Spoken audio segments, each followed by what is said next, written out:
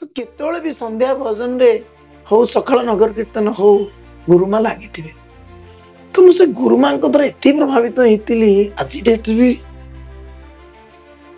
एकदम प्रणाम करे आ सबले से इंपोर्टेंस दउतिले जे निश्चित भाव में खाइला बेले हरिद्वारता भूलिबो आ सका उठे कराग्रे बसतल तुम तुम जीवन पाई गोटे रक्षा माने जीवन रक्षा कवच बोली से कह ये वर्डटा मते आज पर्यंत वाइब्रेट करे थ्रिलिंग करे। गुरु माँ कहती रक्षा कवच कराग्रे बसत लक्ष्मी कर मध्य सरस्वती कर मूले तू गोविंद।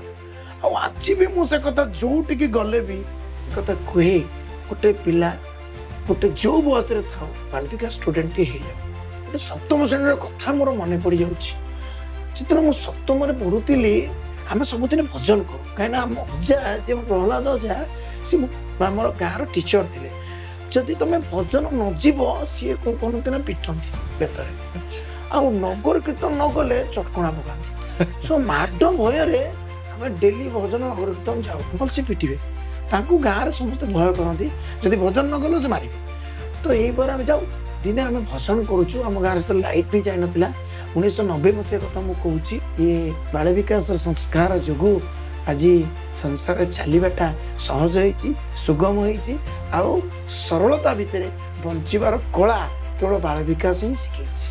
बाल विकास जो समय बढ़ी चला ग्रुप 3 है प्री सेवा दल है से भीमसेन मौसा आमर डायरेक्ट क्लास नौते तो भीमसेन मौसा कहले सुब्रत तू तो बढ़िया काम कर बढ़िया सेवा माने भजन गाउचु भल सब करुचु तू गोटे काम कर ताते आमिष भक्षण छाड़िया पड़े सी मत कहले सुब्रत तू 3टा प्रेयर कर संगठन रहा चाहूँ मौसा मुझे संगठन में मत बहुत भल लगुच मो बाल विकास गुरु हो जीवन जाक रही ना ताले गोटे काम कर 3टा प्रेयर कर लिखि रख माझी पर्यटन लिखि रखी आम घरे कांथे बांधी से प्रेयरटा है बाल विकास हूँ गोटे मनीष गढ़ा कारखाना जदि से पत्थर बाल विकास पड़ी ताले से गणेश मूर्ति शिव मूर्ति विष्णु मूर्ति से पत्थर जदि बाल विकास पड़ो ना लोक ताको पाहाच करदे लोके ताको अलग कौन डेमन डेविल क्वालिटी रो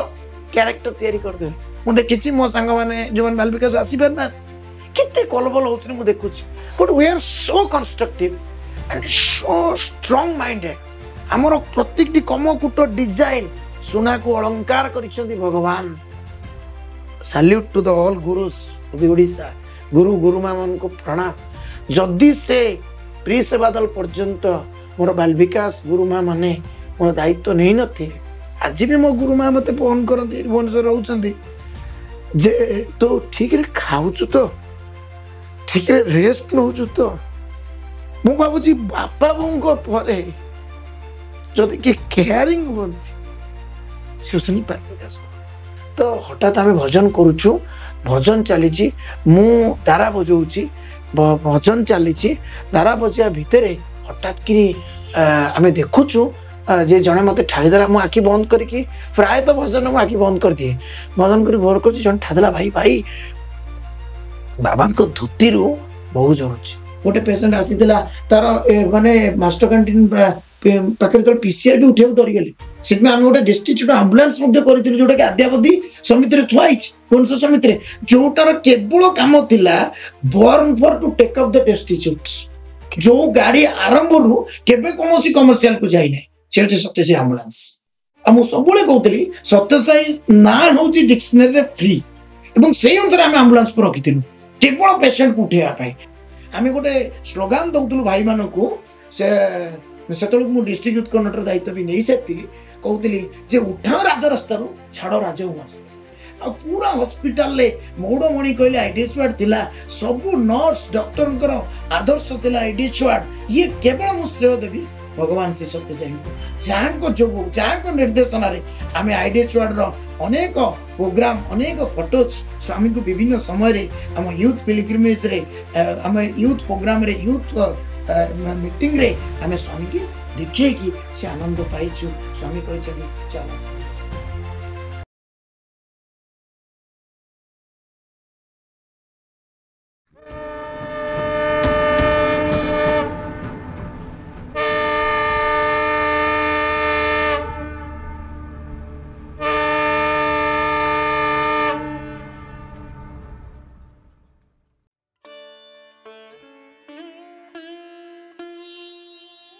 ओम श्री साईराम प्रशांति एक्सप्रेस रो नूतन अध्याय को मु सीतिकंठ आपण समस्त को स्वागत करुछि। प्रशांति एक्सप्रेस स्टूडियो रे आज जो अतिथि आसी पहुंचती तांकर यात्रा बहुत लंबा। आज जे आमर अतिथि तांकर ए यात्राटी को आपण दुईटी एपिसोड रे देखिबा पई पाइबे।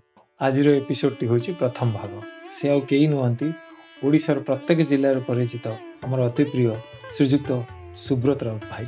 भाई होउचंती जने सफल व्यवसायी तत्सहित सांगठनिक स्तर में सी 7 वर्ष धरी भुवनेश्वर जिल्लार डिस्ट्रिक्ट यूथ कोऑर्डिनेटर भाव में निज कार्य तुलाई सारी। यापर भाई राज्यर डिजास्टर मैनेजमेंट कोऑर्डिनेटर भाव में निज कार्य निर्वाह कर सारी। तत्पर राज्यर हाउसिंग प्रोजेक्ट इंचार्ज, यापर राज्य प्रेम प्लावन इंचार्ज, यापर 2022 रु अद्यावधि भाई राज्यर पादुका यात्रा इंचार्ज रूपे कार्यरत। तेरे चलतु आउ काल विलंब न करी सुब्रत भाई को मुहर सुनिबा कि भगवान श्री सत्य साई बाबा सहित तांकर यात्रा केमती थिला। साईराम भाई। साईराम केमती अछंती? बहुत बढ़िया। ये कार्यक्रम को आगक नवा ता पूर्व आम प्रिय स्वामी को टिके प्रार्थना करवा कार्यक्रम को आगक बढ़ाइबा। ओम ईश्वराय विद्महे सत्यदेवाय धीमहि तन्नः सर्व प्रचोदयात्।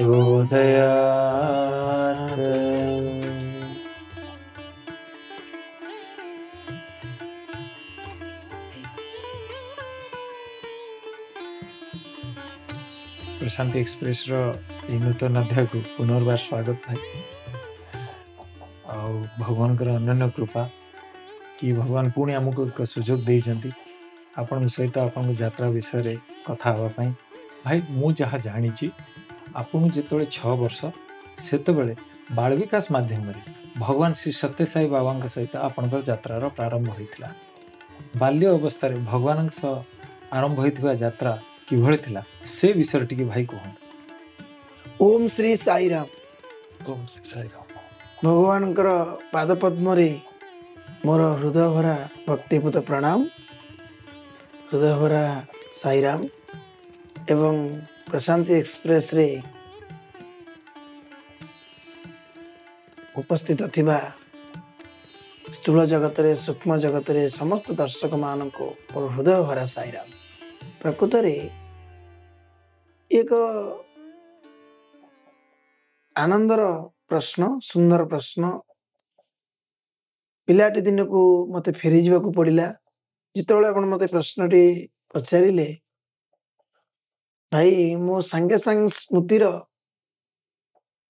40 वर्ष तल से स्मृति को पढ़े गली। स्मृति पटरे मोर भासी उठुची। प्रकृत रे से दिनटी को भूली हब ना। मु केबे भी भूली पारु नाही। मु जेबे भी चिंता करूची मो सेई दिनटा मने पड़ी जाउची जो दिन गाँर टुनी नानी आसी बो को कहला, बो खुड़ी बो को बाल विकास छाड़। पिला दिन अनेक कथा मोर मने नाही कि से गोटे दिनर जो वॉइस मोर आज भी मन अछि। एवं तापर बाल विकास गली। तापरे बाल विकास रे ग्रुप 1 सरीला। ग्रुप 1 सरला परे ग्रुप 2 बेलू को मोर गुरुमा थिले मामी नानी आउ मीना नानी। धीरे धीरे डली देई जली देई एवं टिकी देई एमाने मध्य मते बाल विकास रे पढ़ेवा आरंभ कले। ये 5 जन जाक मोर भौणी गाँर बड़ भौणी ये माने प्रकृत रे अंक भितरे माने प्रकृत रे जो कथा मु परे अनुभव कली गुरु चरणाम्बुज निर्भर भक्त एवं गुरु को नमणि बनर गुरु ब्रह्मा गुरु विष्णु गुरु देव महेश्वर ये कथा गुड़ी को मु से 5 जन ठारो अनुभव करथिली। एवं गुरु बाल विकास चलिला। बाल विकास रे प्रत्येक कथा आमे 60-65 पिला थिलु। आम गुरुमा से बहुत निष्ठापर निजे ट्यूशन करिवे, सिलाई करिवे, से पैसा रे पिला मन पई चॉकलेट रखिवे। आ पूरा 6 दिन काल मु जेबे भी घर को जाए आमर पड़ोसी घर ମାନେ 10-15ଟା ଘର ଛାଡ଼ିକି ତାଙ୍କ ଘର ଯେ ନାନୀ କ'ଣ କରୁଛୁ ବୋଲି ଦେଖିଲା ବେଳକୁ ସେ ବହି ପଢ଼ୁଥିବେ। ଆଉ କହୁଥିବେ ଏଇ ଖେଳଟା ମୁଁ ରେଡି କରିଛି ରବିବାର ଦିନ ଶିଖେଇବି ତମମାନଙ୍କୁ। ତ କେତେବେଳେ ବି ସନ୍ଧ୍ୟା ଭଜନରେ ହଉ ସକାଳ ନଗର କୀର୍ତ୍ତନ ହଉ ଗୁରୁମା ଲାଗିଥିବେ। ତ ମୁଁ ସେ ଗୁରୁମାଙ୍କ ଦ୍ୱାରା ଏତେ ପ୍ରଭାବିତ ହେଇଥିଲି ଆଜି ଡେଟ୍‌ରେ ବି ମୁଁ ତାଙ୍କୁ ପ୍ରଣାମ କରେ। ଯୋଉଠି ଥିଲେ ବି ପ୍ରଣାମ କରେ। ଆଉ ସବୁଦିନ ସନ୍ଧ୍ୟାରେ ସେ ପଚାରିବେ ବାପା ମାଙ୍କୁ ପ୍ରଣାମ କରୁଛୁ ନା? ସବୁ ପିଲାଙ୍କୁ ପଚାରିବେ। ଏତେ ସମୟ ସେ ପାଆନ୍ତି କୋଉଠୁ ମୁଁ ବଡ଼ ଆଶ୍ଚର୍ଯ୍ୟ। ଆଉ ତାଙ୍କୁ ଯଦି କରିନଥିବି ନାହିଁ କହିଦେବି, ଆଉଁସି ଦେବେ। କହିବେ ତାହେଲେ କାଲି ନିଶ୍ଚୟ କରିବୁ। ଆଉ ସବୁବେଳେ ସେ ଇମ୍ପୋର୍ଟାନ୍ସ ଦଉଥିଲେ ଯେ ନିଶ୍ଚିତ ଭାବରେ ଖାଇଲା ବେଳେ ହରିଦ୍ୱାରତା ଭୁଲିବ। ଆଉ ସକାଳୁ ଉଠି ଖରାକରେ ବସୁଥିଲ ତୁମେ ତମ ଜୀବନ ପାଇଁ ଗୋଟେ ମାନେ ଜୀବନ ରକ୍ଷା କବଚ ବୋଲି ସେ କହନ୍ତି। ଏଇ ୱାର୍ଡଟା ମତେ ଆଜି ପର୍ଯ୍ୟନ୍ତ ଭାଇବ୍ରେଟ୍ କରେ, ଫିଲିଂ କରୁଛି। ଫିଲିଂ କରେ। ଗୁରୁମା କହନ୍ତି ରକ୍ଷା କବଚ। ଖରାଗ୍ରେ ବସତେ ଲକ୍ଷ୍ମୀ କର ମଧ୍ୟ ସରସ୍ୱତୀ କର ମୂଳେ ତୁ ଗୋବିନ୍ଦ। ଆଉ ଆଜି ବି ମୁଁ ସେ କଥା ଯୋଉଠିକି ଗଲେ ବି ଏ କଥା କୁହେ। ଗୋଟେ ପିଲା ଗୋଟେ ଯୋଉ ବୟସରେ ଥାଉ ବାଲ ବିକାଶ ଷ୍ଟୁଡେଣ୍ଟଟି ହେଇଯାଉ। ଏବଂ ତାପରେ ଯେତେବେଳେ ବାଲ ବିକାଶ କ୍ଲାସରେ ଥିଲୁ ଆମର ଅଜା ଥିଲେ ପ୍ରହ୍ଲାଦ ଅଜା, ଯାହାଙ୍କୁ ମୁଁ ନେକ୍ସଟ ଟୁ ଗଡ୍ ବୋଲି ଚିନ୍ତା କରେ। ଭଗବାନଙ୍କ ପରେ ମୋ ବାପା ମାଙ୍କ ପରେ ଯଦି ମୁଁ କାହାକୁ ଇଷ୍ଟ ବୋଲି ଭାବିଦିଏ ପିଲାଦିନରୁ ସେ ଥିଲେ ମୋର ପ୍ରିୟ ଅଜା। ଆପଣଙ୍କ ଭାଇ ସେତେବେଳେ ବୟସ 6 ବର୍ଷ ମାତ୍ର। କ'ଣ 6 ବର୍ଷ ବୟସରେ କ'ଣ ଏମିତି ଆକର୍ଷଣ ଥିଲା ବାଳ ବିକାଶ ପ୍ରତି ଆପଣ ସେଇଠି ରହିଗଲେ? ଆକ୍ଚୁଆଲି ମୋର ଯାହା ମନେ ପଡୁଛି ଯେତେବେଳେ ଆମ ଗାଁରୁ 1973 ଆମ ଗାଁ ହଳଦିଆପଡ଼ା ଭଜନ ମଣ୍ଡଳୀ ଏବେ ବର୍ତ୍ତମାନର ପୂର୍ଣ୍ଣଙ୍ଗ ସମିତିର ଏବଂ ଅନଡିଭାଇଡେଡ୍ କଟକ ଜିଲ୍ଲା ଜଗତସିଂହପୁର ଜିଲ୍ଲାରେ ଅବସ୍ଥାପିତ। ଆଜ୍ଞା। ଆମେ 3 ଭାଇ ଭଉଣୀ ଆଉ ଆମର 3 ଭାଇ 2 ଭଉଣୀ ଆଉ ସମସ୍ତେ ମୋତେ ବାଳ ବିକାଶ ସହିତ ଇନଭଲ୍ଭ ଥିଲେ। ଆଜି ଡେଟ୍‌ରେ ହୁଏତ ସମସ୍ତେ ଆସିପାରୁନାହାନ୍ତି, ଆକ୍ଟିଭ ରୋଲ ନେଇପାରୁନାହାନ୍ତି। ତ ମୁଁ କିନ୍ତୁ ପିଲାଦିନୁ ମୁଁ ଜନ୍ମ ହେଲି ମୋର 78 ମସିହା ଜନ୍ମ। ଆମ ଗାଁରୁ 73 ମସିହାରୁ ଗାଁର ସମସ୍ତେ ସେତେବେଳେ ଥରେ ମୁଁ ଯାହା ଶୁଣିଛି ପାଖାପାଖି 64 ଜଣ ଖଣ୍ଡେ ଲେଡିଜ୍ ଆଣ୍ଡ ଜେଣ୍ଟସ୍ ପୁଟପର୍ତ୍ତି ଯାଇଥିଲେ। ତାର କାରଣ ଥିଲା ଆମ ଗାଁର ଜଣେ ଅରୁଣ ବରାଣ ବୋଲି ଜଣେ ମଉସା ଥିଲେ, ବଡ଼ ବାପା ଥିଲେ, ତାଙ୍କ ବାଙ୍କୁ ବଡ଼ବାପାକୁ ସିଏ ଚାଲିଗଲେଣି। ତ ସିଏ ଭୁବନେଶ୍ୱରରେ ଥିଲେ ଆମର ପିଏମ୍‌ଜିରେ। ତ ସିଏ ବାଲଗୋପାଳ ରାଉଙ୍କ ଘରୁ ଭଜନ ଯାଉଥିଲେ। ସେଠି ଯୋଉ ବିଭୂତି ଝରିବା, ମହୁ ଝରିବା ଏସବୁ କଥାଗୁଡ଼ା ସେ ଗାଁରେ କଥା ହଉଥିଲେ। ଏବଂ ଗାଁରେ ସିଏ ଗୋଟେ ୟୁନିଟ୍ ମଧ୍ୟ କରୁଥିଲେ। ଆମ ଗାଁରୁ ତାଙ୍କ ଗାଁ 1 କିଲୋମିଟର ଡିଷ୍ଟାନ୍ସ। ହେଲେ ସେ ଆମର ବଡ଼ ବାପା। ସିଏ ବି ହଳଦିଆପଡ଼ା, ଇଏ ବି ହଳଦିଆପଡ଼ା। But in the meantime କ'ଣ ହେଲା ତାଙ୍କ ଘରେ ବି ବିଭୂତି ଝରିଲା। ତ ମୁଁ ପିଲାଦିନରୁ ଜନ୍ମ ହବାର ଦିନରୁ ହେତୁ ପାଇବା ଦିନଠୁ ଶୁଣିଛି ଯେ ବାବାଙ୍କର ବିଭୂତି ଝରୁଛି, ମହୁ ଝରୁଛି। ଆଉ ସେ ସବୁ ଷ୍ଟୋରି କହନ୍ତି। ଏବଂ ଏତିକି ବେଳେ ଯେତେବେଳେ 84 ମସିହାରେ ସେ ଗୁରୁମା ମାନେ ଆମ ଗାଁରେ କ୍ଲାସ ଆରମ୍ଭ କଲେ, ଆମର ଗାଁର ସବୁ ପିଲା ପ୍ରାୟ ଯୋଗ ଦେଇଥିଲେ। କିନ୍ତୁ ଭଗବାନଙ୍କର କ'ଣ ଇଚ୍ଛା ଥିଲା ମୁଁ ଜାଣି ନାହିଁ। ମୁଁ ଆଜି ଡେଟ୍‌ରେ ମୁଁ ଫିଲ୍ କରୁଛି ଯାହା ସେ କହିଥାନ୍ତି ଯେ ପିତାମାତା ସୁକୃତରୁ ପୁତ୍ର ହୁଏ ସୁଖୀ, ଯାହା ପିତା ସାଧୁ ସଙ୍ଗେ ଥାଏ ତା ପିଲା ସତ ସଙ୍ଗେ ଯାଏ। ତ ବାପାଙ୍କର ସୁକୃତ ଥିଲା, ମୋ ବୋଉର ସଂସ୍କାର ଥିଲା, ଆଉ ମୋ ବୁଢ଼ୀ ମାର ଏକାଦଶୀ କରିବାର ବ୍ରତ ଥିଲା, ଯାହାକି ବାଳ ବିକାଶରେ ମୋତେ ରହିବାର ସୁଯୋଗ ମିଳିଲା। ଏବଂ ସମୟକ୍ରମେ କ'ଣ ହେଲା ବାଲ ବିକାଶରେ ମୁଁ ଯେତେବେଳେ ସମୟ ବଢ଼ିଛି, ବୟସ ବଢ଼ିଛି, କ୍ଲାସ୍ ବଢ଼ିଛି, ମୁଁ ଗୋଟେ ଇନସିଡେଣ୍ଟକୁ ସାମ୍ନା କରି ଗଲି। ଗୋଟେ 7ମ ଶ୍ରେଣୀର କଥା ମୋର ମନେ ପଡ଼ିଯାଉଛି। ଯେତେବେଳେ ମୁଁ 7ମରେ ପଢୁଥିଲି ଆମେ ସବୁଦିନ ଭଜନ କରୁ। କାହିଁକିନା ଆମ ଅଜା ଯିଏ ପ୍ରହ୍ଲାଦ ଅଜା ସିଏ ଆମର ଗାଁର ଟିଚର ଥିଲେ। ଯଦି ତମେ ଭଜନ ନ ଯିବ ସିଏ କ'ଣ କରନ୍ତି ନା ପିଟନ୍ତି ବେତରେ। ଆଉ ନଗର କୀର୍ତ୍ତନ ନ ଗଲେ ଚଟକଣା ପକାନ୍ତି। ସୋ ମାଡ ଭୟରେ ଆମେ ଡେଲି ଭଜନ ନଗର କୀର୍ତ୍ତନ ଯାଉ, ନହେଲେ ସେ ପିଟିବେ। ତାଙ୍କୁ ଗାଁରେ ସମସ୍ତେ ଭୟ କରନ୍ତି, ଯଦି ଭଜନ ନ ଗଲ ସେ ମାରିବେ। ତ ଏଇପରେ ଆମେ ଯାଉ। ଦିନେ ଆମେ ଭଜନ କରୁଛୁ, ଆମ ଗାଁରେ ସେତେବେଳେ ଲାଇଟ୍ ବି ଯାଇନଥିଲା। 1990 ମସିହା କଥା ମୁଁ କହୁଛି। ତ ହଠାତ୍ କିରି ଘରଟା ଧୂଆଁ ହେଇଗଲା। ତ ଆମେ ଦୌଡାଦୌଡି ପଳେଇଗଲୁ। ଦୌଡାଦୌଡି ଯେତେବେଳେ ପଳେଇଗଲୁ ଯାଇକି ବଡବୋଉଙ୍କୁ କହିଲୁ, ବଡବୋଉ ଆଉ ସେ ରଘୁ ଭାଇ କେମିତି ଅଟା ପକଉଛି ଦେଖ। ତ ବଡବୋଉ କହିଲେ ନାଇଁ ସେ ତ ନାହିଁ, ହଷ୍ଟେଲ ପଳେଇଛି। ସେ ଯେତେବେଳେ 10ମରେ ପଢୁଥିଲେ। ତ ଆମେ କହିଲୁ ନା ଆସୁନ ଦେଖିବ। ତ ସମସ୍ତେ ଆସିଲେ, ଟର୍ଚ୍ଚ ଲାଇଟ୍ ଥିଲା। ଆସିକି ଦେଖିଲା ବେଳକୁ ଘର ଯାକ ସ୍ୱାମୀଙ୍କର ପାଦ ଚିହ୍ନ ପଡିଛି। ପାଦ ଚିହ୍ନ ପକେଇକି ସ୍ୱାମୀ ଘର ଦୁଆର ମୁହଁରୁ ବାହାରୁ ପଳେଇଛନ୍ତି ତାଙ୍କ ବିଗ୍ରହ ପର୍ଯ୍ୟନ୍ତ। ତାଙ୍କ ଯୋଉ ଫଟୋଟି ପର୍ଯ୍ୟନ୍ତ ଆଉ ଶୂନ୍ୟାସନ ପର୍ଯ୍ୟନ୍ତ ସମସ୍ତେ ବହୁତ କାନ୍ଦିଲୁ।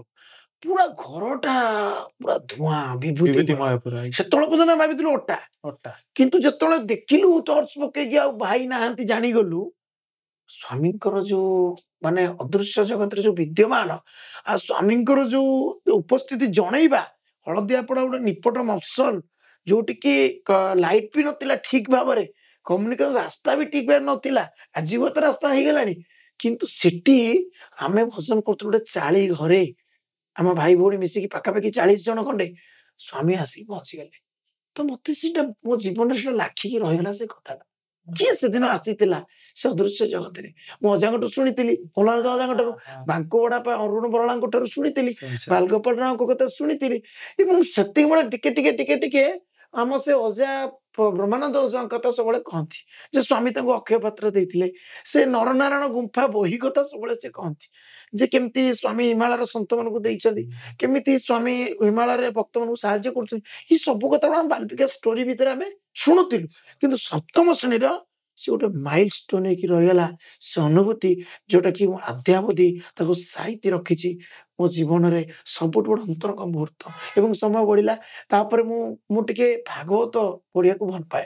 କାହିଁକି ଭଲ ପାଏ ନା, ଆମ ଗାଁରେ ଭାଗବତ ଟୁଙ୍ଗି ଥିଲା ଏବଂ ସେ ଭାଗବତ ଟୁଙ୍ଗିରେ ସେ ଅଜା ମାନେ ଅପେକ୍ଷା କରିଥିବେ, ଦ୍ୱିଜ ଅଜା, ପହଲା ଅଜା, ଯୋଗୀ ଅଜା, ଆଉ ସେ ବୁଲା ଅଜା, ବେଲ ବଡ ବୋଉ, ମୋ ବୋଉ, ରମା ବଡ ବୋଉ, ଗାଁର ଅନେକ ହିନ୍ଦୁ ମା ଆଉ ମୋର ଜେଜିମା ସମସ୍ତେ ବସିଥିବେ, ମୁଁ ଭାଗବତ ପଢିବି। ତ ମୁଁ ସପ୍ତମ ଶ୍ରେଣୀରୁ ସବୁଦିନ ଯାଇକି ମୋ ଟ୍ୟୁସନ ପରେ ଘଣ୍ଟେ ଡିବି ଲାଗିଥିବ ଭାଗବତ ପଢିବି। ମୁଁ ପଢିଲେ ସେମାନେ ଖାଇବାକୁ ଯିବେ, ନହେଲେ କାନ୍ଦିବେ। ଆଉ ଏତେ ଜୋର କାନ୍ଦନ୍ତି, ମୋ ବୋଉ ଲାଷ୍ଟକୁ ଆଜି କହିବ ତୁ ଯା, ସେମାନେ କାନ୍ଦୁଛନ୍ତି, ତୁ ଯାହା ଯାଇକି ପଢ।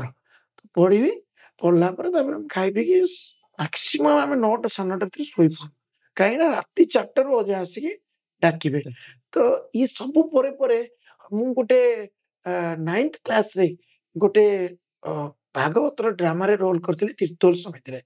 ଆମର କଟକ ଜିଲ୍ଲା ହେଲେ ବି ସେତେବେଳକୁ 93 ହେଇଗଲାଣି, ଜଗତସିଂହପୁର ହେଇଗଲାଣି। ତ ସେଇଠି ମୁଁ ଗୋଟେ ପଣ୍ଡିତ ରୋଲ କରିଥିଲି। ଆଉ ସେଠି ଏଭଳି ବିମୁଗ୍ଧକର ପରିବେଶ ହେଲା, ଭୀମସେନ ମଉସା ଏତେ ଖୁସି ହେଲେ। ଭୀମସେନ ମଉସା କହିଲେ ଆରେ ଏତେ ସୁନ୍ଦର ଭାଗବତ ଏତେ କମ ବୟସରେ ବାପା କେମିତି ବୋଲି ପାରୁଛୁ? ମୁଁ କହିଲି ନାଇଁ ମଉସା, ମୁଁ ସବୁଦିନ ଗାଁରେ ପଢେ, ଭଗବାନ ତତେ ମଙ୍ଗଳ କରନ୍ତୁ, ଆଉ ତୁ ନିଶ୍ଚିତ ଭାବରେ ଦିନେ ଭଲ ପିଲା ହେଇକି ଭଲ ମଣିଷ ହେଇକି ତୁ ସମାଜରେ ରହିବୁ। ଆଉ ତାଙ୍କର ଆଶୀର୍ବାଦ ଥିଲା, ମୋର ସେ ଅଭିଭୂତ ମୁଁ ହେଇପଡେ। ତ ଯେତେବେଳେ 10ମ ଶ୍ରେଣୀରେ ପଢିଲି, ହଠାତ୍ ମୁଁ ଯାଉଥିଲି କୋଚିଂ, ସ୍ୱାମୀ କେମିତି ଜଗିଛନ୍ତି ମତେ ମୁଁ ଆଜି ବି ଅନୁଭବ କରେ। ଯାଉଥିଲି, ହଠାତ୍ ମୋର ଲୋ ବିପି ଥିଲା, ଗାଁ ପିଲା କୋଉଠି କଣ ଟିକେ ଦେହ ଖରାପ ହେଇଗଲା, ମୁଁ ପଡିଗଲି ସାଇକେଲରୁ। ପଡିଗଲା ପରେ ମୋ ସେନ୍ସ ପଳେଇଲା ଏବଂ ଯୋଉ ନାଳରେ ଯାଇକି ମୁଁ ପଇଲି ପୋଲ ତଳୁ, ସେଠି ବଞ୍ଚିବା କଥା ନୁହଁ, ଲୋକ ଭାବିଥିଲେ ମୁଁ ଚାଲିଗଲି। କିନ୍ତୁ ମୁଁ ଯୋଉଠି ପଡିଛି ସେ 2ଟା ପଥର ମଝିରେ ମୁଁ ରହିଯାଇଛି, ଆଉ ସେଠି ପାଣି କମ ଆଉ ପଥର ମଝିରେ ମୋ ମୁଣ୍ଡ ରହିଯାଇଛି। ମୋ ସେନ୍ସ ପଳେଇଛି। ମୁଁ ମେଡିକାଲରେ ରାତି ଯାଏ ରହିଲି। ସକାଳୁ ବାପା ମତେ କହିଲେ ତୁ ଆଉ ସାଇକେଲରେ ଟ୍ୟୁସନ ଆସିବୁନି, ମୁଁ ତତେ ଛାଡିବି। ମୁଁ କହିଲି କଣ ହେଲା ବାପା? ନା କାଲି ସନ୍ଧ୍ୟାରେ ତୁ ପଡି ଯାଇଥିଲୁ, ଖାଲି ସନ୍ଧ୍ୟାରେ ମୁଁ ଯୋଉ କୋଚିଂ ଯାଉଥିଲି ଟ୍ୟୁସନ ଯାଉଥିଲି ନା? ହଁ। ଆଉ ମୋ ସେ ସାର୍ ବେଣୁ ସାର୍ ତାଙ୍କୁ ବି ପ୍ରଣାମ କରୁଛି, ମତେ ବହୁତ ଭଲ ପାଆନ୍ତି। ତ ସିଏ ବି ସମସ୍ତେ ଆସିଲେ ହସ୍ପିଟାଲକୁ, ଦେଖିଲେ। ଆଉ ମୁଁ କହିଲି ଆରେ କୋଉଠି ପଡିଛି ମୁଁ ଦେଖିଲ, ସେ ଦେଖିଲେ ଯେତେବେଳେ ମୁଁ ଦେଖିଲି ଯେ ପଥର, ଦେଖିଲି ଆରେ ହି ଦେଖ ଏ ଭଗବାନ ପଙ୍ଗ ଲଙ୍ଘାୟତ କରି ମୁକାମ କରିଥିବା ଆଚଳମ, ଭଗବାନ ରକ୍ଷା କଲେ। ଏବଂ ସେ 10ମ ପରେ ପରେ ମୁଁ ସ୍ୱାମୀଙ୍କ ଦ୍ଵାରା ବିମୋହିତ ହେଲି, ସ୍ୱାମୀଙ୍କର ଆଦର୍ଶରେ ଅନୁପ୍ରାଣିତ ହେଲି। ଆଉ ସବୁବେଳେ ସ୍ୱାମୀଙ୍କର ବହି ସନାତନ ସାରଥୀ, ସତ୍ୟମ ଶିବମ୍ ସୁନ୍ଦରମ୍, ପ୍ରେମମୟ ଭଗବାନ, କସ୍ତୁରୀଙ୍କର ଲଭିଂ ଗଡ ଆଉ ରସ ବୈଶ ବହି ପଢିବା ଆରମ୍ଭ କଲି। ଇଏ ଭିତରେ ଯେତେବେଳେ ମୋର +2 ହେଲା, ସେ +2 ଭିତରେ ଆମେ ଗୋଟେ ଯୋଉଠି ବି ଭଜନ ହଉଥିଲା ସେ ଭଜନ ଭିତରେ ଆମେ ପଳେଇ ଯାଉଥିଲୁ ଭଜନ କରିବାକୁ। ଘରେ ବାପାଙ୍କର ଯଦି ବି ଟିକେ ଟିକେ ରାଗୁଥିଲେ ଯେ ପାଠ ପଢା ଛାଡିକି କୁଆଡେ ଯାଉଛୁ, କଣ କରୁଛୁ, କିନ୍ତୁ ଆମେ କଣ କରୁଥିଲୁ କୋଚିଂ ସେଣ୍ଟର ସାରିକି ପଳେଇ ଯାଉଥିଲୁ ଅଖଣ୍ଡ ଭଜନ। ଘରେ ଖାଲି ବୋଉକୁ କହିଦେଇ ଯାଉଥିଲି, ମୋବାଇଲ ଫୋନ ନଥିଲା କି ଲ୍ୟାଣ୍ଡ ଫୋନ ନଥିଲା। ତ ସାଇକେଲ ଧରିକି ଏମିତି ମୋର ମନେ ଅଛି ଅପ୍ ଟୁ ନାଲିବର, ଜୟପୁର, ଆମ ଘରଠୁ ପ୍ରାୟ 60 କିଲୋମିଟର, ଅପ୍ ଟୁ ତୀର୍ତ୍ତୋଲ, ଏପଟେ କନକ ଦୁର୍ଗା, एपटे पूरा आपणकर पूरा तीर्तोल बॉर्डर पर्यंत आम साइकेल पड़े जाऊँ अखंड भजन आउ अखंड भजन आउ नगर कीर्तन आउ भजन ये जीवन गोटे मोर गोटे आनंदर पर्व मु जानुली इटा मोर स्वामी सहित माने काम कर स्वामी सहित रहीबार गोटे अपूर्व सुजोग आउ जिते मु कॉलेज रे पढ़िया आरंभ कली +2 से मोर ग्रुप 3 सरी सी इवेंट मु आजीवन मन रखी आई श्रीनिवास राव मूसा जाइए से वाइस प्रेसिडेंट था 93 जून 16 तारीख जस्ट रजर शेष रज दिन गोटे कन्वोकेशन होता है तो सेठी से ग्रुप 3 रो से सर्टिफिकेट देते मोर आज पर्यटन से अभूला स्मृति से भाई सर्टिफिकेट मु बोधे आउ केबे जीवन में पाई ना ग्रुप 3 सर्टिफिकेट जोटा मत बहुत इंस्पायर करता किशोर लंका भाई जाते आमर कटक प्रभा मौसी जी की मोर डायरेक्ट मेंटर थिले प्रकाश भाई हेमंत भाई आउ कटक भीमसेन मौसा तो से मोर इष्ट रिष्ट माने मुझे आदर्श सब अनुप्राणित अनेक कथा को नोट कर रखी सेटू सर्टिफिकेट रिसीविंग परे मु गुरु भाव में जॉइन करने रिक्वेस्ट कली एवं से समय कटक स्टेट कॉन्फ्रेंस थिला 93 रे तो अजा को भेटिली अजा से जो माने जो कहती कौन अग्नित्मक माने जो एनर्जेटिक स्पीच आउ से जो गाड़ी रू ओल्लेबा आउ तांकर जो उदामता जो चेहरा आउ जो स्वामी जो सहित तांकर जो बाग्निता आउ जो ज्योतिर्मंडल जो ज्योतिर्मय पुरुष को मुझे देखिली मो जीवन चमक सृष्टि है मु 93 रे मोर मैट्रिक सरला मु सेवा दल भाव जोग दबा कथा नुह किंतु हमर अजा भीमसेन मौसम कही मते सेवा दल एंट्री कर इंडोर स्टेडियम स्पीच आ से अनुभूति ये सब परे मु गोटे निष्पत्ति नेली ना एबे मु +2 पढ़िबा सहित मु गुरु भाव में जॉइन करी एवं जाइकी गुरु प्रभा मौसी शिखिली आमर पूर्णांग समिति जी ईश्वर मामूली जहाँ को मुझे शशि नानी टू जाइकी गुरु हबार गोटे सुजोग नेली से समिति आमर पूर्णांग समिति गठन होता प्रथम आम कटक जिले में थिलु तापर पारादीप तापर जगतसिंहपुर समिति तापर पूर्णांग 91 बेलू को आम पूर्णांग समिति को आम गाँ एंट्री कर जाइए अजा मत इनाग्रेसन करते सो शशि नानी ठारू मु बाल विकास गुरु हबार ट्रेनिंग गोटे नेली आ प्रभा मौसी ठारू शिखिली ये पढ़ेली मुझे पढ़ेली मु ग्रुप 3 पढ़िया को इच्छा प्रकाश कली कारण मत भज गोविंदम बहुत बढ़िया लगे भज गोविंदम गोविंदम भज मोड़ मते से मत शंकराचार्य जो 16टी श्लोक मो जीवन गोटे आदर्श है आज भी मन जगह कहे नलिनी दलगति जलमती तरल तज्जीवी जयमती चपल बाल स्थावत बाल विकास तरुण स्थावत सेवासक्त वृद्धा स्थावत नामासक्त परम ब्रह्म सत्य साई सदासक्त यहाँ आई श्रीनिवास राव शिखई सुब्रत तुम यहाँ को मन रख जीवन सब समय तुम यहाँ कम आसो एवं सब समय मुझे देखी शंकराचार्य वाणी एवं गीता श्लोक जो इदं शरीर कौन्तेय नहि ज्ञान सदृशं सदावन लभते ज्ञानम ये सबुड़ मो जीवन में आज भी ताकू गोटे कर्ममय जगत रे ताकू मु एंट्री करे देछि कर्म भक्ति ज्ञान रो जो त्रिवेणी संगम ये बाल विकास मु नजर करिगली जेतले भगवान अनेक दिव्य संभाषण शुणी स्वामी मध्य कथा कथा के गीता श्लोक नियंती त्यागेन अमृतस्य एवं अनपेक्ष सूचित उदासीन गतव्यत स्वामी गीता श्लोक जो कथा ये कर्म जोगे आसी जाए जो गीता श्लोक तो बुड़ी जीव भक्ति जोग तापर तो अनुध्यान कर ज्ञान जोग ये कथा को मु +2 +3 क्यारियर भितर सुंदर भाव अनुभव करी मोर मन अच्छी कौन कथा को भय करूनी मोर केमती नारायण स्वभाव 200-250 लोक खाइबे पूरा मुठी चाउल संग्रह हम 20-30 टंका मु ट्यूशन करती गाँव में आम साधारण परिवार चाषी परिवार बापा माँ साधारण कंट्रोल डीलर थिले चाषी थिले मांच भाई भौणी अभाव अनाटन भितर समय कटुला तो मु 20 टंका मो ट्यूशन रू काढ़ी रखुली आ से बैग रे थोई दउतली बो को जाई कहतली बो गौणी चाउल दे बा बड़ो को जाई कहतली बो देइछे तमे भी दउनो सी भी दउतले खुड़ी भी कहतली बड़ो देलेनी बो देलेनी तमे दबनी तमे भी दियो एवं का बाहर झाल नहीं आसुली कहीकि कार अमृतंडा आणुतली कहीकि एवं का घर जाकि कदली नहीं आउतली मंतल कदली एवं का घर डाली कलेक्शन करउतली सब कलेक्शन कर एकठा करूतली हम जो बाल विकास सेंटर घरे बाल विकास भागवत टुंगी घरे करी संध्या बेलू नारायण सेवा करूलु से 200-250 आबाल वृद्ध वनिता समस्त खाऊले मु अनुभव करी 20 टंकार भी 250 लोक नारायण सेवा हो पार ଯଦ୍ ଭାବଂ ତଦ୍ ଭବତି। ପ୍ରକୃତରେ ବାଳ ବିକାଶ ଅନୁଭୂତି ଏକ ନିଆରା ଅନୁଭୂତି, ୟାକୁ ଭୁଲି ହବ ନାହିଁ। ଇଏ ବାଳ ବିକାଶର ସଂସ୍କାର ଯୋଗୁ ଆଜି ସଂସାରରେ ଚାଲିବାଟା ସହଜ ହେଇଛି, ସୁଗମ ହେଇଛି, ଆଉ ସରଳତା ଭିତରେ ବଞ୍ଚିବାର କଳା କେବଳ ବାଳ ବିକାଶ ହିଁ ଶିଖେଇଛି। ଚମତ୍କାର ଅନୁଭୂତି ଭାଇ। ମତେ ମୁଁ ଶୁଣିଛି, ବହୁତ ପଡକାଷ୍ଟରେ ଶୁଣିଛି, ସବୁ ମାନେ ଭଗବାନ କି ଅନୁଭୂତି ଦେଇଛନ୍ତି, କି ସବୁଠାରୁ ମଜା ଜିନିଷ ହେଲା ଗୋଟେ ବାଳ ବିକାଶ ମାଧ୍ୟମରେ ଏତେ ଜିନିଷ ଆପଣ ସାଧିତ କରିପାରିବେ, ସେ କଥା ମାନେ ମତେ ଆଜି ଫିଲ୍ ହଉଛି, ନୂଆ ରୂପରେ ମତେ ଦେଖିବାକୁ ମିଳିଲା ସେ ଜିନିଷଟା। ଏବଂ ଭଗବାନଙ୍କର ବହୁତ ଆଶୀର୍ବାଦ ଅଛି। ଆମେ ସବୁବେଳେ କୁହନ୍ତି ଚୁଜ୍ ଏଣ୍ଡ ୱାନ୍, ଭଗବାନ ଚୁଜ୍ କରନ୍ତି ଆକ୍ଚୁଆଲି, କି କାହାକୁ କୋଉ ଜିନିଷ ଦେବେ, କ'ଣ କରିବେ, କିଏ କୋଉ ଜିନିଷ କରିପାରିବ। ମତେ ସେୟା ଲାଗୁଛି କି ଭଗବାନ ନାଇଁ, ଆଉ ଗୋଟେ ଜିନିଷ ମୋର ଟିକେ ମନେ ପଡିଯାଉଛି, କହିଦଉଛି ପ୍ଲିଜ। ଯେ ବାଳ ବିକାଶ ଯେତେବେଳେ ସମୟ ବଢି ଚାଲିଲା, ଗ୍ରୁପ 3 ହେଲା, ପ୍ରି ସେବା ଦଳ ହେଲା, ସେତେବେଳେ ଭୀମସେନ ମଉସା ଆମର ଡାଇରେକ୍ଟ କ୍ଲାସ ନଉଥିଲେ। ତ ଭୀମସେନ ମଉସା କହିଲେ, ଏଇ ସୁବ୍ରତ, ତୁ ତ ବଢିଆ କାମ କରୁଛୁ, ବଢିଆ ସେବା ମାନେ ଭଜନ ଗାଉଛୁ, ଭଲ ସବୁ କରୁଛୁ, ତୁ ଗୋଟେ କାମ କର, ତତେ ଆମିଷ ଭକ୍ଷଣ ଛାଡିବାକୁ ପଡିବ। ତ ଆମିଷ ଭକ୍ଷଣ ଯେତେବେଳେ କଥା କହିଲେ, ପିଲାଦିନରୁ ମୁଁ ବାଳ ବିକାଶ ସମୟରୁ ଆମିଷ ଛାଡିବା ଚିନ୍ତା କରିଛି। ସବୁବେଳେ ବାରମ୍ବାର ଆମିଷ ଭକ୍ଷଣକୁ ଛାଡିବା ପାଇଁ ଛାଡିଦେବି 2-3 ମାସ, କିନ୍ତୁ ଆମ ବାପାଙ୍କର ପ୍ରଭାବରେ ମୁଁ କ'ଣ କରିବି ନା ପୁଣି ଆମିଷ ଖାଇଦେବି। ଆମ ଘର ଜଏଣ୍ଟ ଫ୍ୟାମିଲି, ପାଖାପାଖି 20-25 ଜଣ ମିଶିକି ରହୁଥିଲୁ ଗାଁରେ, ଘରେ ଦାଦା ଖୁଡି ଆମର ବଡବାପା ବଡଉ, ସୋ ଜଏଣ୍ଟ ପରିବାର ଆମିଷ ଭକ୍ଷଣ କରନ୍ତି। ତ ଲୋଭ ହୁଏ, ଖାଇଦିଏ, ଛାଡିବି ଖାଇବି, ଛାଡିବି ଖାଇବି। ତ ଭୀମସେନ ମତେ କହିଲେ, ସୁବ୍ରତ, ତତେ ସଂଗଠନରେ ବହୁତ କାମ କରିବାର ଅଛି, ବଢିଆ ପିଲାଟା ତୁ, ଭଲ କଥା କହୁଛୁ, ଭଲ ସ୍ପିଚ ଦଉଛୁ, ଭଲ ନାରାୟଣ ସେବା କରୁଛୁ, you are a true leader, କିନ୍ତୁ ଆମିଷ ଛାଡିବାକୁ ପଡିବ। ତ ମୁଁ କହିଲି, ମଉସା ଛାଡି ହଉନି, ତୁ ଗୋଟେ କାମ କର, ସ୍ୱାମୀକି ପ୍ରେୟାର କର, ସ୍ୱାମୀକି ପ୍ରେୟାର କର, ଆଉ ଡାଲି ଆଳୁ ଭର୍ତ୍ତା ଖାଇବା ଅଭ୍ୟାସ କର। ଏଇ ୱାର୍ଡ ମୋର ମନେ ଅଛି।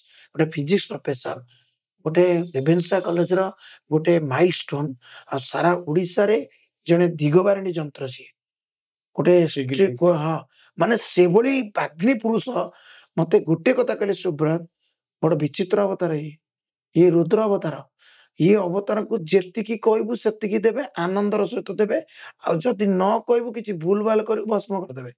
ତେଣୁ ତୁ ପ୍ରେୟାର କର, ଆଉ ଆମିଷ ନ ଛାଡିଲେ ତୁ ସଂଗଠନରେ ରହିପାରିବୁ ନାହିଁ। ଏ କଥାଟା ମତେ ବଡ ମୋ ଜୀବନ ପ୍ରତି ବହୁତ ବଡ ଚେଞ୍ଜ କଲା। ଆମିଷ ନ ଛାଡିଲେ ରହିପାରିବୁ ନାହିଁ, ସଂଗଠନ କାମ କରିପାରିବୁ ନାହିଁ, ଏ ଶବ୍ଦ ଗୁଡାକ ମତେ ବଡ ବିରୋଧାତ୍ମକ ହେଲା। ଆରେ ସ୍ୱାମୀଙ୍କ କାମ ଏପଟେ ଆମିଷ, ସ୍ୱାମୀଙ୍କ କାମ ଏପଟେ ଆମିଷ, ଚଏସ୍ କରିବାକୁ ପଡିବ ମତେ। ତ ମୁଁ କହିଲି ନା, ମତେ ଡାହାଣ ହାତରେ ସେ ମତେ ଶିଖେଇଥିଲେ, ଆଜି ଫିଜିକ୍ସ ପ୍ରଫେସର କହିଲେ, ଡାହାଣ ହାତରେ ତୁ ଧରିବୁ, ଦିସ୍ ଇଜ ରାଇଟ ହ୍ୟାଣ୍ଡ, ଏ ମୁଠାଟା ମଜବୁତ, ଲେଫ୍ଟ ହ୍ୟାଣ୍ଡ ଧରିଲେ ଲେଫ୍ଟ କରିଯିବ, ଚାଲିଯିବ, ଛାଡିଯିବ। ତ ଆମିଷଟାକୁ ଏପଟେ ପକେଇଦେ, ଆଉ ସ୍ୱାମୀକି ଏପଟେ ପକେଇଦେ। ତ ମୁଁ ସ୍ୱାମୀକି ଏପଟେ ଧରିଲି, ଆଉ ଏପଟେ ଗଲି, ଲୁଜ କରି କରି କରି କରି ଚାଲିଲେ, ଦିନେ ସେ ପଳେଇଲା। ହଠାତ୍ ସେ ମତେ କହିଲେ, ସୁବ୍ରତ, 3ଟା ପ୍ରେୟାର କର, ସଂଗଠନ ରହିବାକୁ ଚାହୁଁଛୁ? ହଁ ମଉସା, ମୁଁ ଟିକେ ସଂଗଠନରେ ମତେ ବହୁତ ଭଲ ଲାଗୁଛି, ମୁଁ ବାଳ ବିକାଶ ଗୁରୁ ହେଇକି ଜୀବନ ଯାକ ରହିବି। ନା ତାହେଲେ ଗୋଟେ କାମ କର, 3ଟା ପ୍ରେୟାର କରିବୁ, ଲେଖି ରଖ। ମୁଁ ଆଜି ପର୍ଯ୍ୟନ୍ତ ଲେଖି ରଖିଛି, ଆମ ଘରେ କାନ୍ଥରେ ମାରିଛି। ସେ ପ୍ରେୟାରଟା ହେଲା, ସ୍ୱାମୀ, ମୁଁ ସଂଗଠନରେ ରହିବାକୁ ଚାହେଁ, ମତେ ଆପଣ ସଂଗଠନରେ ରଖନ୍ତୁ, କାରଣ ଏ ସଂଗଠନ ଆପଣ କରିଛନ୍ତି। You are the creator, you are the preserver, you are the observer. ତାଙ୍କଠୁ ଶୁଣିଥିଲି ୱାର୍ଡ। ଏବଂ ଦ୍ୱିତୀୟରେ କହିଲେ, ତୁ ଗୋଟେ କାମ କରିବୁ, ପ୍ରେୟାର କରିବୁ, ସ୍ୱାମୀ, ସଂଗଠନ ରଖିଲେ କ'ଣ ହବ, ମତେ କିଛି କାମ ଦେବେ, ଖାଲି ମୁଁ ବସିବିନି। ଆଉ ସେ ଗୋଟେ ପ୍ରେୟାର ମତେ କାମ ଦେଇ ଚାଲିଛି। କାଲି ରାତିରେ ମୁଁ ପ୍ରେୟାର କରିଥିଲି, ପରଦିନ ବି କରିଥିଲି, ଆଜି ବି କରିବି, ଶେଷ ନିଶ୍ୱାସ ପର୍ଯ୍ୟନ୍ତ କରିବି, ଯେ ସ୍ୱାମୀ ମତେ କିଛି କାମ ଦେବେ। ତ ତୃତୀୟ କ୍ୱେଶ୍ଚିନ୍ ଆନ୍ସର କ'ଣ ହବ ମୁଁ ବି ଜାଣିନଥିଲି କ୍ୱେଶ୍ଚିନ୍ଟା। ତ ସେ କହିଲେ, ଶୁଣ, ଏ ସବୁ ପରେ ବି ସ୍ୱାମୀକି କହିବୁ, ସ୍ୱାମୀ, ମତେ କାମ ଦେଲେ ଭଲ, ସଂଗଠନ ରଖିଲେ ଭଲ, ପ୍ଲିଜ ସ୍ୱାମୀ, କୌଣସି ଅହଙ୍କାର ଦେବେନି। ବାଃ, ଏତିକି କଥା କହିଲା ବେଳକୁ ସ୍ୱାମୀଙ୍କ ସ୍ପିଚ୍ ମୋର ମନେ ପଡିଯାଉଛି। ସ୍ୱାମୀ କହିଛନ୍ତି, ଇଗୋ ଇଗୋ ଇଗୋ, ଯଦି ତୋର ଅହଙ୍କାର ଆସିଗଲା, କୋଉଠି ନା କୋଉଠି ସ୍ୱାମୀ କାଢିଦେବେ। ତ ସବୁ କରୁଥିବୁ, ସର୍ବାରମ୍ଭ ପରିତ୍ୟାଗୀ, ନିର୍ମମ ନିରହଙ୍କାର, ସ୍ୱାମୀ ଭକ୍ତ ସ୍ୱାମୀ ପ୍ରିୟ। ସବୁ କରୁଥିବୁ କିନ୍ତୁ ଉଦାସୀନ ରହୁଥିବୁ, ସବୁ କରୁଥିବୁ କର୍ତ୍ତା ଭାବ ନଥିବୁ। ଆଜି ବି ମୋର ମନେ ଅଛି, ଅନେକ ଲୋକ ପଚାରନ୍ତି, ଭାଇ ସେ ଯୋଉ ପ୍ରୋଜେକ୍ଟ ଆପଣ କରିଥିଲେ ବଢିଆ ଚାଲିଛି, ଆପଣଙ୍କର ଅବଦାନ ଭୁଲି ହବନି। କୋଉ କଥା? ନାଇଁ ଭାଇ କିଛି ମନେ ନାହିଁ କାହିଁକିନା ଠାକୁର ଅଭିରାମ ପରମହଂସଙ୍କ ତା ରସ ବିଷୟରେ ଲେଖିଛନ୍ତି ଅଜା ସବୁ କାଢି ନେଇ କାଙ୍ଗାଳ ସଜାଇ ଶ୍ରୀଚରଣେ ସ୍ଥାନ ଦିଅ। ତେଣୁ ବାଳ ବିକାଶ ଠୁ ଆକ୍ଚୁଆଲି ବାଳ ବିକାଶ ମୁଁ ଯାହା ଜାଣିଛି ମୋର ଅନୁଭୂତି ଆଉ ମୁଁ ସାରା ଓଡ଼ିଶାବାସୀ ସବୁ ବାଳ ବିକାଶ ପିଲାମାନଙ୍କ ପାଇଁ କହିବି ଗୁରୁମାନଙ୍କ ପାଇଁ କହିବି ବାଳ ବିକାଶ ହଉଛି ଗୋଟେ ମଣିଷ ଗଢା କାରଖାନା। ଯଦି ସେ ପଥର ବାଳ ବିକାଶରେ ପଡିଯିବ ତାହେଲେ ସେ ଗଣେଶ ମୂର୍ତ୍ତି ହେଇଯିବ, ଶିବ ମୂର୍ତ୍ତି ହେଇଯିବ, ବିଷ୍ଣୁ ମୂର୍ତ୍ତି ହେଇଯିବ। ସେଇ ପଥର ଯଦି ବାଳ ବିକାଶରେ ପଡିବ ନାହିଁ ଲୋକ ତାକୁ ପାହାଚ କରିଦେବେ, ଲୋକେ ତାକୁ ଅଲଗା କୌଣସି ଡେମନ ଡେଭିଲ କ୍ୱାଲିଟିର କ୍ୟାରେକ୍ଟର ତିଆରି କରିଦେବେ। ମୁଁ ଦେଖିଛି ମୋ ସାଙ୍ଗମାନେ ଯୋଉମାନେ ବାଳ ବିକାଶ ଆସିପାରୁନାହାନ୍ତି କେତେ କଲବଲ ହଉଛନ୍ତି ମୁଁ ଦେଖୁଛି। But we are so constructive and so strong minded. ଆମର ପ୍ରତ୍ୟେକଟି କମକୁଟ ଡିଜାଇନ ସୁନାକୁ ଅଳଙ୍କାର କରିଛନ୍ତି ଭଗବାନ। Salute to the all gurus of the Odisha. ଗୁରୁ ଗୁରୁମା ମାନଙ୍କୁ ପ୍ରଣାମ। ଯଦି ସେ ପ୍ରି ସେବା ଦଳ ପର୍ଯ୍ୟନ୍ତ ମୋର ବାଲ ବିକାଶ ଗୁରୁମା ମାନେ ମୋର ଦାୟିତ୍ୱ ନେଇନଥିବେ, ଆଜି ବି ମୋ ଗୁରୁମା ମତେ ଫୋନ କରନ୍ତି, ଭୁବନେଶ୍ୱର ରହୁଛନ୍ତି, ଯେ ତୁ ଠିକରେ ଖାଉଛୁ ତ, ଠିକରେ ରେଷ୍ଟ ନଉଛୁ ତ। ମୁଁ ଭାବୁଛି ବାପା ବୋଉଙ୍କ ପରେ ଯଦି କିଏ କେୟାରିଂ ହୁଅନ୍ତି ସେ ହଉଛନ୍ତି ବାଲ ବିକାଶ ଗୁରୁ। ସେ ସମୟରେ ଭାଇ ସଂଗଠନରେ ଆପଣ ଅନେକ ସମୟ ବିତାଉଥିଲେ, ଏ ଯୋଉ ସମୟ ବିତାଉଥିଲେ ସେତେବେଳେ ବାପା ମାଙ୍କର ସପୋର୍ଟ କେମିତି ଥିଲା ଆପଣଙ୍କ ପ୍ରତି? ଆକ୍ଚୁଆଲି ଆମର ଯେହେତୁ ସାଧାରଣ ପରିବାର, ମୋ ବାପା ଜଣେ ସାଧାରଣ ଚାଷୀ ଥିଲେ, କିନ୍ତୁ Bai nature I learn maximum things. ମାନେ ଯୋଉଟା ଯଦି କହିବେ ମାନେ ବାପା ହଉଛନ୍ତି ମୋର ପ୍ରକୃତ ମେଣ୍ଟର। ବାପା ଜଣେ ସୋସିଆଲ ୱାର୍କର ଥିଲେ, ବାପା 3ଟା ସ୍କୁଲ କରିଥିଲେ। ବାପାଙ୍କ ପାଖରେ ପଇସା ନଥିଲା କିନ୍ତୁ ବାପାଙ୍କର ମନୋବଳ ଷ୍ଟ୍ରଙ୍ଗ ଥିଲା। ବାପାଙ୍କୁ ସେଠି ଲୋକ ଗାନ୍ଧୀ ବୋଲି ଡାକନ୍ତି ଗାଁରେ। ଏମିତିକି ବାପା ଯେତେବେଳେ ଚାଲିଗଲେ କଲେକ୍ଟର ସ୍କୁଲ ଛୁଟି କରିଦେଲେ, ରାଷ୍ଟ୍ରୀୟ ମାନେ ଗୋଟେ ଜିଲ୍ଲାର କଲେକ୍ଟର ରହିଲେ, ନିଜେ ନିଜେ ଆଖି ଡୋନେସନ କଲେ, ତାଙ୍କ ଆଖି ଡୋନେସନ ଆମେ କରେଇଲୁ। ଆଉ ସେ ସ୍କୁଲ ମଧ୍ୟ ବନ୍ଦ ହେଲା, ଜିଲ୍ଲା ସ୍ତରରେ ବନ୍ଦ ହେଲା, ସଭାପତି ଜିଲ୍ଲା କଲେକ୍ଟର କହିଲେ। ଏବଂ ଏ ସବୁ ପରେ ବାପାଙ୍କଠୁ ପିଲାଦିନୁ ଶିଖିଥିଲି ବାପା ଭାରି ସ୍ୱାବଲମ୍ବୀ ଥିଲେ, ଆଉ ସାହସୀ ଥିଲେ, ଆଉ ପରାକ୍ରମୀ ଥିଲେ। ଆଉ ତାଙ୍କ ମାଇଣ୍ଡ ଟୋନ୍ ଆଣ୍ଡ ଟେମ୍ପର ସବୁବେଳେ ପରୋପକାର ଇଦମ ଶରୀରମ୍ ଥିଲା। ସବୁବେଳେ ତାଙ୍କ ମନରେ ଥିଲା ଯେ ଟୁ ହେଲ୍ପ ଅଦର୍ସ। ଆଉ ମୁଁ ଦେଖୁଥିଲି ବାପା ଭଗବାନଙ୍କର ଗୋଟେ ସାକାର ରୂପ ଥିଲେ, ନୋ ଡାଉଟ। ସାଧାରଣ ଜୀବନରେ ସେ ଜଣେ ମଣିଷ ଥିଲେ, ମାନେ ଏମିତି ନର୍ମାଲ ଲାଇଫ ତାଙ୍କର ଥିଲା, କିନ୍ତୁ ତାଙ୍କ ମୁଣ୍ଡ ରହୁଥିଲା ସବୁବେଳେ ହେଲ୍ପ, ତାଙ୍କଠୁ ଶିଖିଥିଲି। ଏବଂ ତାଙ୍କୁ ଯେତେବେଳେ ମୁଁ ସଂଗଠନରେ ବାହାରୁଥିଲି ବାପାଙ୍କର ହେଲ୍ପିଂ ମାଇଣ୍ଡେଡ, ଭଲ କାମ କରିବା, ଗଛ ଲଗେଇବା, ରକ୍ତଦାନ କରିବା, ଲୋକଙ୍କୁ ଇନ୍ସପାୟାର କରିବା, ଟ୍ୟୁସନ କରିବା, ଝିଅମାନଙ୍କର ଗାଁର ଗରିବ ଝିଅମାନଙ୍କର ବାହାଘର କରେଇଦବା, କାହାର ଘର ତିଆରି, ଏଇସବୁ ତାଙ୍କର ମଜାଗତ ରକ୍ତଗତ ଥିଲା।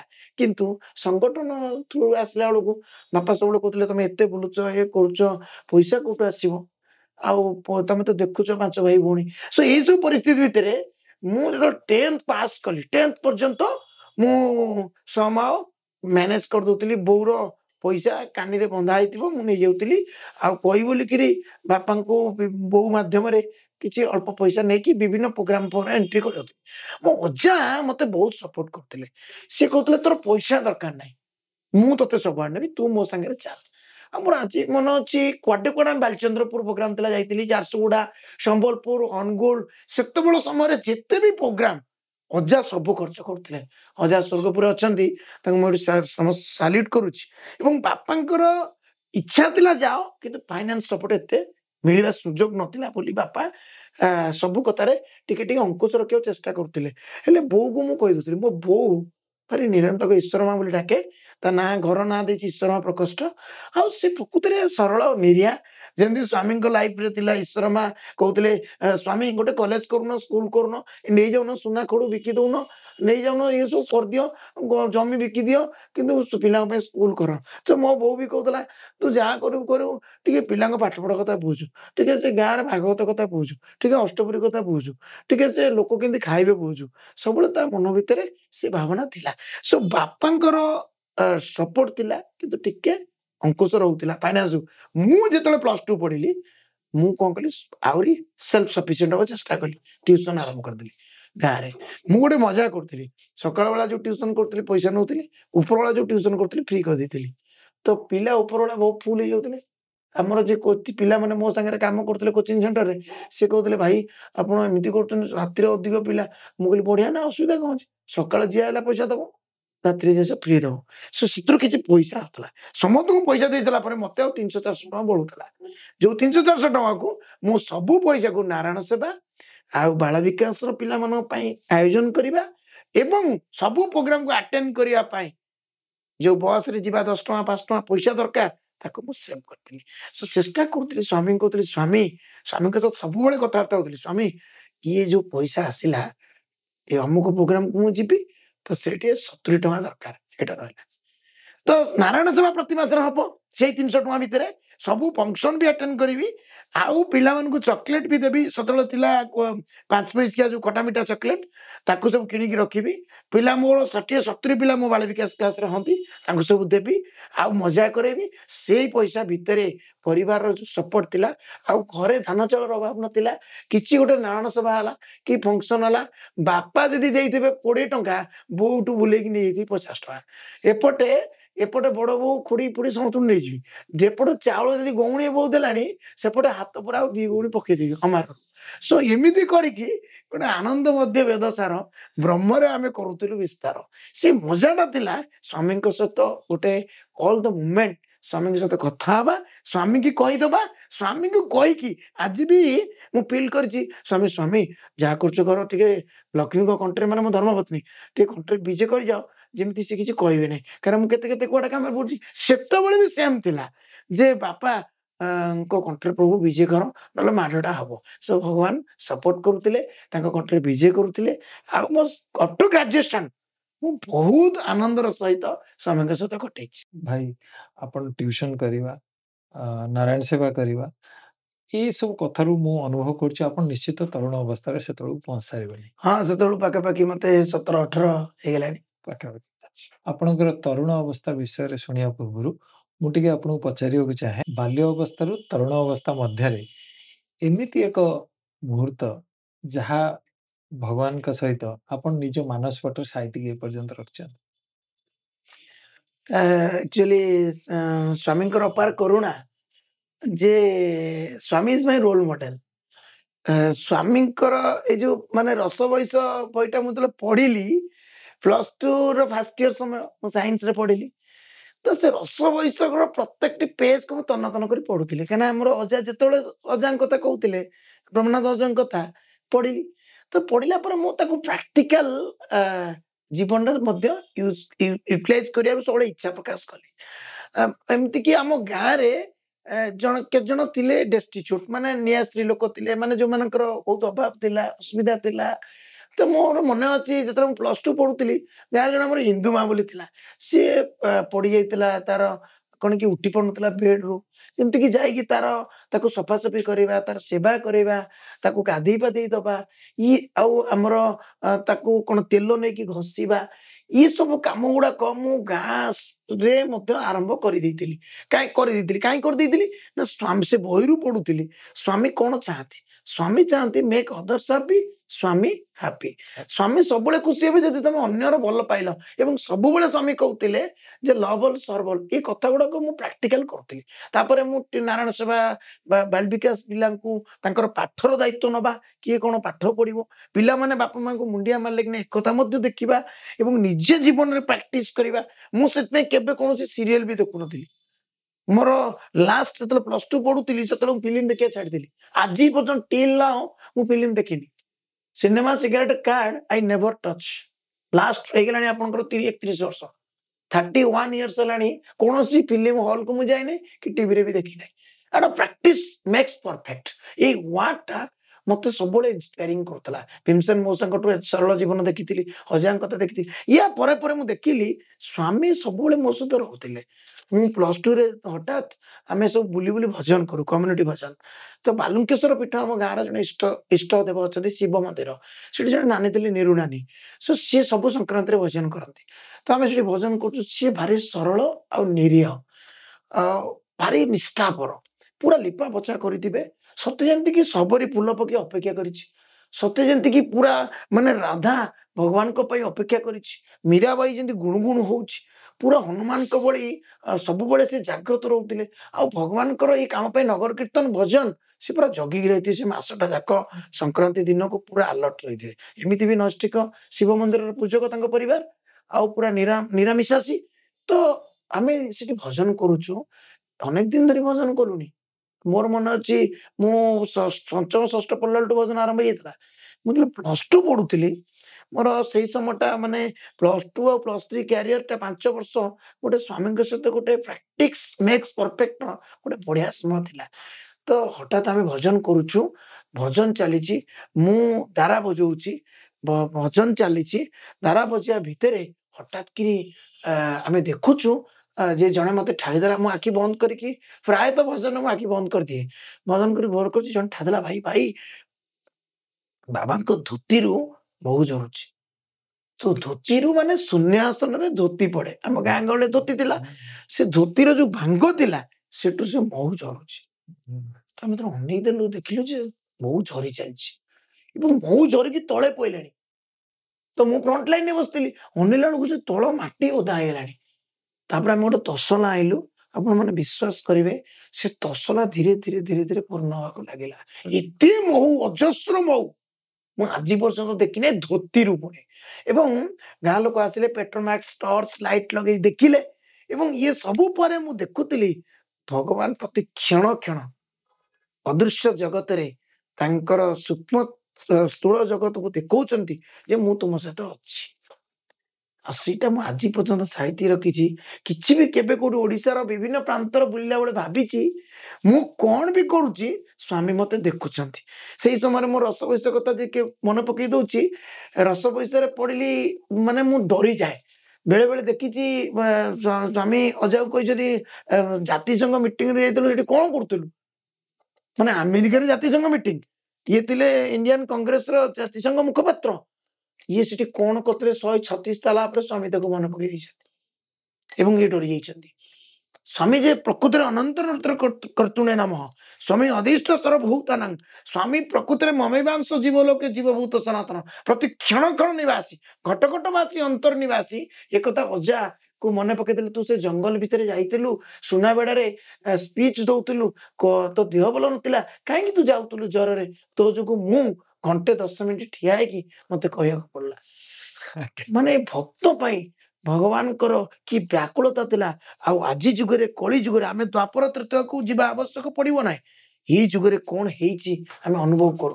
ସବୁ ସେଥିପାଇଁ ମୁଁ ପ୍ରତ୍ୟେକଟି କଥାକୁ ତାକୁ ମନେ ପକଉଥିଲା। ଆରେ ଏଇ ସ୍ୱାମୀ ଏଇଠି ବସିଥିଲେ, ଆମମାନଙ୍କର ଭଜନରେ ଖୁସି ହେଇକି ସିଏ ଆମକୁ ଏ ଆଶୀର୍ବାଦ ଦେଲେ। ପ୍ରକୃତରେ ସ୍ୱାମୀଙ୍କର ବିନା ଆଜ୍ଞାରେ କିଛି ହବ ନାହିଁ। ମନ ଚିତ୍ତ ନିର୍ମଳ, ମନ ନିର୍ମଳ ଏବଂ ଭଗବାନଙ୍କ ପାଇଁ ସମ୍ପୂର୍ଣ୍ଣ ସମର୍ପିତ ଭାବନା ହିଁ ଆମକୁ ସ୍ୱାମୀଙ୍କର ଉପସ୍ଥିତି, ଡିଭାଇନ୍ ପ୍ରେଜେନ୍ସ ସହିତ କନେକ୍ସନ୍ କରିପାରିଛି। ସାଇରାମ। ଭାଇ, ମୁଁ ଆପଣଙ୍କ ବାଲ୍ୟ ଅବସ୍ଥା ବିଷୟରେ ତ ଶୁଣିଲି, ତରୁଣ ଅବସ୍ଥା ତତ୍ ସହିତ ଶ୍ରୀ ସତ୍ୟ ସାଇ ସଂଗଠନରେ ଯୁବ ଅବସ୍ଥା କିପରି ଥିଲା ସେ ବିଷୟରେ ଟିକେ କୁହନ୍ତୁ ଭାଇ। ସାଇରାମ।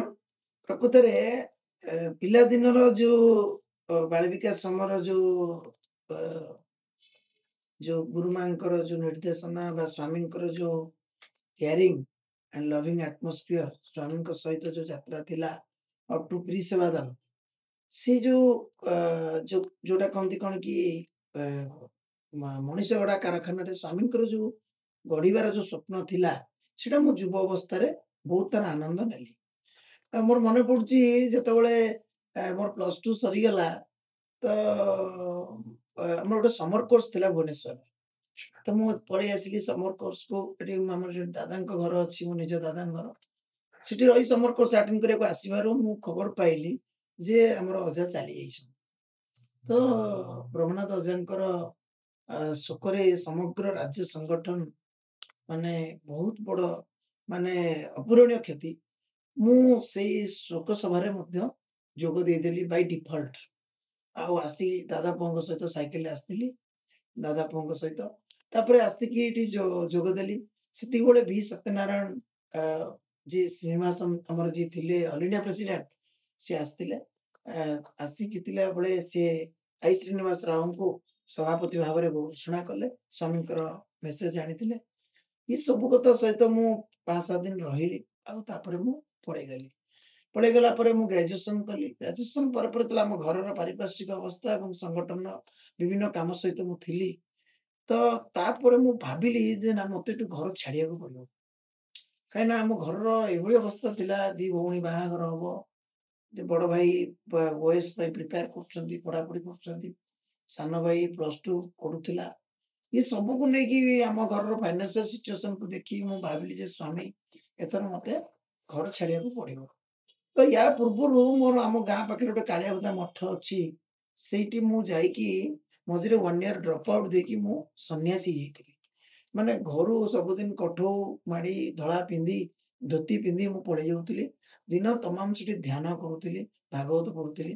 ତ ବଡ ଭାଇଙ୍କର ବହୁତ ବିରକ୍ତି ହେଲେ ଆଉ ବହୁତ ଗାଳି କଲେ, ବହୁତ ମତେ ବୁଝେଇଲେ ଯେ ନାଇଁ ତତେ ଗ୍ରାଜୁଏସନ କରିବାକୁ ପଡିବ। ତ ପୁଣି ସ୍ୱାମୀକି ଗ୍ରାଜୁଏସନ ପରେ ପଚାରିଲି, "ସ୍ୱାମୀ ମୁଁ ତ ସନ୍ନ୍ୟାସୀ ହେଇଯିବାକୁ ଚାହୁଁଥିଲି, କାଇଁ ମତେ ଗ୍ରାଜୁଏସନ ପଢଉଥିଲ? ଘରର ଅବସ୍ଥା ଏଇଆ, ମୁଁ ମୋର ଯୁଆଡେ ପଳେଇଥାନ୍ତି ପଳେଇଥାନ୍ତି।" ତ ସେତିକିବେଳେ ସ୍ୱାମୀଙ୍କର ଯୋଉ ଲେଖା, ସନାତନ ସାରଥିର ଲେଖା ମତେ ଅଭିଭୂତ କରିଥିଲା ଯେ ପ୍ରଥମେ ତୁମେ ପିତାମାତାଙ୍କ ପ୍ରତି କର୍ତ୍ତବ୍ୟ କର ଏବଂ ତାପରେ ତୁମେ ତୁମର ସମାଜ ପ୍ରତି କର୍ତ୍ତବ୍ୟ କର। ତାପରେ ତୁମର ବ୍ୟକ୍ତିଗତ ଜୀବନକୁ ତୁମେ କ୍ୟାରିୟର ଆଣ୍ଡ କ୍ୟାରେକ୍ଟରକୁ ସଜାଡ। ତାପରେ ତୁମେ ସନ୍ନ୍ୟାସର ମାର୍ଗ ବାଇ ଅଟୋମେଟିକାଲି ତୁମେ ପାଇଯିବ। ଆଉ ଏବେ ମୁଁ ସନ୍ନ୍ୟାସର ମାର୍ଗ ପାଇସାରିଲିଣି।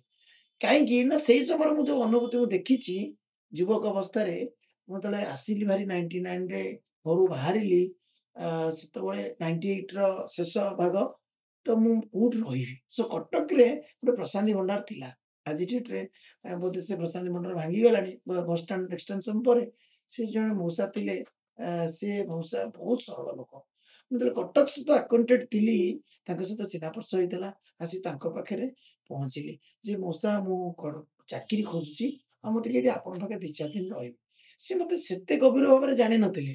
ଠିକ କିନ୍ତୁ ପ୍ରହ୍ଲାଦ ଅଜାଙ୍କ ନାଁ କହିବାରୁ ସେ ମତେ ସୁଯୋଗ ଦେଲେ। ଆଉ ତାଙ୍କ ଘରେ ମୁଁ 3-4 ଦିନ ରହିଲି। ସେ ଯୋଉ ପାହାଚ ତଳକୁ ଓହ୍ଲେଇଗଲେ ପ୍ରଶାନ୍ତି ଭଣ୍ଡାର, ସେଠି ରହିଲି।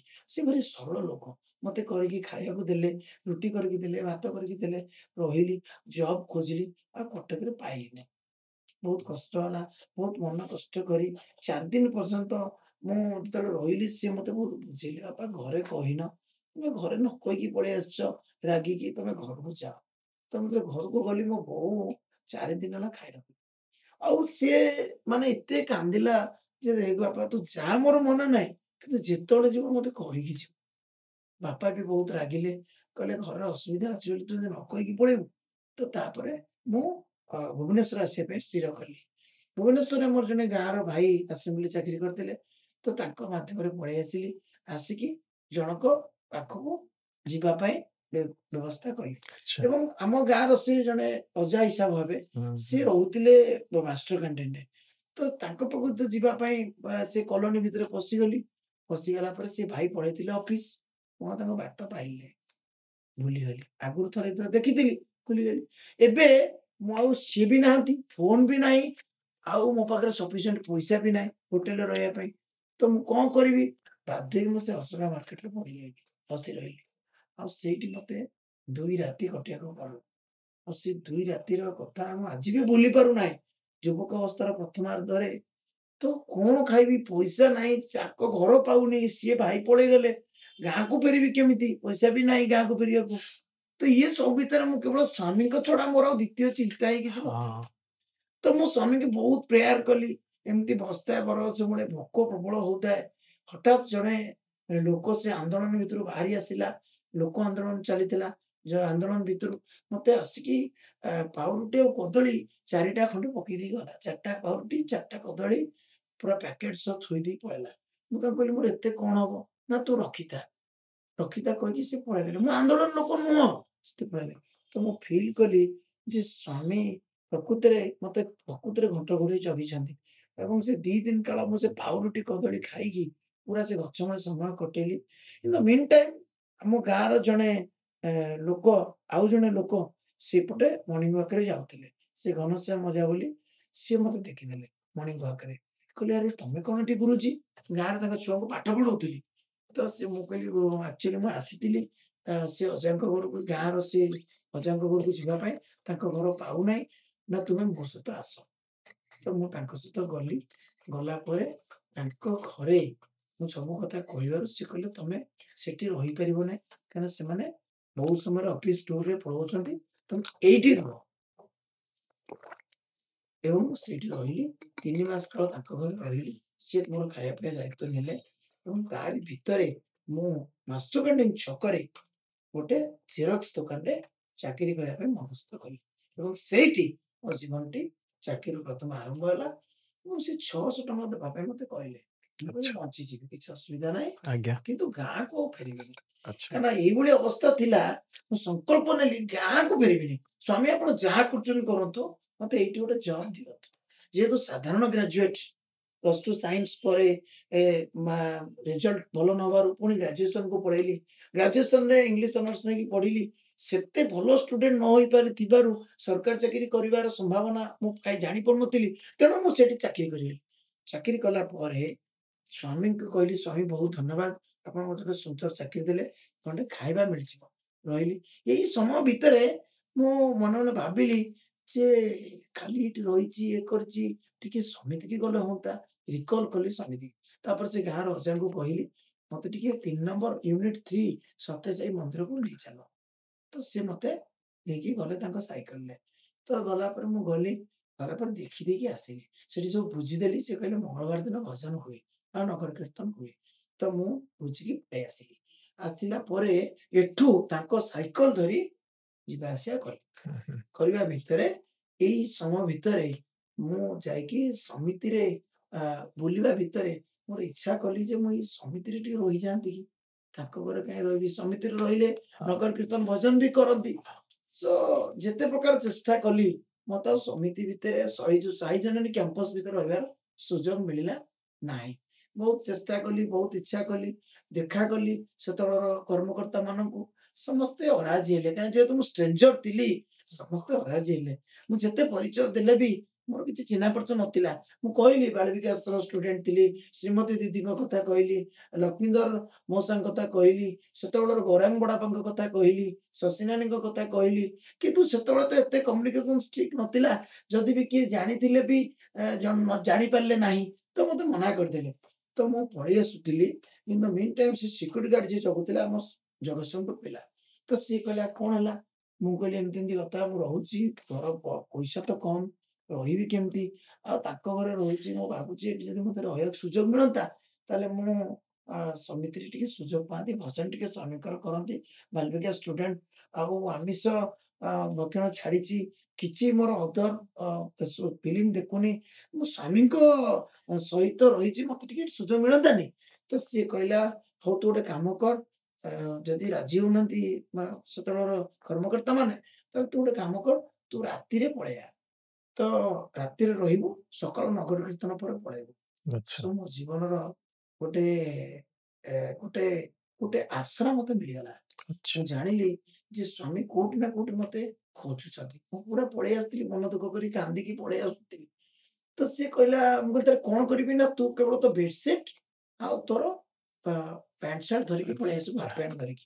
ତ ମୁଁ ମୋର ବେଡସିଟ୍ ଖଣ୍ଡେ ଆଉ ହାଫ୍ ପ୍ୟାଣ୍ଟ ଧରିକି, ଗାମୁଛା ଧରିକି ମୁଁ ପଳେଇ ଆସିଲି ବ୍ୟାଗରେ। ସବୁଦିନ ରାତିରେ ଆସେ ଆଉ ସକାଳୁ ପଳାଏ। ଆଚ୍ଛା। ତ ଇଏ ଯେତେବେଳେ ଆସିଲି, ତ ମୁଁ ଦେଖିଲି ରାତିରେ ଶୋଉଛି। ସେତେବେଳେ ଉପର ଘର ହେଇନଥିଲା। ଗଣେଶ ଗେଟ୍ ପଛପଟେ ଯୋଉ ଛାତ ଘର, ଆଜବେଷ୍ଟ ଘର ଥିଲା। ତ ମୁଁ ରହିଲି। ରହିବା ପରେ ସବୁଦିନ ସକାଳୁ ନଗର କୀର୍ତ୍ତନ ପରେ ମୁଁ ବାହାରିଯାଏ। ତ ରାତିରେ ରହିବା, ସକାଳୁ ନଗର କୀର୍ତ୍ତନ ପରେ ପଳେଇ ଯିବା, ୟା ଭିତରେ ମୁଁ ଗୋଟେ କାମଟିକୁ ଆଦରି ନେଲି। ଯେହେତୁ ଗାଁରୁ ସବୁ ଜିନିଷ ଶିଖିଥିଲି, ଗାଁରେ ରହିଲା ବେଳେ ବି ଲୋକଙ୍କର ସେବା କରୁଥିଲି ଏବଂ ନାରାୟଣ ସେବା କରୁଥିଲି, ସ୍ୱଚ୍ଛତର ଦିବ୍ୟତ୍ୱ, ନଳକୂଅ ସଫା କରିବା, ଗାଁ ଲୋକଙ୍କର ସେବା କରିବା ଏବଂ ରାସ୍ତା ସଫା କରିବା, ଏସବୁ ହାବିଟ ମୋର ଜୀବନରେ ଥିଲା। ତ ଏଠି ମଧ୍ୟ ମୁଁ ଭାବିଲି ଯେ ସ୍ୱାମୀଙ୍କର ଏଠି ଶୋଇବି, ଇଲେକ୍ଟ୍ରି ଜଳୁଛି, ଫ୍ୟାନ୍ ଲାଗିଛି, ଘର ଭଡା ତ ନେଇପାରିବି ନାହିଁ, 600 ଟଙ୍କା ଦରମା। ତ ଯଦି କୋଉଠି ଘର ଭଡା ଦେଇଥାନ୍ତି, 500 ଟଙ୍କା ଦେଇଥାନ୍ତି, କୋଉଠୁ ପଇସା ଆଣିଥାନ୍ତି? ତ ଏଇଠି ମଧ୍ୟ ମୁଁ ରହିଲି, ଯେହେତୁ ମୋ ଘର। ତ ମୁଁ କଣ କଲି, ସବୁଦିନ ସେ ଲାଟ୍ରିନ୍ ବାଥରୁମକୁ ସଫା କଲି। ଆସିବି ମାନେ ଆଗ ବ୍ୟାଗଟା ଥୋଇଦେବି, ଗାମୁଛା ପିନ୍ଧିଦେଇକି ବାଥରୁମ ସଫା କରିବି। ସଫା କଲା ପରେ ଯାଇକି ଶୋଇବି। 12ଟା ବେଳକୁ ଶୋଇବି। ଶୋଇକି ସକାଳୁ ନଗର କୀର୍ତ୍ତନ କରିକି ପଳେଇବି। ଏମିତି ଏମିତି ହେଇ ମୋର ଜୀବନ ଯେତେବେଳେ ଭୁବନେଶ୍ୱରରେ ଆରମ୍ଭ ହେଲା, ସବୁ ବଡ଼ ବାପା ଖବର ପାଇଲେ। ମୋ ନିଜ ବଡ଼ ବାପା ପ୍ରଫେସର ବିସି ରାଉତ, ଯିଏ ପଲିଟିକାଲ ସାଇନ୍ସର। ତ ସିଏ ଗାଁରୁ ଖବର ପାଇଲେ ଯେ ମୁଁ ଭୁବନେଶ୍ୱରରେ ରହୁଛି। ବାପାଙ୍କୁ ବହୁତ ବିଗିଲେ, କହିଲେ ଆରେ ସେ ଭୁବନେଶ୍ୱର ରହୁଛି ମତେ କହିଲୁନି। ତ ମତେ ବାପା ଖବର ଦେଲେ ସେ ଭାଇଙ୍କ ହାତରେ ଯେ ତୁ ବଡ଼ବାପାଙ୍କୁ ଦେଖା କର। ତ ବଡ଼ବାପାଙ୍କୁ ମୁଁ ଦେଖା କଲି। ସୋ ବଡ଼ବାପା ଗୋଟେ ତାଙ୍କର ଯୋଉ ବହି ବିଜନେସ୍ ଥିଲା, ସେଇଠି ମତେ ଗୋଟେ ଜବ୍ ଦେଲେ। ମାଷ୍ଟର ଆମର ପାର୍କଲ ବିଲ୍ଡିଂରେ ମୁଁ ତାଙ୍କ ପାଖରେ 1200 ଟଙ୍କାରେ ଜଏନ୍ କଲି। ସୋ ମୋ ଲାଇଫ ବିକେମ୍ ପୁରା ଏକଦମ ହାପିନେସରେ ଭରିଗଲା। 600 ଟଙ୍କା ଚାକିରିଟା ହଠାତ୍ କରି ଡବଲ ହେଇଗଲା। ଯେତେବେଳେ ଡବଲ ହେଇଗଲା ମୁଁ ବହୁତ ଖୁସି ହେଇଗଲି। ଏବଂ ତାପରେ ମୁଁ ସମିତିରେ ସେତେବେଳକୁ ଜନନୀ ସହିତ ଆକ୍ୱାଣ୍ଟେଡ ହେଇଯାଇଥିଲି, ସତ୍ୟସାଇ ସେବା ସମିତି ସହିତ। ଇତି ଆକ୍ୱାଣ୍ଟେଡ ପରେ ଦିନେ ହଠାତ୍ ତତ୍କାଳୀନ କନଭେନର ଡାକିଲେ ସିକ୍ୟୁରିଟି ଗାର୍ଡକୁ, କହିଲେ ଏଇ ବାଥରୁମ ଗୁଡ଼ା କିଏ ସଫା କରୁଛି, କିଏ ମନ୍ଦିର ଓଳଉଛି? ନା ଆପଣ ଯୋଉ ପିଲାକୁ ମନା କରିଦେଇଥିଲେ ସଂଗଠନରେ ଭାଇମାନେ, ସେଇ ପିଲା ସବୁ ସଫା କରୁଛି। ନା ତାହେଲେ ତାକୁ ଡାକ। ତ ମତେ ଦିନେ ଡାକିଲେ। ଡାକିଲା ପରେ ମତେ କହିଲେ ଦେଖ ତମେ ଏଥର ଆସିକି ସମିତି ଏତେ କାମ କରୁଛ, କେମିତି ଏସବୁ କାମ ଶିଖିଲ? ମୁଁ କହିଲି ମୁଁ ସେବା ଦଳ ପାସ୍ କରିଛି, ସଂଗଠନ ପିଲା, ସ୍ୱାମୀଙ୍କର ଲାଇଟ୍ ରହିବି, ଘରେ ରହିବି, ଆଉ କିଛି ଯଦି ନ କରିବି କାହିଁକି ରହିବି? ତ ଏ ଗ୍ରାଟିଚ୍ୟୁଡ ମୋର ଥିଲା ଯେ ସ୍ୱାମୀ ମତେ ସୁଯୋଗ ଦେଇଛନ୍ତି, ମୁଁ ରହିବି ମାନେ ନିଶ୍ଚିତ ଭାବରେ ଜାଗାକୁ ସଫା କରିବି। ତ ସେ କହିଲେ ନା ତମେ ଏଠି ପୁରା ରହିଯାଅ। ଆଚ୍ଛା, ସେ ସମୟରେ ତତ୍କାଳୀନ କନଭେନର କିଏ ଥିଲେ? ମୋର ଯାହା ମନେ ପଡୁଛି ରମାକାନ୍ତ ଭାଇ ଥିଲେ। ଆଚ୍ଛା, ରମାକାନ୍ତ ଆଉ ଦାସ। ପ୍ରକୃତିରେ ମୁଁ ତାଙ୍କୁ ପ୍ରଣାମ କରୁଛି। ଭାଇଙ୍କ ଯୋଗୁ ମୁଁ ସୁନ୍ଦର ସୁଯୋଗଟିଏ ପାଇଲି, ଆଉ ଜନନୀ ହେଇଗଲା। ସାଇ ଜନନୀ ସେତେବେଳେ ନାଁ ଦିଆଯାଇନଥିଲା, କିନ୍ତୁ ସତ୍ୟସାଇ ସେବା ସମିତି ଭୁବନେଶ୍ୱର ହେଇଗଲା ମୋର ଘର। ଏବଂ ସେ ଘର ରହିବା ପରେ ଆମେ ସବୁ କଣ କଲୁ, ସେତେବେଳକୁ ଆମେ ଯଶବନ୍ତ ଭାଇ ଥିଲା, ଉମେଶ ଭାଇ ମଧ୍ୟ ଥିଲେ, ସୁରତ ଭାଇ, ବିଦ୍ୟାଧର ଭାଇ, ଓକିଲ ଭାଇ, ଇଏ ସବୁକୁ ମିଶି ଆମେ ଗୋଟେ 16 ଜଣିଆ ଗୋଟେ ମେସ୍ କଲୁ। ସେ ମେସ୍ର ନାଁ ଦେଲୁ ଶ୍ରୀ ସତ୍ୟସାଇ ସାଉଥ କ୍ୟାଣ୍ଟିନ୍। ଏବଂ ସେ ସାଉଥ କ୍ୟାଣ୍ଟିନ୍ ନାଁ ଦେଲୁ। ନାଁ ଦେଲା ପରେ ମୁଁ କହିଲି ସାଉଥ କ୍ୟାଣ୍ଟିନ୍ ଦେଲେ କଣ ହବ ନା ସ୍ୱାମୀଙ୍କୁ ମନେ ପକେଇବା।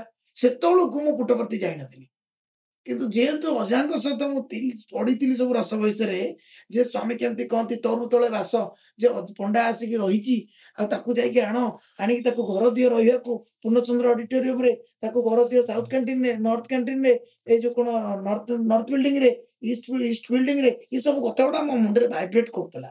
ତ ରହିଲା ପରେ ଆମେ ଗୋଟେ ପ୍ଲାନ୍ କଲୁ ଯେ ସବୁଦିନ ସମସ୍ତେ, ଯଶବନ୍ତ ଭାଇ ଡ୍ରାଇଭର, ଓକିଲ ଭାଇ ଜଣେ ଏନଜିଓ ମାଲିକଙ୍କ ଘରେ ଥିଲା, ଆଉ ସୁରତ ଭାଇ ହେରିକା ସାଧାରଣ ପ୍ରେସର ଷ୍ଟାଫ, ସମସ୍ତେ ଆମେ ପୁରା ସାଧାରଣରୁ ସାଧାରଣ, ମାନେ ଇନକମ୍ କମ୍। ତେଣୁ ମୁଁ ତାଙ୍କୁ ସବୁ ଉସ୍କେଇଲି, ଚାଲ ଯିବା ସବୁଦିନ ନଗର କୀର୍ତ୍ତନ। ରତିକାନ୍ତ ବି ଥିଲା, ବାପୁ ବି ଥିଲା ସିକ୍ୟୁରିଟି ଗାର୍ଡ, ରତିକାନ୍ତ ଥିଲା ଜେରକ୍ସ ଦୋକାନ ଚାକିରି କରିଥିଲା। ଇଏ ସମସ୍ତେ ଆମେ ମିଶିକି କଣ କଲୁ, ନଗର କୀର୍ତ୍ତନ କଲୁ। ଏବଂ ତା ନାଁ ସ୍ୱାମୀଙ୍କର ବହିରୁ ପଢିଥିଲି, ସତ୍ୟମ ସୁନ୍ଦରମରେ ପଣ୍ଡରୀ ଭଜନ ଦଳ ଗଠନ ଏବଂ ରସ ବୈଶ, ଏ ସବୁ କଥା ମୁଁ କହିଲି ପଣ୍ଡରୀ ଭଜନ ଦଳ ନାଁ ଦେଇଦବା। ତ ଆମେ ତାଙ୍କୁ ନାଁ ଦେଇଦେଲୁ। ସବୁଠିକି ନଗର କୀର୍ତ୍ତନ ଯିବୁ ମାନେ 16 ଜଣ ଯିବୁ, 15 ଜଣ 16 ଜଣ ଡେଲି ନଗର କୀର୍ତ୍ତନ କଲୁ। ମେନ୍ ଉଦ୍ଦେଶ୍ୟ ତା ଦେହରେ କଣ ଥିଲା, ଚାହା ବିସ୍କୁଟ ଟିକେ ଖାଇବାକୁ। ତ ଯେହେତୁ ସମସ୍ତଙ୍କର ଇନକମ୍ କମ, ମୁଁ କହିଲି ଭାଇ ଏଇ ମାଧ୍ୟମରେ ସକାଳ ଚାଟା ହେଇଗଲା, ବିସ୍କୁଟ ଟିକେ ହେଇଗଲା, ଆଉ ଟେନସନ ନାହିଁ। ତାପରେ ଚୁଡା କଦଳୀ ଖାଇଦେଇକି ଆମେ ପଳେଇ ଯାଉ। ତ ଇଏ ଯୋଉ ଲାଇଫ, ସ୍ୱାମୀଙ୍କର ଭଜନ, ନଗର କୀର୍ତ୍ତନ, ସମିତି ସଫା କରିବା ଏବଂ ନାରାୟଣ ସେବା ସହିତ ଇନଭଲଭମେଣ୍ଟ, ସେତେବେଳେ ପ୍ରତ୍ୟେକ ରବିବାର ନାରାୟଣ ସେବା ଚାଲିଥିଲା ସମିତିରେ, ଭୁବନେଶ୍ୱର ସମିତିରେ। ସେ ନାରାୟଣ ସେବା ଇନଭଲଭମେଣ୍ଟ ହେବା, କୌଣସି ଫଙ୍କସନ ପଡିଲେ ରାତି ଯାକ ଅନିଦ୍ରା ହେଇକି ସେବା କାର୍ଯ୍ୟକ୍ରମରେ ରହିବା, ସଫେଇ କରିବା, ଇଏ ସବୁ ସହିତ ମୋ ଯୁବକ ସମୟଟା ଗୋଟେ ଆନନ୍ଦ ଭିତରେ ରହିଲା। ଏବଂ ମୁଁ ଭାବୁଥିଲି ଯେ ମୁଁ ଯଦି ଭୁବନେଶ୍ୱରକୁ ପଳେଇ ଯିବି, ସଂଗଠନରେ ରହିପାରିବି ତ? ସେମ୍ ପ୍ରେୟାର ମତେ ମନେ ପକେଇଲା ଯେ ସ୍ୱାମୀ ମତେ ସଂଗଠନରେ ରଖ, ସ୍ୱାମୀ ମତେ ସେବା କାର୍ଯ୍ୟ ଦିଅ, ସ୍ୱାମୀ ସବୁ ଦେବା ପରେ ଇଗୋ ଦିଅନି। ଏ ତିନିଟା ପ୍ରେୟାର ମତେ ସବୁଦିନ ଭାଇବ୍ରେଟ କରୁଥିଲା। ଆଉ ସେମ୍ ଷ୍ଟ୍ରକ୍ଚର କେବେ ବି ଭୁଲି ନାହିଁ। ସେ ପ୍ରେୟାର ଆଜି ପର୍ଯ୍ୟନ୍ତ ମୁଁ କରୁଛି। ସକାଳୁ ଉଠିଲେ କରା ବସିଲେ ସମସ୍ତଙ୍କୁ ଶିଖାଏ, ନିଜେ କରେ, ବଡ ପାଟିରେ କରେ। ରକ୍ଷା କବଚ, ରକ୍ଷା ମନ୍ତ୍ର, ମୋ ଗୁରୁମାଙ୍କ କଥା ମୋର ମନେ ପଡେ। ଏ ଜୀବନର ଏକମାତ୍ର ରକ୍ଷା କବଚ, ଏକମାତ୍ର ରକ୍ଷା ମନ୍ତ୍ର, ଏକମାତ୍ର ଦୀକ୍ଷା ମନ୍ତ୍ର, ଏକମାତ୍ର ଜୀବନର ଭିକ୍ଷା ମନ୍ତ୍ର, ଏକମାତ୍ର ଜୀବନର ବଞ୍ଚିବାର ମନ୍ତ୍ର ହଉଛି କରାଗ୍ରେ ବସି ଲକ୍ଷ୍ମୀ। ସୋ ବଡ଼ ପାଟିରେ ବୋଲିକି ବୋଲେ ଏବଂ ତାକୁ କରେ। ଆଉ ନଗର କୀର୍ତ୍ତନ ଭଜନ ସଫେଇ ସେବା କାର୍ଯ୍ୟକ୍ରମ ସବୁ ଜାଗାରେ ଆମେ ସାଇକେଲରେ ପୁରା ଏପଟେ କୁଳଥିଆ ଖଣ୍ଡଗିରି ସମିତି ପର୍ଯ୍ୟନ୍ତ, ସେପଟେ ପୁରା ଦାରୁଟଙ୍ଗ ଭଜନ ମଣ୍ଡଳୀ ପର୍ଯ୍ୟନ୍ତ, ସେପଟେ ପୁରା ବେଣୁପୁର ବାଲିକାନ୍ତିଆ ପର୍ଯ୍ୟନ୍ତ, ଏପଟେ ପୁରା ଆପଣ ପଳେଇବେ ପୁରା ବାଳକାଟି ପର୍ଯ୍ୟନ୍ତ, ଲିଙ୍ଗରାଜ ସମିତିର ଯେତେ କାର୍ଯ୍ୟକ୍ରମ ଥିଲା ବୋତଣ୍ଡା ବୋତାଖାଲ ସୁନ୍ଦରପଦା ପର୍ଯ୍ୟନ୍ତ ଆମେ ସବୁ ସାଇକେଲରେ ବୁଲୁଥିଲୁ। ଆଉ ଘର ଘର ନଗର କୀର୍ତ୍ତନ ଯାଉଥିଲୁ, ଆଉ ସବୁ ଘରକୁ ଭଜନ ଯାଉଥିଲୁ। ଆଉ ସେ ଆନନ୍ଦକୁ ଆମେ ଭଗବାନଙ୍କ ସହିତ ସକାଳ 8ଟା ଭିତରେ ସବୁ ଆନନ୍ଦକୁ ନେଇ ଯାଉଥିଲୁ। ତାପରେ ମୁଁ ପଳେଇ ଯାଉଥିଲି ପ୍ରାଇଭେଟ ଜବ୍ ବଡ଼ବାପାଙ୍କ ଦୋକାନରେ ଚାକିରି କରିଥିଲି। ବାଃ! ମାନେ ଯାହାକୁ କୁହନ୍ତି power pack energetic youth life. ସେ ମାନେ ଏଇ ଯୋଉ ଜର୍ଣ୍ଣିଟା ବଡ଼ ଇନ୍ସପାୟାରିଂ ଜର୍ଣ୍ଣି ଭାଇ। ମାନେ ଯେତେ ଷ୍ଟ୍ରଗଲ୍ ଆସୁ ଯାହା ଆସୁ ତାକୁ ଛୁମନ୍ତ୍ର କରିଦିଅ। बस only thing is Swami Swami Swami बस तांको डेडिकेट कर दियो, तांको सरेंडर कर दियो, कर दे निज जय यात्रा को आगो नहीं चलो, बस बाकी rest he will take care. आम से विषय आउ किछि भाबियार आवश्यकता नहीं। खूब सुंदर अनुभूति। 2000 मसीह रे 6 नंबर हॉस्पिटल रे आईडीएच वार्ड सेवार शुभारंभ होता, जोटा कि कोविड समय बंद हो गला। जेहेतु भाई आपण अनेक समय आईडीएच वार्ड अतिबाहित करथिले, हमर आगामी पीढ़ी एवं वर्तमान दर्शक जो माने कि जानि नांदी आईडीएच वार्ड सेवा कौन, आईडीएच वार्ड सेवा किपरि होतिला से विषय टिके कहंत। साईराम प्रकृत रे जहाँ मु शिखुतिली जीव अवस्था को जतले आसिली भगवान होचने हमरो मोर रोल मॉडल। तो भगवान श्री सत्यसाई बाबा कर नाटा जितेबले भी पृथ्वी रे किए सुनती बा जिते भी जी भी सुनी समस्त जानते से होचने सेवार अवतार। एवं फ्रॉम दी बिगिनिंग भगवान ताको पिला दिनरु खाद्य त्याग करी खाद्य दे दबा एवं किबड़ी भावरे बेंग मान को मुक्त करिबा, किबड़ी भावरे पशु पक्षी प्रति भगवान को हृदय भाव एवं विकल सही न परिबा, इवन कि माने मांस कटा विरोध करिबा एवं पानी बोही की पहाड़ ऊपर ने की गुरुजन मान को दबा एवं ये सब काम जे निज जेजेबापा को से जो तैयारी करके दबा गरम पानी बा जो हमर रसम संबर ये सब को तर अधिक रु अधिक इंस्पायर हेतिली। तो भुवनेश्वर रहिली ये सब काम भितरे प्राइवेट जॉब भितरे कम पैसा भितरे आमे मन भितरे भाबुतलु जे मु भाबुतली कोन सेवा करियो, सब सेवार अपॉर्चुनिटी को खोजुतली।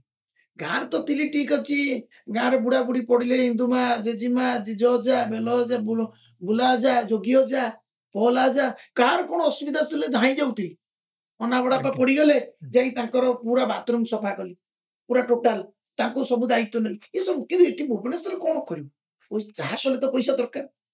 तो भागवत शिखी सेवा कार्पण्य पुण्य बड़े मरण जिणिकार हेले परोपकार इदम शरीर पापाय परपीडनम परोपकार इदम शरीर ये सब कथा भितर जो आम भुवनेश्वर आसी रही आईडीएच आम जननी रहीगली सत्यसाई सेवा समिति 3 नंबर रे सेतबले आम नगर कीर्तन ये सफेई ये सब काम थिला। हठात दिन आम वकिल भाई जाइतिला नगर कीर्तन से नगर कीर्तन फेरिया बेलू 6 नंबर हॉस्पिटल छकरे तार गोटे एक्सीडेंट हो आम लैंड फोन थाए जननी समिति रे समिति फोन आसिला जे तमर पिला पड़ी हॉस्पिटल आसिक देखा कर। तो आम समस्त दौड़ा दौड़ी गलु गला वकिल तार खंडिया धारा पड़ी अल्प के सेव हो। तो वकिल पड़ी जगह आम 4-5 जन जाता हठात कि आमको जड़े दीदी डाकिले कहले जे एत लोक गहली कले केमती हम आम से कहलु जे नाई से मोर भाई तो हाँ जे भाई जे तुम 8 जन 10 जन गहली कले बेड पाखे केमती हम तो एमती कह विरक्त विरक्त जड़े दीदी सेठू आसिले कहले अरे साईराम भाई तो हम कहलु हाँ साईराम आम तुम चिन्ह तो सी बालीपाटना समिति सी जो साईराम कहले तो आम टे साहस पाइगलु। तो सी कहले हाँ हाँ आप देखो मुझे कहीदे मैट्रन को कहीदे सी कहीदे सी कहले ओह तुम संगठन पिला अच्छा अच्छा हाँ ठीक अच्छे देख देखी सारापर से दीदी कहले अच्छा तुम जो संगठन पिला देख लो ये लोकटा पड़ी आर कई ना टिके ता कथा देखिल कौन तार असुविधा है। तो इन द मीन टाइम आम देखिलु से लोकटी पूरा असरा मसना पड़ी स्टूल फुल यूरिन फ्यूरिन लगी ଝାଡ଼ା ପରିସ୍ରା ହେଇକି ପଡ଼ିଛି। ପୁରା ଦେହ ସାଲୁବାଲୁ ତାର ପୁରା ପୋକ ପୋକ ହେଲା ଭଳିଆ ଲାଗୁଛି। ଗନ୍ଧ ହଉଛି। ସେ ବାରଣ୍ଡା କଡ଼ରେ ପଡ଼ିଛି। ସେତେବେଳେ ସର୍ଜରୀ ୱାର୍ଡ ପାଖରେ ଯୋଉ ୱାର୍ଡ ଥିଲା, ସେଇ ସର୍ଜରୀ ୱାର୍ଡ ପାଖରେ ସେ ଡେଷ୍ଟିଚ୍ୟୁଟ୍ ୱାର୍ଡ ଭଳିଆ କିଛି ଲୋକ ଯାହାର କେହି ନଥାନ୍ତି ପକେଇ ଦେଇଥାନ୍ତି। ସେମିତି ପରିତ୍ୟକ୍ତ ଅବସ୍ଥାରେ ପରିତ୍ୟକ୍ତ ଅବସ୍ଥାରେ ପକେଇ ଦେଇଥାନ୍ତି। ତ ଆମେ କଣ କଲୁ, ଗଲୁ ଦେଖିଲୁ ଯେ ସେ ଲୋକଟା ଏମିତି ପଡ଼ିଛି। ତାପରେ ଇମିଡିଏଟଲି ଆମର ପ୍ଲାଷ୍ଟିକ ବାଲ୍ଟି ମଗ କିଣିଲୁ। ଆମ ପାଖରେ ପଇସା ବି ନଥିଲା। ଆମ ସାଙ୍ଗରେ କେତେ ଜଣ ଭାଇ ଥିଲେ, ଯୋଉମାନେ ସାଙ୍ଗେ ସାଙ୍ଗେ ତତ୍କ୍ଷଣାତ୍ ବାହାରିଗଲେ ଆଉ କିଣି ଆଣିଲେ। ସବୁ ସଫାସଫି କଲୁ। ପେସେଣ୍ଟକୁ ପୁରା ନୂଆ ପ୍ୟାଣ୍ଟ ସାର୍ଟ ପିନ୍ଧେଇଦେଲୁ, ଗାମୁଛା ପିନ୍ଧେଇଦେଲୁ, ସଫା କରିଦେଲୁ, ପୁରା ବିଭୂତି ଫିଭୂତି ମାରିଦେଲୁ, ଖିଅର ବାର ସେଭିଂ କରିଦେଲୁ। ଆମ ଭିତରେ ମାଷ୍ଟର ବ୍ରେନ୍ ଥିଲେ ବାପୁ ଆଉ ରତିକାନ୍ତ, ସାଙ୍ଗେ ସାଙ୍ଗେ ସେ ଲାଗିଗଲେ। ଲାଗିକି ସବୁ ସଫାସଫି କରିଦେଲୁ। କଲା ପରେ ସେ ପେସେଣ୍ଟକୁ ଆମେ ପୁରା ତାର ଖାଇବା ପାଇଁ ଯୋଜନା ବ୍ୟବସ୍ଥା କରିଦେଲୁ। କିଏ ଖାଇବାକୁ ଦବ, ତାକୁ କେମିତି କଣ ଖୋଇଦବ। ଦ୍ୱିତୀୟ ଅପା ଆଉ ସୁଶ୍ରୀ ଅପାଙ୍କ କଥା ମୁଁ ଭୁଲିବି ନାହିଁ। ସେତେବେଳେ ସେମାନେ ଯୁବ ବୟସ। ତ ସୁଶ୍ରୀ ଅପା ମଧ୍ୟ ଡିଷ୍ଟ୍ରିକ୍ଟ ୟୁଥ୍ କୋଅର୍ଡିନେଟର ଲେଡିଜର ଥିଲା ଭୁବନେଶ୍ୱର। ତ ସେ ସମୟରେ ମୁଁ ଡିୱାଇସ ହେଇନଥିଲି। ତ ସେ ସମୟରେ ସିଏ ଆସିକି ତାଙ୍କୁ ଯେତେବେଳେ ସୂଚନା ଦେଲୁ, ସେମାନେ ଆସିକି ଟିଫିନ ଆଣିକି ଯୋଗେଇଲେ। ତାପରେ ଆମେ ସକାଳୁ ରାତିରେ ଆସି ତାଙ୍କ ପାଖରେ ରହିଲୁ। ଇଏ ରହିବା ଭିତରେ ସ୍ୱାମୀଙ୍କର ଗୋଟେ ଆଚ୍ଛା। ଉଦ୍ଦେଶ୍ୟ ଥିଲା, ଆମେ ଜାଣିନଥିଲୁ। ହଁ, ତା ଭିତରେ ଆମେ ଜାଣିନଥିଲୁ ଏ ସବୁ କଥାଟା। ତାକୁ ଦାୟିତ୍ୱ ନେଲୁ। ଧୀରେ ଧୀରେ ତାର ସେନ୍ସ ଆସିଲା। ଆଇଲା ପରେ ସିଏ କହିଲା ଯେ ମୋ ନାଁ ବନମାଳୀ ସେଠୀ। ତ ବନମାଳୀ ସେଠୀ ଯେତେବେଳେ କହିଲା କୋଉଠି ତମ ଘର, ସେ କହିଲା ଗଗୁଆ। ଗଗୁଆ କୋଉଠି? ସେ କହିଲା ପଟ୍ଟାମୁଣ୍ଡେଇ। ପଟ୍ଟାମୁଣ୍ଡେଇର କୋଉଠି? ନା ବାବର ପୋଲିସ ଷ୍ଟେସନ। ସେତେବେଳେ କହିଲେ ଆମେ ଜିତୁ ଭାଇ, ଇଞ୍ଜିନିୟର ଜିତୁ ଭାଇ, ତାଙ୍କର ମୋର ବାଇକ ଧରିକି ଗଲୁ। ଯାଇକି ତାଙ୍କ ଗାଁରେ ଖବର ଦେଲୁ। ଖବର ଦେବାକୁ ସେ କହିଲେ ହଁ, ସେମାନେ ତାଙ୍କ ପରିବାର କଳିଙ୍ଗ ଷ୍ଟାଡିୟମ ପାଖରେ ରହୁଛନ୍ତି। ଆଉ 4 ମାସ ହେଲା ଗାଁରୁ ସେମାନେ ଯାଇଛନ୍ତି। ପୁଣି ଆସି କଳିଙ୍ଗ ଷ୍ଟାଡିୟମ ପାଖରେ ତାଙ୍କ ପୁଅକୁ ଖବର ଦେଲୁ। ଆଉ ଠିକ ଶିବରାତ୍ରି ଦିନ ସେ ତାଙ୍କ ବାପାଙ୍କୁ ପାଇଲେ। ଆଉ ବହୁତ ଖୁସି ହେଲେ, ବହୁତ ଖୁସି, ବହୁତ କାନ୍ଦିଲେ। ବୁଢା ମଧ୍ୟ ବହୁତ ଖୁସି ହେଲେ। ବନମାଳୀ ସେଠୀ, ତାଙ୍କୁ ନେଇ ତାଙ୍କ ଘରେ ଛାଡିଲୁ। ଇଏ ସବୁ ପରେ ଗୋଟାଏ ପରେ ଗୋଟାଏ ସେ ନର୍ସ ମାନେ, ରତ୍ନା ଦିଦି, ଗୁରୁବାରୀ ଦିଦି, ସଞ୍ଜୁ ଦିଦି, ମଞ୍ଜୁ ଦିଦି, ସେମାନେ ଆମକୁ ଏତେ ଖୁସି ହେଇଗଲେ। ଗୋଟାଏ ପରେ ଗୋଟାଏ ପେସେଣ୍ଟ ଡେଷ୍ଟିଚ୍ୟୁଟର ଆମକୁ କନେକ୍ସନ ଦେଲେ। ଆମେ ମଧ୍ୟ ଲାଗି ରହିଲୁ। ଧୀରେ ଧୀରେ ନଗର କୀର୍ତ୍ତନ ପରେ ଆମେ ସେ କାମ ସହିତ ଆକ୍ୱେଣ୍ଟେଡ ହେଇଗଲୁ। ଚାଲିଲା, ଇଏ ସବୁ ଚାଲିଲା ଭିତରେ ହଠାତ୍ ଦିନେ ସୁଗତ କର ସେତେବେଳେ ଥାନ୍ତି ଡାଇରେକ୍ଟର, ସିଏମଓ। ତ ସିଏ ଆମକୁ ଗୋଟେ ଘର ଦେବା ପାଇଁ କହିଲେ ତମମାନେ ସବୁ ଏତେ କାମ କରୁଛ, 3-4 ପେସେଣ୍ଟ ହେଲାଣି, ତମେ ସେଇପଟେ ଯୋଉ ଘର ଅଛି IDH ବୋଲି ଯୋଉ ୱାର୍ଡ ଅଛି, ଆମେ ବି ତା ନାଁ ଜାଣିନଥିଲୁ। ସେଟା ହଉଛି କଲେରା ୱାର୍ଡ, ଡାଇରିଆ ୱାର୍ଡ। ତା ନାଁ ହଉଛି ଇନଫେକ୍ସନ୍ସ ଡିଜିଜିୟସ୍ ହସ୍ପିଟାଲସ୍। ଆଚ୍ଛା। ଯେତେ ଇନଫେକ୍ସନ ପେସେଣ୍ଟ, କଲେରା, ବ୍ରୋଙ୍କାଇଟିସ୍, ଆପଣଙ୍କର ଯୋଉ କଣ ତ କହୁଛନ୍ତି ଆଜମାଟିକ, ଟିବି, କଫ୍ ପେସେଣ୍ଟ, ଯେତେ ଇନଫେକ୍ସନ ପେସେଣ୍ଟ ସବୁ ସେଇଠି ରହନ୍ତି। ସେଇଟା ହସ୍ପିଟାଲ ଶେଷ ଭାଗରେ ଥିଲା। ଏବେ ସେଇଟା ନାଉ ଭଙ୍ଗା ହେଇଛି, କ୍ୟାନ୍ସର ହସ୍ପିଟାଲ ହଉଛି। ତ ସେଇଟା ଦେଲେ ଆମକୁ, ସେ ୱାର୍ଡ ଦେଇଦେଲେ। ଗୋଟେ ୱାର୍ଡର ପୁରା 5-6ଟା ରୁମ୍, ଲାଟ୍ରିନ୍, ବାଥରୁମ୍, ପୁରା ଗେଟ୍ ଚାବି ସହିତ ଆମକୁ ଧରେଇଦେଲେ। ଧରେଇଦେଲେ ଆମକୁ ପୁରା ଯେମିତି କହନ୍ତି ଭଗବାନଙ୍କର ପୁରା ଦିବ୍ୟ ଅବତରଣ। ଅପୂର୍ବ ଆମେ ସୁଯୋଗ। ଯାହା ଖୋଜୁଥିଲୁ, ଏ ମନ ଭାବୁଥାଏ ଯାହା କାଳେ ପ୍ରାପତି ମିଳେ ତାହା ସବୁ ମିଳିଗଲା। ମିଳିଲା ପରେ ମୁଁ ତାକୁ ନାଁ ଚେଞ୍ଜ କରିଦେଲି। ମୁଁ କହିଲି ଏଇଟା IDS ନା, କିନ୍ତୁ ନାଁ ଚେଞ୍ଜ କରିଦବା, ୟାକୁ କରିଦବା ଇଣ୍ଟରନାଲ ଡିଭାଇନ ହାଉସ ଅଫ ଭଗବାନ ଶ୍ରୀ ସତ୍ୟ ସାଇ। ଏବଂ ଆମେ ଅନ୍ତର୍ଜଗତ ଭିତରେ ରହିଗଲୁ। ପୁରା ବୋର୍ଡ ଫୋର୍ଡ ବି ମାରିଦେଲୁ, ବାବାଙ୍କ ଫଟୋ ଲଗେଇଦେଲୁ। ଯେତେ ଡେଷ୍ଟିଚ୍ୟୁଟ ପେସେଣ୍ଟ, PCR ପାଖରେ ମଧ୍ୟ ଆମ ନମ୍ବର ଥିଲା। ସମୟକ୍ରମେ ଧୀରେ ଧୀରେ ଆମର ରଜନୀ ଭାଇ ୟା ସହିତ ମୁଖ୍ୟ ସହିତ ଯୋଡି ହେଲେ। ହେଲା ପରେ ରଜନୀ ଭାଇ ଆର ଗୁରୁତ୍ୱପୂର୍ଣ୍ଣ ଦାୟିତ୍ୱ ନେଲେ। ଯେତେ ପଇସା ଖର୍ଚ୍ଚ ହବ, ଯାହା ହବ, ରଜନୀ ଭାଇ ୟାର ଦାୟିତ୍ୱ ନେଲେ। ଇଏ ସବୁ କାମ ଭିତରେ ପେସେଣ୍ଟ ପୁରା ଭରପୁର ହେଇଗଲେ। ମୁଁ ଦେଖିଛି ପୁରା 20 ବର୍ଷ କାଳ ସବୁବେଳେ 25, 30, 35 ପେସେଣ୍ଟ। ଏବଂ ଏ ପେସେଣ୍ଟ ମାନଙ୍କର ପୁରା ଦାୟିତ୍ୱ ନବା ପାଇଁ ସମସ୍ତେ ପୁରା ଭୁବନେଶ୍ୱର ଜିଲ୍ଲା ଜାଗ୍ରତ ହେଇକି ରହିଲେ। ତାପରେ ଧୀରେ ଧୀରେ ଗୁରୁତ୍ୱପୂର୍ଣ୍ଣ ଦାୟିତ୍ୱ ମତେ ସଂଗଠନରେ ମିଳିଲା ଭୁବନେଶ୍ୱରରେ। ଧୀରେ ସବୁ ପିଲାଙ୍କୁ ଆମେ ଜଏଣ୍ଟ କରେଇଲୁ। ସବୁ ଜୋନର, ସେତେବେଳେ ଜୋନ ଥିଲା, ସମିତି ନଥିଲା।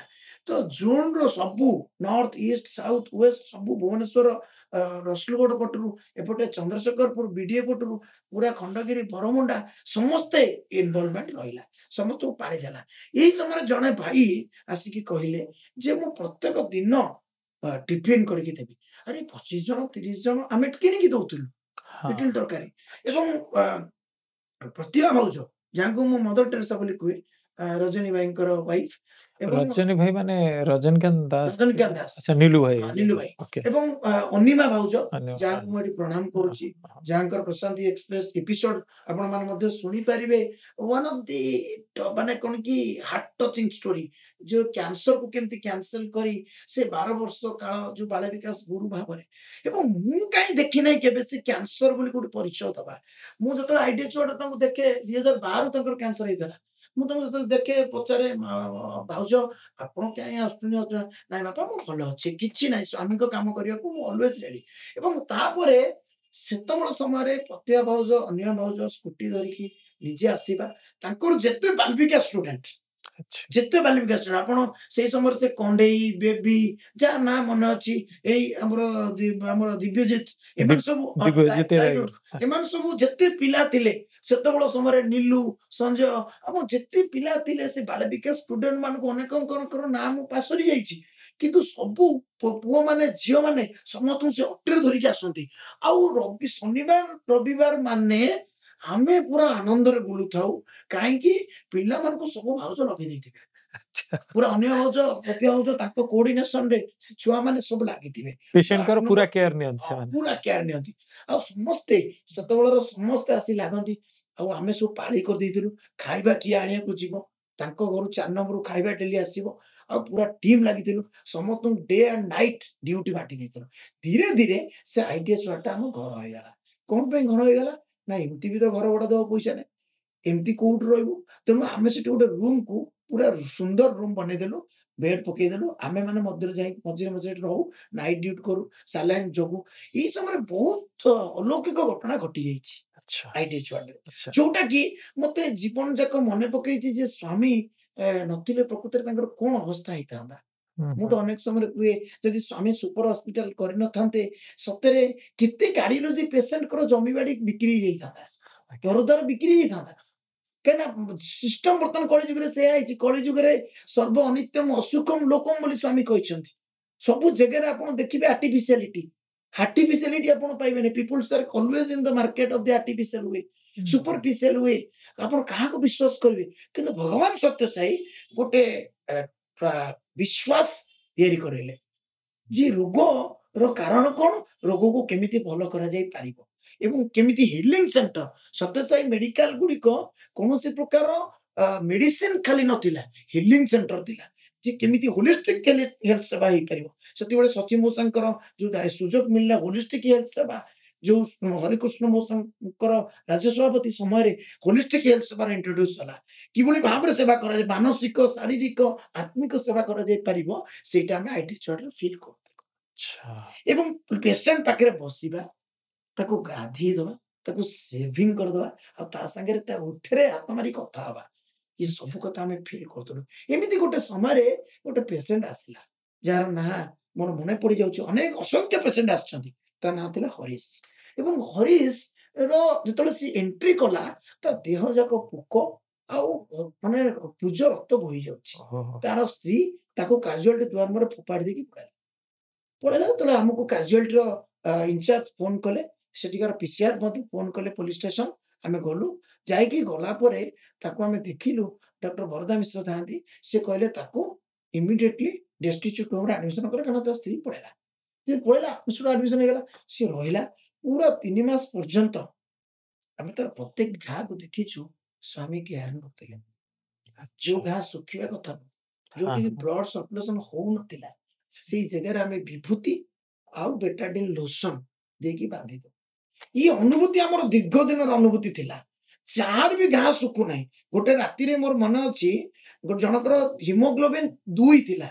ଡକ୍ଟର ବରଦା ମିଶ୍ର କହିଲେ, ଅନେକ ଡକ୍ଟର, ମନୋରଞ୍ଜନ ସାର୍ ଆସୁଥିଲେ, ଆପଣଙ୍କର ଜୟନ୍ତ ସାର୍ ଆସୁଥିଲେ, ଅନେକ ଅନେକ ସାର୍ ଆସୁଥିଲେ, ଯୋଉମାନେ କି ଆଶ୍ଚର୍ଯ୍ୟ ନା ଏ ପେସେଣ୍ଟ ଭଲ ହବନି। ଗୋଟେ ପେସେଣ୍ଟ ଆସିଥିଲା, ତାର ମାନେ ମାଷ୍ଟର କ୍ୟାଣ୍ଟିନ ପାଖରେ ଯେତେବେଳେ ପିସିଆର ବି ଉଠିବାକୁ ଡରିଗଲେ, ସେଥିପାଇଁ ଆମେ ଗୋଟେ ଡିଷ୍ଟ୍ରିକ୍ଟ ଆମ୍ବୁଲାନ୍ସ ମଧ୍ୟ କରିଥିଲୁ, ଯୋଉଟା କି ଆଦ୍ୟାବଧି ସମିତିରେ ଥୁଆ ହେଇଛି, ଭୁବନେଶ୍ୱର ସମିତିରେ, ଯୋଉଟାର କେବଳ କାମ ଥିଲା born for to take off the destitute. ଯୋଉ ଗାଡି ଆରମ୍ଭରୁ କେବେ କୌଣସି କମର୍ସିଆଲ କୁ ଯାଇନାହିଁ, ସେ ହଉଛି ସତ୍ୟସାଇ ଆମ୍ବୁଲାନ୍ସ। ମୁଁ ସବୁବେଳେ କହୁଥିଲି ସତ୍ୟସାଇ ନାଁ ହେଉଛି ଡିକ୍ସନାରୀରେ ଫ୍ରି ଏବଂ ସେଇ ଅନୁସାରେ ଆମେ ଆମ୍ବୁଲାନ୍ସକୁ ରଖିଥିଲୁ କେବଳ ପେସେଣ୍ଟକୁ ଉଠେଇବା ପାଇଁ ଏବଂ ସେ ପେସେଣ୍ଟକୁ ତ ଆମେ ଉଠେଇଲୁ। ସେ ଗୁଜୁରାଟର ଲୋକଟା ସେ ପେସେଣ୍ଟର ମୁହଁରେ ଏତେ କଣା ଥିଲା ମୁଁ ଗଣି ଗଣିକି 11 ଯାଇ ଗଲି ଏଇ ଗୋଟେ ମୁହଁରେ ଆହୁରି ଅସଂଖ୍ୟ କଣା ଥିଲା। ତ ତାକୁ ଆମେ ଯେତେବେଳେ ଭଲ କରୁ ଡକ୍ଟର ବି ତ ଆଶ୍ଚର୍ଯ୍ୟ ହେଇଗଲେ କହିଲେ କେମିତି ତମେ ଉଠେଇକି ଆଣିଲ ଏତେ ଗନ୍ଧ ଏତେ ପୋକ ଏତେ ପୁଜ କେମିତି ଆଣିଲ? ମୁଁ କହିଲି ସାର୍ ଆମେ ମଣିଷର ରକ୍ତ ଭିତରେ ପୁଜ ଭିତରେ ଆମେ ପୋକ ଭିତରେ ବିଭୂତିର ବାସ୍ନା ଶୁଙ୍ଗି ପାରୁଛୁ। ବାଃ। ଏଇ ବିଭୂତିର ବାସ୍ନା ଯେତେବେଳେ କହିଲି ସାର୍ ବାନ୍ତି କରି ପକେଇଲେ। ସାର୍ କହିଲେ ଆରେ କଣ ତମେ କହୁଛ ସୁବ୍ରତ ଇଏ ସବୁ କଣ କେମିତି ଏସବୁ ସମ୍ଭବ? ମୁଁ ସାର୍ ଆପଣ ଅପେକ୍ଷା କରନ୍ତୁ। ଆମେ ରୁମ୍ ସ୍ପ୍ରେ ମାଇଲୁ ପୁରା ଧୂପକାଠି ଦେଲୁ ସୁନ୍ଦର ଭାବରେ ସଫା କଲୁ। ଦିନେ 2 ଦିନ ପରେ ତାର ଷ୍ଟିଚ୍ ପଡ଼ିବା ଆରମ୍ଭ ହେଲା। ଷ୍ଟିଚ୍ ପଡ଼ିଲା ବେଳକୁ ମୁଁ କହିଲି ସାର୍ ଆପଣ ଗଲା ପରେ ଆମେ ଟିକେ ତାକୁ ବିଭୂତି ବାତିରେ ବୋଳି ଦେଇଥିଲୁ ସେଥିପାଇଁ ଆପଣ ଏତେ ତାର ଚମକ ଦେଖୁଛନ୍ତି। ସେ କହିଲେ ତାର ହିମୋଗ୍ଲୋବିନ୍ 2 ଥିଲା ସୁବ୍ରତ। ମୁଁ କହିଲି ସାର୍ 3 ଦିନ ପରେ ଟେଷ୍ଟ କଲା ବେଳକୁ ତାର ହିମୋଗ୍ଲୋବିନ୍ 8କୁ ପଳେଇଛି। କେବଳ ବିଭୂତି ପାଣି ଆଉ ବିଭୂତିର ଯୋଉ ବ୍ୟାଣ୍ଡେଜ ତାକୁ ଆମେ କରୁଥିଲୁ ତା ଘା ଫିଲଅପ ସବୁ ପେସେଣ୍ଟଙ୍କର ଇଏ କଥା ଆମେ କରୁଥିଲୁ। ଇଏ କେତେଟା କଥା ସମୟ ଭିତରେ ମୁଁ ଆପଣଙ୍କୁ କହିଦଉଛି। ତ ତାପରେ ସେ ଭଲ ହେଇଗଲା। ଭଲ ହେଲା ପରେ ଆପଣମାନେ ଶୁଣି ଆଶ୍ଚର୍ଯ୍ୟ ହେବେ ମକମ କରତି ବାଚଳଂ ପଙ୍ଗୁଲଂ ଏତିକି ଆମେ ଗୋଟେ ସ୍ଲୋଗାନ ଦଉଥିଲୁ ଭାଇମାନଙ୍କୁ। ସେ ସେତେବେଳକୁ ମୁଁ ଡିଷ୍ଟ୍ରିକ୍ଟ ୟୁଥ୍ କର୍ଣ୍ଣଟର ଦାୟିତ୍ୱ ବି ନେଇସାରିଥିଲି। କହୁଥିଲି ଯେ ଉଠାଅ ରାଜରାସ୍ତାରୁ ଛାଡ଼ ରାଜଉଆସରେ ଉଠାଅ ରାଜରାସ୍ତାରୁ। ଭୁବନେଶ୍ୱର ଆଜି ପର୍ଯ୍ୟନ୍ତ ଆମେ ଗୋଟେ ସଂକଳ୍ପ ନେଇଛୁ ଏବେକାର ଯୁବ ଭାଇ ମାନେ ମଧ୍ୟ ନେଇଛନ୍ତି। ଏବେର ଯିଏ ଡିୱାଇସି ଅଛି ସେ ସବୁବେଳେ ଆଲର୍ଟ ଏବଂ ଆମେ ସବୁବେଳେ ଜାଗ୍ରତ ନେଇଥାଉ। ତା ପୂର୍ବରୁ ବି ଯିଏ ଥିଲା ରଞ୍ଜନ ଏବଂ ବର୍ତ୍ତମାନ ଶୀତଳ ସମସ୍ତେ ଜାଗ୍ରତ ରହୁ। ଭୁବନେଶ୍ୱର ପେସେଣ୍ଟ ଆମେ ପକେଇଦବୁ ଏବଂ ଉଠେଇବୁ ସଫା କରିବୁ ନେଇକି ତାକୁ ଚାରିଟେବୁଲ ହୋମରେ ଛାଡ଼ିବୁ। ବିଭିନ୍ନ ଚାରିଟେବୁଲ ହୋମ ଆମେ ରଖିଛୁ ସାଙ୍ଗରେ ଆପଣଙ୍କର ଖ୍ରୀଷ୍ଟିଆନ ଚାରିଟେବୁଲ ହଉ କି ଆପଣଙ୍କର ସେବକ ଓଲ୍ଡ ଏଜ୍ ହୋମ ହଉ ବିଭିନ୍ନ ଓଲ୍ଡ ଏଜ୍ ହୋମ ସହିତ ସବ୍ କନେକ୍ଟେଡ୍ ଅଛୁ। ତ ତାକୁ ଯେତେବେଳେ ଭଲ କରିଦେଲୁ ତାକୁ ପଚାରିଲୁ ଅଙ୍କଲ ଭାଇ ତମ ନାଁ କଣ? ମଉସା ତମ ନାଁ କଣ? ତ ସିଏ ବୁଝିପାରିଲେନି। ମୁଁ କହିଲି ଆରେ ଇଏ ବୁଝିପାରୁନାହାନ୍ତି ତାମାନେ ଆଙ୍କୁ ହିନ୍ଦୀରେ କହିବାକୁ ପଡିବ। ଆଚ୍ଛା କ୍ୟା ନାମ ହେ ତୁମାରା? ତାପରେ ସେ ସେଠୁ କହିଲେ ଏସବୁ ଆମର ହାର୍ଟ ସ୍ୱାମୀ ଯୋଉ କହିଛନ୍ତି ଦ ଲାଙ୍ଗୁଏଜ ଅଫ ହାର୍ଟ ଇଏ ସବୁ ଆକ୍ଟିଭିଟିଜକୁ ଦେଖି ସେ କହିଲେ ମାଇ ନେମ୍ ଇଜ ତାଙ୍କର ଗୋଟେ ଗୁଜୁରାଟର ନାଁ ସେ କହିଲେ। ମୁଁ ବହୁତ ଦିନ ପରେ ନାଁଟା ମନେ ରଖିଥିଲି। ତ ଗୁଜୁରାଟ ଯେତେବେଳେ କହିଲେ what is your what is your home what is your address what is your What is ଆଡ୍ରେସ୍ your address? Where are from ତାଙ୍କୁ ପଚାରିଲି ଯେତେବେଳେ ଇଂଲିଶ ପଚାରିଲି ସେ ଇଂଲିଶରେ କହିଲେ। ଆଚ୍ଛା। ତ ଇଂଲିଶରେ କହିଲା ପରେ ତାପରେ ଆମେ ତାଙ୍କ ଘର ଆଡ୍ରେସ ମାଗିଲୁ। ସେ ପୁଅର ନମ୍ବରଟାକୁ ମନେ ରଖିଥିଲେ କହିଲେ ମୋବାଇଲ ନମ୍ବରଟା କହିବାରେ ଆମେ ଫୋନ କଲୁ। ଫୋନ କଲା ପରେ ଫ୍ଲାଇଟରେ ତାଙ୍କର ପୁଅ ଜଣେ ଡକ୍ଟର ଆଉ ଜଣେ ଇଞ୍ଜିନିୟର ଏବଂ 2 ଜଣ ଯାକ ପୁଅ ଓହ୍ଲେଇଲେ। ଓହ୍ଲେଇକି ଫ୍ଲାଇଟରେ ଆମେ ତାଙ୍କୁ ରିସିଭ କଲୁ। ସେ ଆସିଲେ ଆସିକି ତାଙ୍କ ବାପାଙ୍କୁ ରିସିଭ କଲା ପରେ ସେତେ କାନ୍ଦିଲେ ଯୋଉ କାନ୍ଦ ମୁଁ ଆଜି ପର୍ଯ୍ୟନ୍ତ ଭୁଲି ପାରୁନାହିଁ। ଏବଂ ବଣ୍ଡଲ ପକେଟରୁ ଗୋଟେ ବଣ୍ଡଲ ପଇସା ବାହାର କଲେ। କହିଲେ ଭାଇ ଆପଣ ମୋ ବାପାକୁ ଫେରେଇ ଦେଇଛନ୍ତି। ଆପଣମାନଙ୍କ ପାଖରେ ମୋର କୃତଜ୍ଞତା। ଆପଣ ଏ ପଇସା ରଖନ୍ତୁ ରୋଗୀମାନଙ୍କ ସେବାରେ ଲଗେଇବେ। ମୁଁ କହିଲି ଭାଇ ଇଏ ସଂଗଠନ ହାତ ସବୁବେଳେ ଏମିତି ଦେଖନ୍ତୁ ଆମର ଇଷ୍ଟ ଯିଏ ସଂଗଠନକୁ ତିଆରି କରିଛନ୍ତି ଯିଏ ସଂଗଠନର ପ୍ରିଜର୍ଭର ଯିଏ ସଂଗଠନର ଫାଦର ଯିଏ ସଂଗଠନ ମାନେ କ୍ୟାରିଂ ଅଥରିଟି ଯିଏ ସଂଗଠନର ହଉଛି ପୃଷ୍ଠପୋଷକ ତାଙ୍କ ନାଁରେ ସଂଗଠନ ଇଏ ସବୁବେଳେ ଦବା ଜାଣିଛନ୍ତି। ଆପଣ ଆପଣ କୃତଜ୍ଞତା ଦେଇଛନ୍ତି ବହୁତ ବଢିଆ। କିନ୍ତୁ ସ୍ୱାମୀ କହିଛନ୍ତି ତୁମେ ମୋ କାମ କର ମୁଁ ତୁମ କାମ କରିବି। ତେଣୁ ଆମର ପଇସାର କେବେ ଅଭାବ ନାହିଁ। କେବେ ବି କିଛି ଆମେ ଅଭାବ ଦେଖିନୁ। ଗୋଟେ ପେସେଣ୍ଟଙ୍କର 5 ଲକ୍ଷ ଟଙ୍କା ଅପରେସନ ଦରକାର ପଡିଛି। ଅଲେକ୍ସ ସାହୁ ବୋଲି ଗୋଟେ ପେସେଣ୍ଟ ଆମେ ଯେତେବେଳେ ଡିଓବଳରାମପୁର ଟେକ୍ ଓଭର କଲୁ କେନ୍ଦ୍ରାପଡାରୁ ତାର ଗୋଡ ପ୍ଲାଷ୍ଟିକ ଗୋଡ ଲାଗି ଯାଇଥିଲା ପୋଡା କେସରେ ତାକୁ ଆମେ ଟେକ୍ ଓଭର କଲୁ ଆଇଡିଏଚ ରହିଲା। ଆଇଡିଏଚ ନେଇ ହାଇଟେକ ଅପରେସନ କଲୁ। ଅପରେସନ ପରେ ତା ଅକ୍ଷର ପ୍ଲାଷ୍ଟିକ ସର୍ଜରୀ କଲେ 1.5 ଲକ୍ଷ ଟଙ୍କା ଖର୍ଚ୍ଚ କଲା। ଆମକୁ 1.5 ମିନିଟ ସମୟ ଲାଗିଲା 1.5 ଲକ୍ଷ ଟଙ୍କା ଯୋଗାଡ଼ କରିଦେବା। ଗୋଟେ ସେକେଣ୍ଡରେ ଭଗବାନ ପଇସା ଯୋଗାଡ଼ କରିଦିଅନ୍ତି। କାହା ମୁଣ୍ଡରେ ପଶି ଯାଆନ୍ତି ସରସ୍ୱତୀ ରୂପେଣ ଚ ପଇସା ପଳେଇ ଆସେ। ଆଉ ସବୁଠୁ ଇଷ୍ଟ ଯିଏକି ଆଇଡିଏଚ ର ମୁଖ୍ୟ ଦାୟିତ୍ୱ ଲାଷ୍ଟ ପର୍ଯ୍ୟନ୍ତ ନେଇଥିଲେ ଆଜି ବି ଜାଗ୍ରତ ଅଛନ୍ତି। ଆଜି ବି ଓଡ଼ିଶାର ବିଭିନ୍ନ ପୁରପଲ୍ଲୀରେ ତାଙ୍କର ବି ମଝିରେ କ୍ୟାନ୍ସର ହେଇଗଲା। ସେ ଉଡେଇ ଦେଲେ କ୍ୟାନ୍ସରକୁ କ୍ୟାନସେଲ କରିକି। ସିଏ କହନ୍ତି କେତେ ପଇସା ଦରକାର କହ ସୁବ୍ରତ। ସିଏ ମୋର ଇଷ୍ଟ ବଡ ଭାଇ ରଜନୀ ଭାଇ ନିଲୁ ଭାଇ ଯିଏକି ସବୁବେଳେ ଜାଗ୍ରତ। ତାଙ୍କ ସହିତ ଅନ୍ୟାନ୍ୟ ଭାଇମାନେ ଅଛନ୍ତି ଯୋଉମାନଙ୍କର ନା ନବା ନ ନବା ସାଙ୍ଗରେ କିଛି ଫରକ ପଡିବ ନାହିଁ। ଲୁନା ଭାଇ ଟିକିନା ଭାଇ ଆମର ବର୍ତ୍ତମାନର ପ୍ରତାପ ପଣ୍ଡା ଭାଇ ଯିଏକି ଆମର ଜିଲ୍ଲା ସଭାପତି ଅଛନ୍ତି ଉମେଶ ଭାଇ ଏବଂ ସୁଶ୍ରୀ ଅପା ଆପଣ ଆମର ପୁପୁ ଭାଇ ଯୋଉମାନେ କି ସବୁବେଳେ ଆଉ ଯିଏ ବର୍ତ୍ତମାନ ଜୋନାଲ ପ୍ରେସିଡେଣ୍ଟ ନାରାୟଣ ସ୍ୱର ଭାଇ ସମସ୍ତେ ଆଇଡିଏଚ୍ ସହିତ ପୁରା ଆକ୍ୱାଣ୍ଟେଡ୍ ଥିଲେ ଏବଂ ପ୍ରତ୍ୟେକଟି କ୍ଷେତ୍ରରେ ପଇସା କଣ ଖର୍ଚ୍ଚ ହବ କାମ କଣ ହବ ସମସ୍ତେ ଜାଗ୍ରତ ରହୁଥିଲେ ଏବଂ ସେ ପେସେଣ୍ଟକୁ ଆମେ ଗୁଜୁରାଟ ପଠେଇ ପାରିଥିଲୁ। ତାପରେ ହରିଶ କଥା ମୁଁ ଛାଡିଗଲି ଯୋଉଟା କହୁଥିଲି ହରିଶ ହରିଶର ଗୋଡ ଯେତେବେଳେ ଶୁଖିଲା ସେତେବେଳେ ସେ ଆଉ ଚାଲି ପାରିବ ନାହିଁ ଜଣା ପଡିଗଲା କାହିଁକିନା ବ୍ଲଡ ସର୍କୁଲେସନ ହଉନାହିଁ କିନ୍ତୁ ଘା ଶୁଖିଗଲା ସ୍ୱାମୀଙ୍କ ଅହେତୁକ ଅନୁକମ୍ପା ବିଭୂତିର ପ୍ରଲେପରେ ତା ଘା ଶୁଖିଗଲା ପଙ୍ଗୁ ଲଙ୍ଘୟତଗିରି ଏବେ ତାର ଗୋଡ ଦିଟାକୁ ଗୋଟେ ଉଲଟପୁର ଆଉ ଗୋଟେ ସୁଶ୍ରୁତ ହସ୍ପିଟାଲ କଟକ ରେ ଆମେ ତାକୁ ଅପରେସନ କଲୁ। ଆଜି ଡେଟ୍ରେ ଆଜି ମଧ୍ୟ ସାଇ ନନ୍ଦନ ସମିତି ତାଙ୍କୁ ଦଉଛନ୍ତି କଣ ଅମୃତ କଳସ ଏବଂ କ୍ୟାଥେଡ୍ରାଲ ଯୋଗଉଛନ୍ତି ସେ ସୁସ୍ଥ ଅଛନ୍ତି ଏବଂ ଭଲ ଭାବରେ ବଞ୍ଚିଛନ୍ତି। ଏ ସବୁ ଆଇଡିଏସ ର ବରଦାନ ଥିଲା ଏବଂ କେତେ ପେସେଣ୍ଟ ଗୋଟେ ପେସେଣ୍ଟକୁ ଆମେ ନେଇଥିଲୁ ତାର ଗୋଡରେ ଅଙ୍କୋଲୋଜିଷ୍ଟ ତାର ଘା ହେଇଥିଲା ଅପରେସନ ହବା କଥା ରାତିରେ ଭଗବାନ କଣ କରିଦେଲେ ସକାଳୁ ଗଲାବେଳକୁ ତା ଘା ଉଭାନ ଡକ୍ଟର କିଷାନ ଅର୍ଥୋପେଡିକ ର ଥିଲେ ଏବେ ରାଉରକେଲା ହାଇଟେକ୍ ଅଛନ୍ତି ସେ କହିଲେ କଣ ହେଲା ମୁଁ କହିପାରିବି ନାହିଁ ସେ ଘା କୁଆଡେ ଉଭେଇଗଲା ତ ଯୋଉ ଘା ଥିଲା ଏଇ ରଶ୍ମିତା ଜେନା କଥା କହୁଥିଲି ତାର ଯେତେବେଳେ ଘା ଟା କାନ୍ଧରେ ହେଇଥିଲା ଏଇଠି ଗାଲରେ ଆମର ହାଉସିଂ ପ୍ରୋଜେକ୍ଟ ବନ୍ଧକଟା କେନ୍ଦ୍ରାପଡାର ତା ଘାଟିକୁ ସେ ଡକ୍ଟର କ୍ଷିତିଶ ମିଶ୍ର ଅପରେସନ କରିବା ପାଇଁ ପ୍ରସ୍ତୁତ କିନ୍ତୁ ରାତି ସେ କୁଆଡେ ଉଭେଇ ଦେଇଛନ୍ତି ସ୍ୱାମୀ ତାକୁ ସ୍ୱାମୀ ମଧ୍ୟ ପୁଟପୃଥିରେ ମନେ ପକେଇ ଦେଇଥିଲେ ଏବଂ ଆଇଡିଏଚ୍ ୱାର୍ଡ ସହିତ ଯେତେବେଳେ ଆମେ କାମ କରୁଥିଲୁ ପେସେଣ୍ଟକୁ ଉଠାଉଥିଲୁ ରାତି ଅନିଦ୍ରା ହଉଥିଲୁ ଏଠୁ ନେଇ କଟକରେ ଭଲ କରୁଥିଲୁ ପ୍ରାଇଭେଟ ହସ୍ପିଟାଲ ମାନଙ୍କରେ ହାଇଟେକ୍ କିମ୍ସ ସମରେ ଭଲ କରୁଥିଲୁ ବିଭିନ୍ନ ନର୍ସିଂ ହୋମରେ ଭଲ କରୁଥିଲୁ ତାକୁ ନେଇ ତାଙ୍କ ଘରେ ଛାଡୁଥିଲୁ। ମୋର ମନେ ଅଛି ଲକ୍ଷ୍ମଣ ପାତ୍ର ଗୋଟେ ପେସେଣ୍ଟ ପଡିଥିଲା ସିମୋରର ତାକୁ ନେଇ ତ ଘରେ ଛାଡିଲୁ ସେ କହିଲେ 4 ମାସ ହେଲା ଆମେ ମୋ ବାପାଙ୍କୁ ଖୋଜୁଛୁ। ଏମିତି ଅନେକ ପେସେଣ୍ଟ ରମ୍ବା ଆପଣଙ୍କର ହିଞ୍ଜିଳିକା ଟୁ ପୁରୁଷୋତ୍ତମପୁର ପର୍ଯ୍ୟନ୍ତ ପେସେଣ୍ଟକୁ ନେଇ ଛାଡୁଥିଲୁ। ମୋର ସାନ ପଦରେ ଗୋଟେ ପେସେଣ୍ଟ ପଡିଥିଲା ତାକୁ ନେଇ ମୁଁ ତା ଘରେ ଛାଡିଥିଲି। ପିଚୁଗୋଳିରେ ଗୋଟେ ପେସେଣ୍ଟ ପଡିଥିଲା ନୟାଗଡ଼ ପିଚୁଗୋଳ ସେତେବେଳକୁ ଆମେ ସଂଗଠନ ସହିତ ଏତେ କନେକ୍ସନ ଠିକ ନଥିଲା ଅନେକ ହ୍ୱାଟ୍ସଆପ ଫୋନ ତ ତାକୁ ନେଇକି ଅଟୋରେ ତା ଗାଁରେ ଛାଡିଥିଲୁ।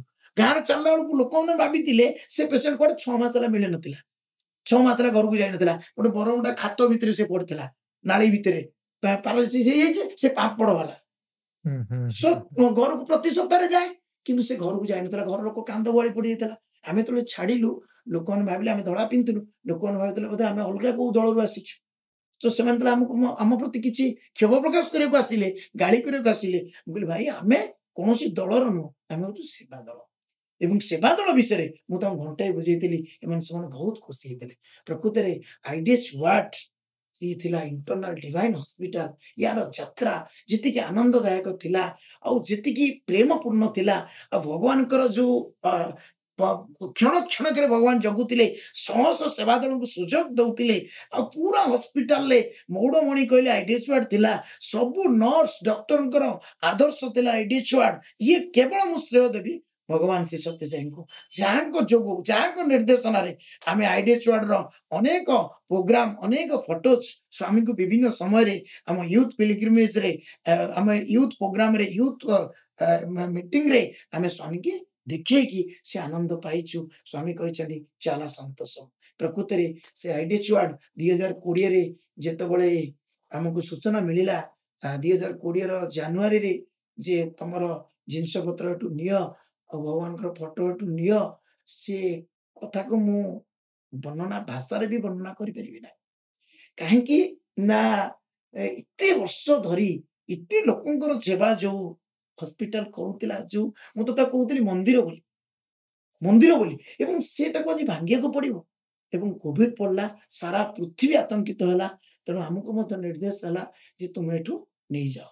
ଆମେ ଭାବିଥିଲୁ ଆଫ୍ଟର କୋଭିଡ ବୋଧେ ଆମକୁ ଫେରିବାକୁ ସୁଯୋଗ ମିଳିବ କିନ୍ତୁ ସରକାରଙ୍କର ବିଭିନ୍ନ ନିୟମ ଅନୁଯାୟୀ ସରକାର ଆମକୁ ସେ ସୁଯୋଗ ବର୍ତ୍ତମାନ ସୁଦ୍ଧା ଦେଇନାହାନ୍ତି କିନ୍ତୁ ମୋର ବିଶ୍ୱାସ ଅଛି ଭଗବାନଙ୍କ ପାଖରେ ନିବେଦନ ଅଛି ଆଉ ସବୁ ଭାଇ ଭଉଣୀ ମାନେ ଯୋଉମାନେ ଇନଭଲ୍ଭ ଥିଲେ ଆଉ ଯୋଉମାନେ ଆକୁ ଶୁଣି ବି ଥିଲେ ଶ୍ରୋତା ଆଉ ଯୋଉମାନେ କରୁଥିଲେ ଯୋଉମାନେ ଶୁଣୁଥିଲେ ସମସ୍ତଙ୍କ ମନ ଭିତରେ ସେ ପ୍ରେୟାର ରହିଛି ଆଉ ମୁଁ ପ୍ରେୟାର କରିବା ପାଇଁ କହିବି ସତ୍ୟସାଇ ସଂଗଠନ ନିଶ୍ଚିତ ଭାବରେ ଆଇଡିଏଚ୍ ୱାର୍ଡ ଭଳି ଗୋଟେ ସୁନ୍ଦର ହସ୍ପିଟାଲ ଆଗକୁ କରିବ ଯୋଉଥିରେ କି ଅନେକ ଡେଷ୍ଟିଚ୍ୟୁଟ ମାନଙ୍କୁ लेपर्सी पेसेंट मानकु सेवार सुजोग मिली परिबो जो मानकु बापा मांको भली सम्मान दिया जाई परिबो सेटा तांको पाई गोटे तीर्थ क्षेत्र हबो आनंदर क्षेत्र हबो ये भली एक स्वप्न भितरे प्रार्थना भितरे निश्चित भारे मु आज प्रशांत एक्सप्रेस रे दर्शक मान अनुरोध करी प्रेयर करंतु भगवान समस्त खुशी रे रहंतु समस्त लोक सुखिनम भवंतु ये केवल सेवा माध्यम रे भी संभव आज भी आपण माने जागृत रुहंतु कियार कोठी असुविधा भी होउची ताको साहित्य रखंतु नोट करंतु आ चतुर नास्ति कार ब्लड टे दरकार काको गोटे हॉस्पिटल सुजोग दरकार का गोटे अटेंडेंट दरकार का टिके हेल्थ दरकार निश्चित भाव में संगठन माध्यम रे तांको पकरे पहुंचंतु स्वामी खुशी हवार सुंदर माध्यम होउची आईडीएच वार्ड एवं तार परिकल्पना तार योजना तार समस्त आयोजन ही भगवान को कृतज्ञता देवी साईला आपण जहाँ भी एबे आईडीएच वार्ड एक्सपीरियंस विषय कहले सी हो समुद्र संख्या प्रशांति एक्सप्रेस रो ई पॉडकास्ट माध्यम रे मु रिक्वेस्ट करबी यदि संभवपर हुए गोटे या पर गोटे डॉक्यूमेंटरी तैयारी करिया पई कारण आगामी पीढ़ी जानी पड़िबो श्री सत्यसाई सेवा संगठन ओडिशा आईडीएच वार्ड रे को प्रकार हमर जो भाई भौणी माने समस्त मौसा मौसी माने केमिति काम करथिले एवं लोक मानकर मंगल पई केते सुंदर केते माने केते डेडिकेटेडली से माने लोकंकर सेवा करथिले एवं जोठी से माने परित्यक्त अवस्था रे पड़िछंती जोठी तांकर के केयर नबा पई नाही सेठी ताको उठेई काणिबा तार सेवा करिबा एवं निजर पारु पर्यंत से माने पुण ताको तापर पुण ताको नै घरे छाड़ीबा एटा छोट जिंस नो एक्चुअली ये कथा ई आलोचना बेलू मोर मन पड़ला पुणी जे जार केही नै तार भगवान अछंती ये कथार ज्वलंत प्रमाण आईडीएच वार्ड दिया आउ कोन रखियोरी मारे की यदि भगवान रखियार अछि ना जण लोक 3 दिन भी खात भितर पड़िछि मु देखिछि से बंचिछि 2 मास भी सेंसलेस पड़िछि से बंचिछि मोर मन अछि 8 मास जनकर खाद्य छाड़ी देला से बंचिला तो आईडीएच वार्ड माध्यम रे सुंदर सुजोग मिलिछि अवकाश मिलिछि जे जने भक्त मते पचाले भुवनेश्वर रहउछंदी जे भगवान तमे काई कहउछ सत्य जीवन से मते पचाले गोटे बढ़िया क्वेश्चन पचाले जने धनी लोक भुवनेश्वर रहउछंदी विशेष नरे तो मु कहली काई भगवान कहउछ आस मु तुमको 10 मिनिट भीतर बुझे देबी तो सी भाबिला बोधे कोन गमात करछि मजा करछि तो मु तो आईडीएच वार्ड नै गेली तो आईडीएच वार्ड नै गेली मु कहली आपण खाली 10 मिनिट आपण मो संगे रहिबे 10 मिनिट्स टाइम तो से कहलो चलो गले बारी सी भाबिले बोधे मजाक ओमडा डाकिन चापा पियो बोधे गले बारी देखिले कहले हॉस्पिटल भीतर कोन आलो बोले चलो 10 मिनिट तो गले देखिले चिठी ये भली एक जोटा कहती कौन टाउन चाकचक्य भितर सहर चालीचलन ढंग भितर जोटि की संपूर्ण आर्टिफिशियलिज्म रे हमें गति करूचे जोटि की लोके लोक चिन्हती ना भगवान कहते ग्राम सभा ही राम सेवा मु सब हसी हसी कहे टाउन सभा ही रावण सेवा ही जाए कहीं लोके लोक जानती ना लोक भीतर प्रेम शुष्क हो जाए आईडीएच वार्ड ये आपन को बुझेब जाति वर्ण धर्म निर्विशेष love all serve no caste no religion no age no कोन की जेंट्स एंड लेडीज आपण एटी लोकन को सेवा करिवे सेवा कला पर कोन हला लोकन को पाखरे जार केही नाही अनाथर बंधु जे भगवान उतन कृपा सिंधु दीन बंधु एक कथा प्रमाणित होई होतला एवं से तो देखिले से आश्चर्य हले अरे पेशेंट को खुई दबा बाथरूम सफा कर गाधी दबा दांत घसई दबा आखिर नेंदरा जमी माँ पुअर छड़े दिए सेमती छड़े दबा मुंड कुंडे दबा pant shirt iron pant shirt पिंधे दबा चेयर रे बसैकी बुलेइबा व्हील चेयर रे बुलेइबा आशा बाड़ी धरिकी चलेइबा एवं स्ट्रेचर धरिकी बाहर बुलेइबा एवं ताकू नै कि भलो हॉस्पिटल भलो मेडिकल भलो डॉक्टर पाखरे देखैबा ये सब काम किए करि परिबो सेतबेले से कहले हां भाई ठीक कथा आपण कहछनी भगवान सत्य जाई प्रकृत रे भगवान एतरे कोनोसी संदेह नै भाई आपण 2013 रे श्री सत्यसाई सेवा संगठन रे राज्यर डिजास्टर मैनेजमेंट कोऑर्डिनेटर भाव कार्यभार ग्रहण कले भाई जने साधारण मनुष्य एवं जने डिजास्टर मैनेजमेंट ट्रेनिंग नै थिबा मनुष्य भितर कोन फरक तसे तुम जानिया पई चाहिबी भाई प्रत्येक मनुष्य पई डिजास्टर मैनेजमेंट ट्रेनिंग रो तो जीवन रे आवश्यकता कोन अछि साईराम अति सुंदर प्रश्न बहुत सुंदर कथा आपण पचारले जे जेतबळे ମୁଁ डिस्ट्रिक्ट यूथ कन्वेंटर थिली भुवनेश्वर रे गुरुत्वपूर्ण दायित्व मते भगवान देइतिले तमर पूर्वतन जिला सभापति सुबुद्धि मौसा आउ आवाहक नागेश्वर राव नागेश्वर भाई तांकर आशीर्वाद रे भगवान दिव्य कृपा को आधार करी दिव्य डिवाइन डिस्ट्रिक्ट कन्वेंटर हेली सेतବେଳେ ମଧ୍ୟ ମୁଁ ଭାଇ ମାନଙ୍କୁ କହୁଥିଲି ଭଉଣୀ ମାନଙ୍କୁ କହୁଥିଲି ଯେ डिस्ट्रिक्ट यूथ कन्वेंटर अर्थ डिवाइन यूथ कोऑर्डिनेटर स्वामीଙ୍କ ସହିତ ଆହୁରି ଲାଗି ରହିବା ଆହୁରି ତାଙ୍କ ସହିତ କନେକ୍ସନ ହବା ଏବଂ ସେଇ ସମୟରେ ମଧ୍ୟ ଗୋଟେ ମଜାକରେ କହୁଥିଲି ଯେ ଡିୱାଇସି ମଧ୍ୟ डिजास्टर यूथ कोऑर्डिनेटर अर्थात प्रत्येक डिजास्टर को केवल मैनेज कर पारे यूथ यदि अखंड भजन डिजास्टर है ताको भी मैनेज कर यूथ नारायण सभा किसी भी प्रोजेक्ट है परिवा किणा मैनेजमेंट करवा बांटिबा परिवा काटिबा ये सब काम करेंगे यूथ जन्म उत्सव गाँ गाँ बुलवा यूथ कोटी बन्या बात्या विपर्य को सामना करवा ताकू जाई लोकों पाखे पहुंचवा यूथ सो सब यूथ गोटे डिजास्टर कोऑर्डिनेटर लाइफ ही प्रकृत में डिजास्टर मुझे एमती भी सब 20 रु लाइफ ऑफ 50 इज ए बहुत चैलेंजिंग लाइफ ये समय समस्त गोटे डिजास्टर मैनेजमेंट कोऑर्डिनेटर समस्त तो मुझे फील करती तो कोटी बन्या है माने आम पढ़ुले मु पिलादिन शुणी प्राणी को आरत दुख परमित देखु देखु केवल सब मो जीवन पचे संगठन थाऊ जगत उद्धार है सब भावुली पुणी गोपबंधु कथा भी भावुली मनुष्य जीवन नुह केवल वर्ष मास दिन दंड कर्मे जीवनर कर्म तार जीवनर मानदंड भगवान केते व्याकुल एक 99 सुपर साइक्लोन अनुभव करते ट्रक माल आसिक भुवनेश्वर पहुंचला भगवान गुजरात को जो भूमिकंप होता से आज प्रधानमंत्री भगवान को ग्राटिट्यूड दिखती से जो भूमिकंप स्टोरी से जे प्रकृत भगवान अवतार एकमात्र थिला जीवन एकमात्र उद्देश्य था रिलीफ को अति सुंदर भाव मुझे अनुधान करी relief to real life to relief जीवन गोटे रिलीफ सहित कनेक्टेड आ रिलीफ गोटे जीवन सहित कनेक्टेड आ मूल्यवान जीवन जिते डिजास्टर समय गति चलला मो डिस्ट्रिक्ट यूथ कन्वेंटर पर भावु थाए जे मुझे दायित्व मुक्त हेबी दीर्घ दिन जो काम थिला राज्य सम्मेलन भुवनेश्वर होता है सरला जगन्नाथ मौसा को जाई मोर रेजिग्नेशन देली मौसा 5 वर्ष रहा कथा आपड़ कह 7 वर्ष रही 8 वर्ष रही एवं मत ये कार्य मुक्त दिंतु मौसा मन तो भले भले विदाय करदे हाँ बोली कहीदे खुशी पलि आसली ठीक 7 दिन पर सत्यनारायण भाई आसिक लेटर टे धरी पहुंचला मो दुकान ऑफिस रे कहला जे मौसा पठेछन मु खोली देख लिखाई you are selected nominated for the disaster management coordinator मु कहली अरे की कथा स्वामी को अच्छा स्वामी पुनी कहिसंदी मु तुमको जहां दउची तुमर एटा आशीर्वाद तुम जन्म जन्मांतर एटा कर्म फल आ तुम सुकृत जो तुमको मु दउची वंस तुम ताको रिजेक्ट करि दबो पुनी केते जन्म पर्यंत तुमको मिलिबो नै एक कथा अनेक दिव्य समाज मु सुनिची स्वामी कहती जहां दरकार मु तुमको दउची तो मु भाविली अरे स्वामी दउचनी ननेले पुनी कोड फोपाड़ देबे मोर सबले स्वामी की भारी डर स्वामी होचंती मु सबले स्वामी होचंती प्रेम अवतार स्वामी होचंती आनंद अवतार ज्ञान अवतार सेवा अवतार ग्रामावतार आउ रुद्र अवतार आउ मु लगे कि स्वामी होचंती भस्म अवतार तेबे तबे भस्म कर देबे मु रस वैसरु जहा पढिची स्वामी को दिव्य संभाषण जहा सुनिची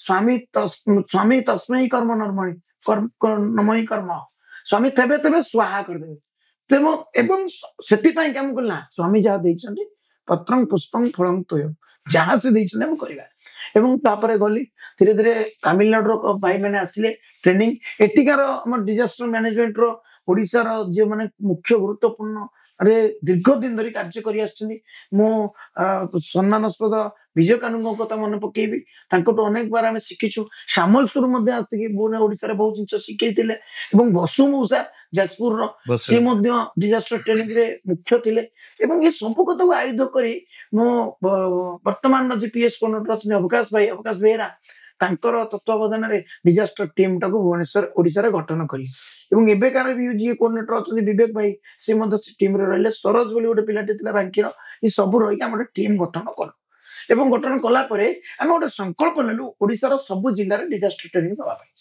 एवं ये डिजास्टर ट्रेनिंग कितने आवश्यकता मुझा ଫିଲ୍ କଲି। ଆଗରୁ ଆମେ ରିଲିଫ ଯାଉଥିଲୁ କିନ୍ତୁ କଣ ପୁରା ସମ୍ପୂର୍ଣ୍ଣ ଭଗବାନଙ୍କର ଭରସାରେ ପଳେଇ ଯାଉଥିଲୁ। କିନ୍ତୁ ଅନେକ ପ୍ରୋବ୍ଲେମ ଫେସ୍ କରିଛୁ, ଯୋଉ ପ୍ରୋବ୍ଲେମ ଗୁଡାକ କେବଳ ଭଗବାନ ରକ୍ଷା କରିଛନ୍ତି। ଯେମିତିକି ଆମେ ଯାଜପୁରରେ ପଳେଇ ଗଲୁ ବାଲିଆଠୁ ଯେତେବେଳେ ନଦୀ ଭିତରେ ପଶିଛୁ, ଅଭିରାମ ପରମ ସାମନ୍ତ ସିଂହାରଙ୍କ ଗାଁକୁ ଯାଉଛୁ, ବାଲିଆ ଈଶାନ କୂଳ ଶଙ୍କରା କୂଳ ଗୋବିନ୍ଦ କୂଳ ଦେଇକି ଯାଉଛୁ, ହଠାତ୍ ନଦୀ ମଝିରେ ଡଙ୍ଗାରେ ପାଣି ପଶିଗଲା। ତ ଚିନ୍ତା କରନ୍ତୁ, ମାନେ ଆମେ ଆମ ମୁଣ୍ଡ କିଛି କାମ କଲାନି 2011 ମସିହା। ତ ମୁଁ ପଳେଇ ତ ଯାଇଛୁ, ଆଉ ରଶ୍ମି ଭାଇ ଥିଲେ, ତାଙ୍କ ପୁଅ ବି ଥିଲା ଛୋଟ ଯେତେବେଳେ ହେଇଥିଲା ସାଇ। ତ ବାକି ଆମର ରତିକାନ୍ତ ବାହାନ ଭାଇ ବିଭିନ୍ନ ପିଲା ସବୁ ସେଥିରେ ଥିଲେ। ଆମେ କଣ କରିବୁ, ସେଥିରୁ ତା ଦେହରୁ ଦେଖିଲା ବେଳକୁ 3 ଜଣ ପହଁରା ଶିଖିନାହାନ୍ତି। ଯଦି ବି ମୁଁ ଗାଁ ପିଲା ପହଁରା ଶିଖିଛି, କିନ୍ତୁ କେତେ ବାଟ ପହଁରି ପାରିବି, ଏ ସାହସ ଥିଲା, ତଥାପି ଭୟଭୀତ ଥିଲା। ତ ଯାହା ହଉ ଧୀରେ ଧୀରେ ଧୀରେ ଧୀରେ ସେ ନାଉରିଆ ପାଣି ପଶୁଥାଏ, ଆମେ ଡଙ୍ଗାରେ ସବୁ କାଢୁଥାଉ, ପଳେଇ ଗଲୁ। ପଳେଇ ଗଲା ପରେ ସେ କୁଦ ଉପରେ ପହଞ୍ଚିଲା ବେଳକୁ ସେଠି ପୁରା ସାପ ଫଣା ଟିକେ ଠିଆ ହେଇଛି, ତମ୍ପ ସାପ। ଆମେ କଣ କରିବୁ, ସେଠି ସମସ୍ତଙ୍କୁ ମୁଁ କହିଦେଲି ନାମସ୍ମରଣ, ସମସ୍ତେ ଓಂ ନମ ଶିବାୟ, ଓಂ ନମ ଶିବାୟ, ଓಂ ନମ ଶିବାୟ। ଯେତେବେଳେ କଣ୍ଟିନ୍ୟୁ ଚାଣ୍ଟିଂ କଲୁ, ସେ ସାପ ପୁଣି ତାର ଖିଆବଣ ଭିତରେ ପଶିଗଲା। ଭଗବାନ ରକ୍ଷା କରିଛନ୍ତି। ତାପରେ 2012ର ଏଣ୍ଡରେ ଯୋଉ ଇନସିଡେଣ୍ଟ ହେଲା, ଯୋଉଟା କି ମତେ ବାରମ୍ବାର କହୁଥିଲା ଯେ ତୁମେ ଡିଜାଷ୍ଟର ମ୍ୟାନେଜମେଣ୍ଟ ଟ୍ରେନିଂ ନିଅ, କାହିଁକି ଫାୟାର ଅଫିସ ବାଲା ଏତେ ସୁନ୍ଦର କାମ କରିପାରୁଛନ୍ତି, ତମେ କେହି କରିପାରିବନି? କାହିଁକି ଓଡ୍ରାଫ୍ ବାଲା ଏତେ କାମ କରୁଛନ୍ତି, ତୁମେ କେହି କରିପାରିବନି? କାହିଁକି ଆମର ଯୋଉ ଡିଜାଷ୍ଟର ମ୍ୟାନେଜମେଣ୍ଟ ଟିମ୍ ଅଛି, ସେଗୁଡାକୁ ଆମେ କାହିଁକି ଏକ୍ଜିକ୍ୟୁଟ କରୁନେ? କଣ ହେଲା ନା, କଣାସର ହଠାତ୍ ଗୋଟେ ନଦୀରେ ଆମେ ରିଲିଫ ଧରିକି 11ଟା ବୋଟ ଆମକୁ ଆଲର୍ଟ ହେଇଥାଏ। ଆମେ ପ୍ରତ୍ୟେକ ଦିନ 3000 ଲୋକଙ୍କୁ ରାନ୍ଧିକି ଖାଇବାକୁ ଦଉଥାଉ।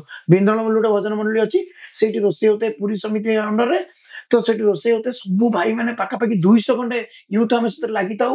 ବାଜପେୟୀ, ବାଲିପାଟଣା, ପୁରା ଆପଣଙ୍କର ଚନ୍ଦନପୁର, ସେପଟେ ପୁରୀ, ଆପଣଙ୍କର ଏପଟେ କୋଣାର୍କ ସବୁ ଟିମ୍, ଭୁବନେଶ୍ୱରର ସମସ୍ତ ଭାଇ ମାନେ ପୁରା ସାଇ ସେବକ ବସରେ ଯାଇ ପୁରା ସମସ୍ତେ ଯାଇକି ଆମେ ସେଠି ସମସ୍ତେ କ୍ୟାମ୍ପ କଲୁ। ଆମେ କଲେକ୍ଟର ଆମକୁ ବୋଟ ଦେଇଥିଲେ, ଆମେ ବୋଟରେ 11ଟା ବୋଟରେ ଆମେ ବାଣ୍ଟି ହେଇକି ଯାଇଛୁ, ସମସ୍ତଙ୍କୁ ବାଣ୍ଟି ଦେଇଛୁ ଦାୟିତ୍ୱ। ଗୋଟେ ବୋଟ ହଠାତ୍ ପାଣିରେ ବୁଡିଗଲା। ଇଏ ଖବର ଯେତେବେଳେ ମୋ ପାଖରେ ପହଞ୍ଚିଲା, ସେତେବେଳକୁ ମୁଁ ନଦୀ କୂଳ ପାଖାପାଖି ହେଇଥିଲି। ମୁଁ ଆଶ୍ଚର୍ଯ୍ୟ ହେଲି। ହଠାତ୍ ସର ଭାଇ ଫୋନ କଲେ, ନାରାୟଣେଶ୍ୱର ଭାଇ, ଯେ ସୁରତ ଆପଣ କୋଉଠି ଅଛନ୍ତି? ମୁଁ କହିଲି ମୁଁ ନଦୀ ପାଖାପାଖି ହେଲେଣି, ନା ରିଲିଫ କ୍ୟାମ୍ପରେ ଡଙ୍ଗା ବୁଡି ଯାଇଛି ବୋଲି ଓଟିଭି ହାଇଲାଇଟ୍ସ କରୁଛି। ଆମ ଚମକ ସୃଷ୍ଟି ହେଲା, କଣ କରିବୁ ଆମେ? ଯେତେବେଳେ ଅନ୍ତର୍ଯାମୀ ବସେଇ ଫୋନ କଲେ, ତାପରେ ମୁଁ ଇମିଡିଏଟଲି ଆଉ କିଛି ମୋ ମୁଣ୍ଡ କାମ କଲାନି। ବୋଲି ଭଗବାନ, ତମକୁ ଡଙ୍ଗାଦେଗିରି ମୁକମ କରୁଥିବା ବାଚାଳ, ତୁମେ ସବୁ କରିବାର ଦେବତା, ମୁକକୁ ବାଚାଳ ପଙ୍ଗୁକୁ ସଚଳ। ଆଜି ଯଦି ରିଲିଫ ଡଙ୍ଗା ବୁଡିଯିବ, କି ପ୍ରୀତିଚନ୍ଦ୍ରରେ ତମ କଳଙ୍କ ଲାଗିଯିବ। ତୁମେ ଅବତାର ହେବାର ଭିତରେ ଏକଥା କେବେ ବି କେହି ଶୁଣି ଡାଟା ଏପର୍ଯ୍ୟନ୍ତ ପାଇନାହାନ୍ତି। ଏବେ ଯଦି ଖବର ପାଇବେ, ଆଉ ଲୋକ ମତେ ସଂଗଠନରେ ରଖେଇଦେବେ ତ? ମୁଁ ଆଉ ଗାଁରେ ରହିପାରିବି ତ? ମୁଁ ଆଉ ଭୁବନେଶ୍ୱରରେ ରହିପାରିବି ତ? ଇଏ କଳଙ୍କ ନେଇକି ମୁଁ ଭୁଲି ପାରିବି ତ? 36 ଜଣ ଯୁବ ଭାଇ ଭଉଣୀ ସେଥିରେ ଥିଲେ। ଯେତେବେଳେ ଆମେ କୋଉ ଡଙ୍ଗା ରହିଛି ଦେଖି ଖୋଜି ପାଇଲୁ, ଯୋଉଥିରେ ପୁରୀ ଜିଲ୍ଲା ସଭାପତି ଦିଶମନ୍ତ ଭାଇ ଏବଂ ଜିଲ୍ଲା ସଭାପତି ଖୋର୍ଦ୍ଧା ଜିତୁ ଭାଇ ଅଛନ୍ତି, ସେଇ ଡଙ୍ଗା ବୁଡି ଯାଇଛି। ତାପରେ ଆମେ ତତ୍କ୍ଷଣାତ ଭୋଟ କରି ଗଲୁ। ସମସ୍ତଙ୍କୁ ମୁଁ କହିଥାଏ, ଭଜନ ଗାଅ, ଭଗବାନ ଶ୍ରୀ ସତ୍ୟ ସାଇ ବାବା ନମ। ଏଇ ଭଜନଟାକୁ ଯୋଉ ଆମେ ଗାଉ, ତାକୁ ଦୁଃଖରେ ଗାଉ, ସୁଖରେ ଗାଉ, ରିଲିଫରେ ବି ଗାଉ, ଆଉ ପ୍ରେମ ପ୍ଲାବନ ଯାତ୍ରାରେ ବି ଗାଉ। ପ୍ରତ୍ୟେକ ଜାଗାରେ ଆମେ ଗାଉ। ସମସ୍ତଙ୍କୁ କହିଲି, ମୋ ସାଙ୍ଗରେ 10ଟା ପିଲା ନେଇକି ଗଲି। ସାହସରେ ମୁଁ ସମସ୍ତଙ୍କୁ କହିଥାଏ, ଭାଇ ଯଦି ଡଙ୍ଗାରେ କିଛି ହେଇଥିବ, ମୁଁ ଆଉ ଫେରିବିନି, ତମେ ଫେରିବ, ଆଇ ୱିଲ୍ ବି ଦେୟାର, ମୁଁ ଝାସ ଦେଇଦେବି। ତ ଗଲା ବେଳକୁ ଭଗବାନ ଚିନ୍ତା କରନ୍ତୁ, ଗାଁରୁ ଡଙ୍ଗା ବାହାରି ଆସିଛି, ସେ ଡଙ୍ଗା ବାହାରିବା ପରେ ଯୋଉଠି ପୁରା ଟପ୍ ପାଣିର, ଯୋଉଠି ପୁରା ମାନେ ଯୋଉଠି କହନ୍ତି କି ଅକାତଗତ ପାଣି, ସେଇଠି ଡଙ୍ଗାଟି ବୁଡି ଯାଇଛି। ବୁଡି ଯାଇଛି, ସେଥିରୁ 2 ଜଣ ପିଲା ଶିଖି ନାହାନ୍ତି। ଇଏ 36 ଜଣରୁ 34 ଜଣ, 4-6 ଜଣ, ସେ 2 ଜଣ ପିଲାଙ୍କୁ କାନ୍ଦେଇ ଦେଇଛନ୍ତି। ସମସ୍ତଙ୍କ ମୋବାଇଲ ନଷ୍ଟ ହେଇଯାଇଛି। କିନ୍ତୁ ସବୁଠୁ ବିଚିତ୍ର କଥା ହେଲା, ସବୁଠୁ ଆନନ୍ଦର କଥା, ଯାହାକୁ ମୁଁ ସାହିତ୍ୟ ରଖିଛି, ଯୋଉଟା କି ଡିଜାଷ୍ଟର ମ୍ୟାନେଜମେଣ୍ଟ ଟ୍ରେନିଂରେ ମୁଁ ବାରମ୍ବାର କୁହେ, ଭଗବାନ ତ ରକ୍ଷା କରିବେ ନିଶ୍ଚୟ, କିନ୍ତୁ ତୁମର ସତର୍କତା କେତେ? ସେଇଦିନ ଭଗବାନ ଆମକୁ ସୂଚନା ଦେଇଥିଲେ ଏବଂ ସେଇଠୁ ଆମେ ଗୋଟେ ସଂକଳ୍ପ ନେଇଥିଲୁ ଯେ ନିଶ୍ଚିତ ଭାବରେ ଡିଜାଷ୍ଟର ଟ୍ରେନିଂ ସବୁ ଜିଲ୍ଲାରେ କରିବୁ, ସବୁ ସମିତିରେ କରିବୁ, ସବୁ କ୍ଷଣରେ, ସବୁ ପ୍ରତି କୋଣ ଅନୁକୋଣରେ ଲୋକଙ୍କ ପାଖରେ ବାର୍ତ୍ତା ପହଞ୍ଚେଇବୁ। ଏବଂ ଡଙ୍ଗା ବୁଡିଗଲା, ଏବଂ ଯୋଉଠି ପାଣି ଅକାତଗତ ପାଣି, ସେଇଠି ଭଗବାନ ଗୋଟେ କୁଦଟିଏ ପ୍ରସ୍ତୁତ କରିଦେଇଥିଲେ।